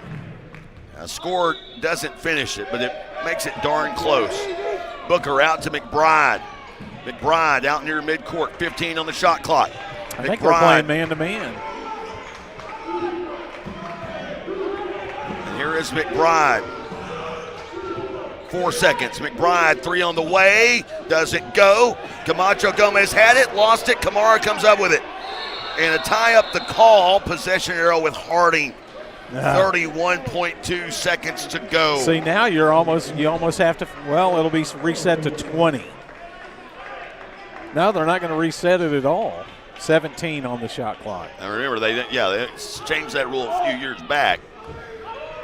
Don't want to penalize the defense for a tie-up. I'm like you. To Kamara. That shot almost stuck in the corner of the basket in the board there. McBride bouncing to Cease. Back out to McBride. McBride driving, shot clock to 5. Ball tipped out of bounds. Only 3 on the shot clock. Dickinson with a hand in the passing lane. Man, that whole possession, one of the players was wide open down in the right under the basket. Webster, he was wide open underneath the basket. They couldn't find him. Booker will inbound here to Webster. Webster, 2-1. Shot is off. Shot hits the rim. Booker with the offensive rebound. Of course. What else? And now Toledo comes up and fouls, but it's going to be too late. Yeah, that's what I was talking about. There's not enough time left. Another offensive rebound. And for the game, that is now 14 according to the stats. Seems like more than that to me. So Booker will inbound here. They do add a few. I believe they added 1.4 seconds to the game clock. Wasn't that the 14 foul? They don't have that on the board yet. They do now. Inbound here to Webster. He's fouled immediately by Dunn. The whole second ran off. Coach Kelly Green making the argument with his clock operator.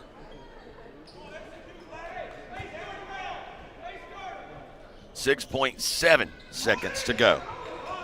Inbound here to McBride. That's who they want to get it to, but still have to foul twice more to get it. Should be just one more. Yeah, because again, they're slow on the clock over there. It is just one more. Booker looking to get it in. It's batted away out of bounds. Booker saying, or Toledo wanting to review it, and you really don't have a choice. You want to review it, you have the review, and this is a huge, huge call. It's just going to be if there's enough video evidence. Yeah. Which, you know, again, and this is not to rant too much, but maybe it is. The problem that you have here at this level, and let's just say this, at this level, I ain't going to put this on the league or anything else, but you have differing levels of technologies at these facilities. For example, in Alva on Monday night, they're trying to watch the replay and determine it off of an iPad. An iPad the size of Noah's head. Not very big. Smaller than that even. Whereas here at Southeastern, they have a 32-inch flat screen television down there. I can see what they're looking at. And you have different video quality, camera yes. Quality technique too, technology. So, but at least they can review it. I mean, I'll give them that. And I will say this: it has gotten better since they started. They continue to check it out on the far side of the court. This is a huge call because. But if you're at home thinking it's like the NFL and there's 19 angles and this slow-mo super instant. You got one high and tight, baby. Yeah. That's it. They can slow it down, but it's from 100 feet away. Well, to be honest, I mean, the camera that you're talking about is above us. Yeah. We're closer to it, and we can't tell if the ball went out. No. Granted, there is some railing in front of us between here and there, railing along these steps, but, I mean, if this is overturned, Southeastern will have it down by 3 with 5.4 to go. I'll give the officials credit. They're giving it a hard look. And if it's not overturned, Southeastern will have to foul or go for the steal foul, and then Harding can ice it with a free throw make. See, I think that Toledo was saying he knocked it down and it might have touched the foot before it went out of bounds. So is it clear and conclusive? They are discussing it. Or is it fuzzy and maybe? They're having a very long conversation about it. And they'll say Harding ball. So, Southeastern, it doesn't change. They have to go for the steal. They don't get it, they have to foul immediately. Hope for a miss on the 1-and-1. A team that's a 78% free throw shooting team in the GAC and the best offensive rebounding team in the GAC, even if they miss. Booker to inbound here. Booker, what do we have here? A foul before they even got it in. Foul on Camacho Gomez. Yeah, if he makes one of them, though. So a 1-and-1 attempt for the freshman Webster, who, again, he is the 15th best percentage-wise free throw shooter in the GAC this season. I think that might have been, who did they call the foul on? They called it on, should have been on Camacho Gomez. Was it his fifth? Wouldn't think any way. I guess they do have it as that. So, yeah, it is Santiago's fifth personal foul. Jimenez will check in his place.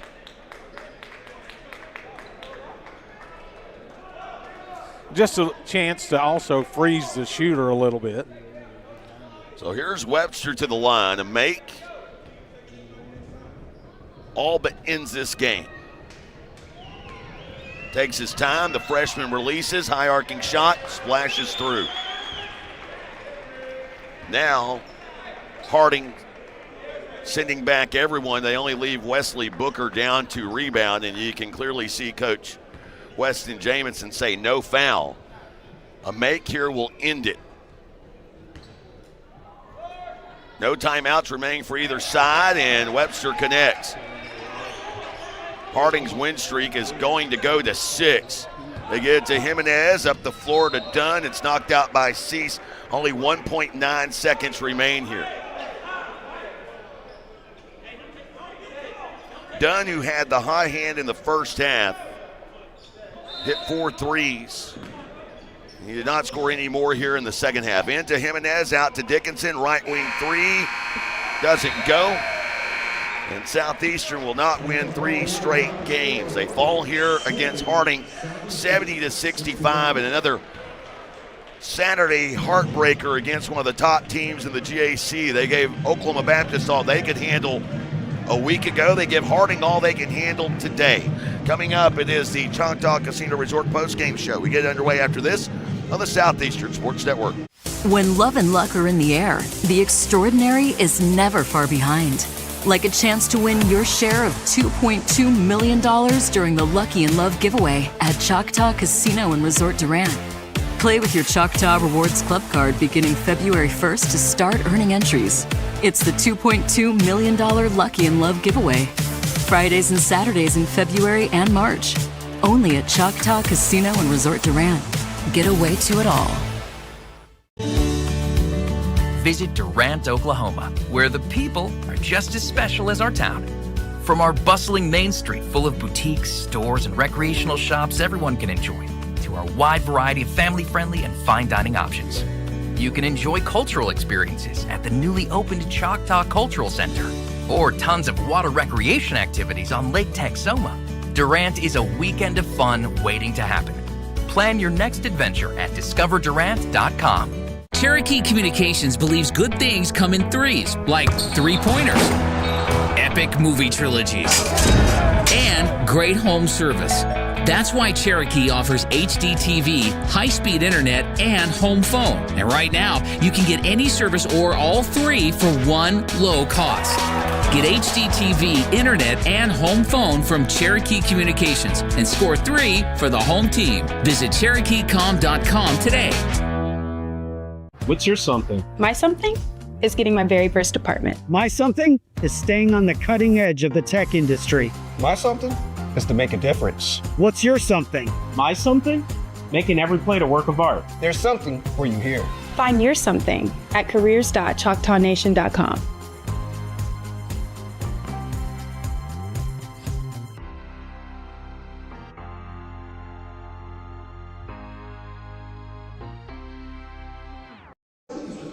Welcome back, everyone. Choctaw Casino Resort postgame show getting underway as Southeastern Oklahoma State men unable to pull off the upset. They fall today to Harding 70-65, and in conjunction with that, Joey McWilliams does not win his lifetime contract as public address announcer here at Bloomer Sullivan Arena in Durant. They had, by the way, both teams had been unbeaten with Joey Mack on the PA until this loss this afternoon. That's why I was joking that he was going for the career contract and perhaps even a raise, but that's not going to happen now, Joey. Let's go ahead and begin in the women's game earlier today.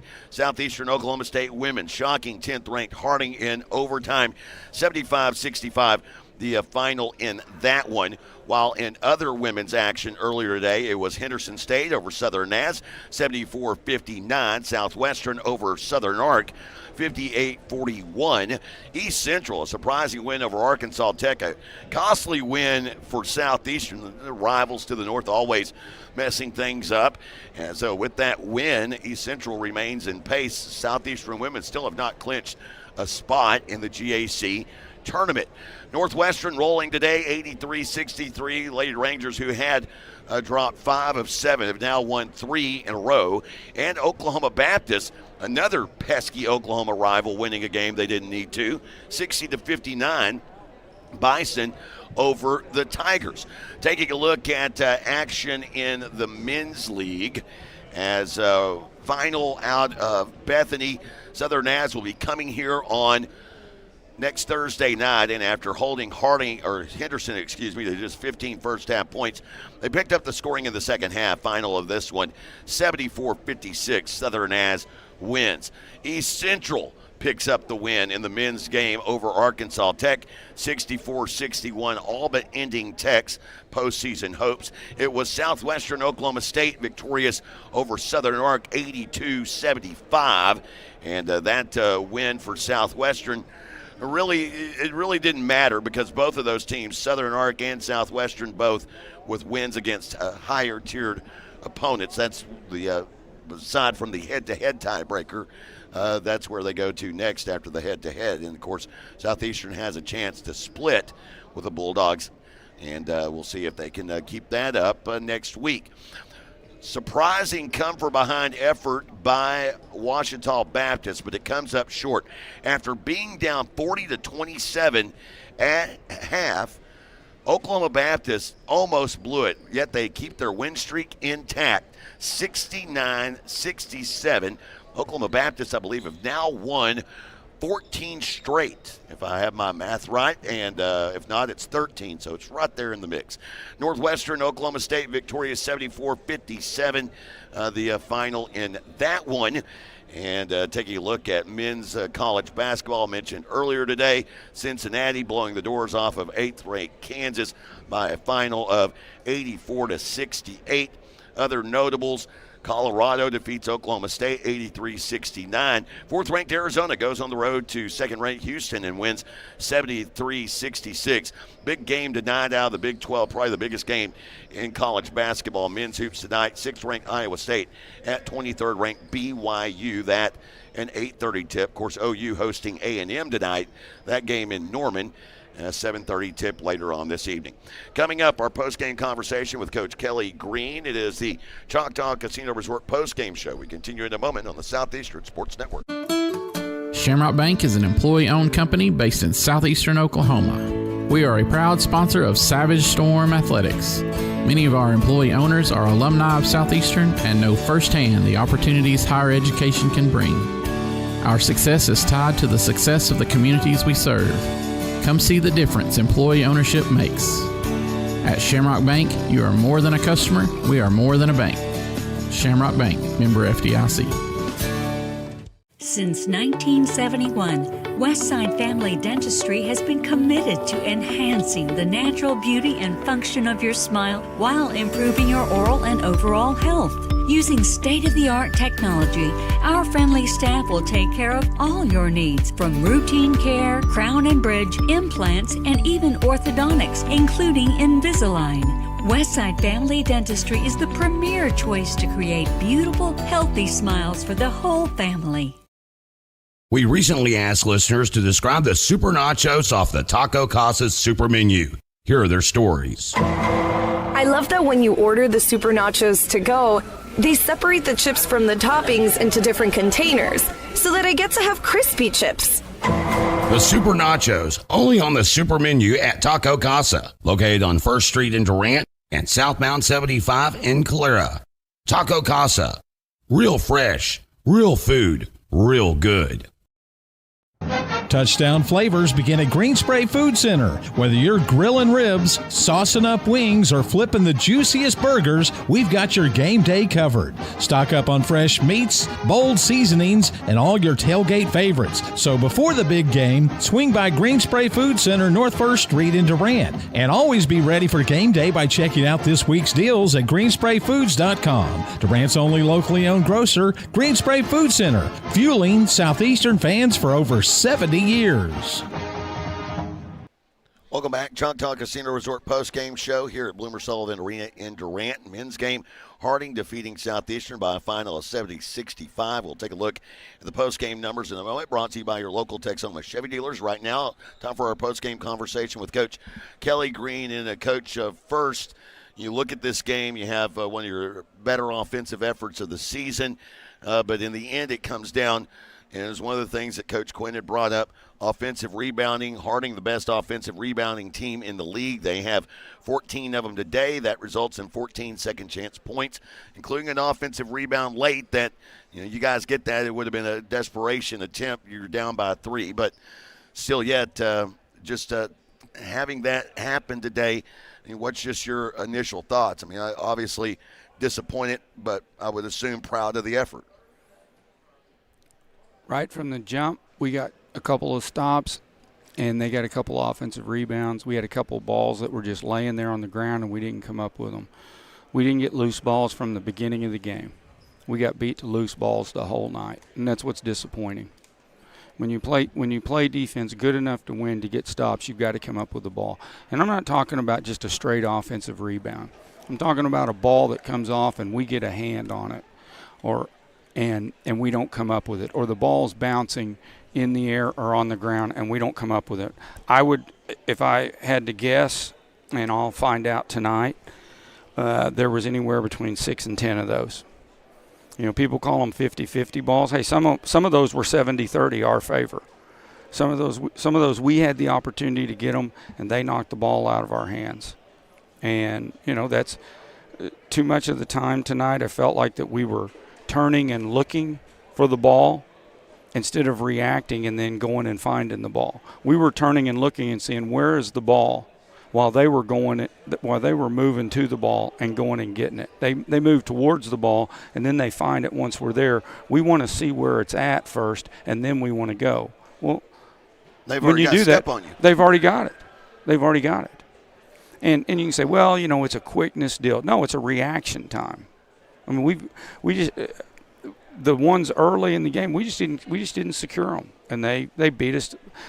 They took the ball from us a few times, and it's disappointing. We got lax offensively. We got real stagnant offensively, as we do a lot of times. And whenever we kind of started moving the ball again towards the end, we started playing with a little bit of pace, and some good things were happening. Let's talk a little bit about your two bigs, Chandler Dickinson, Ethan Wilkerson. One, and really a little bit of redemption games offensively for both of them. First, let's talk about Ethan. His trip to Searcy did not go well. 0 for 4 from the field that game, had 1 point.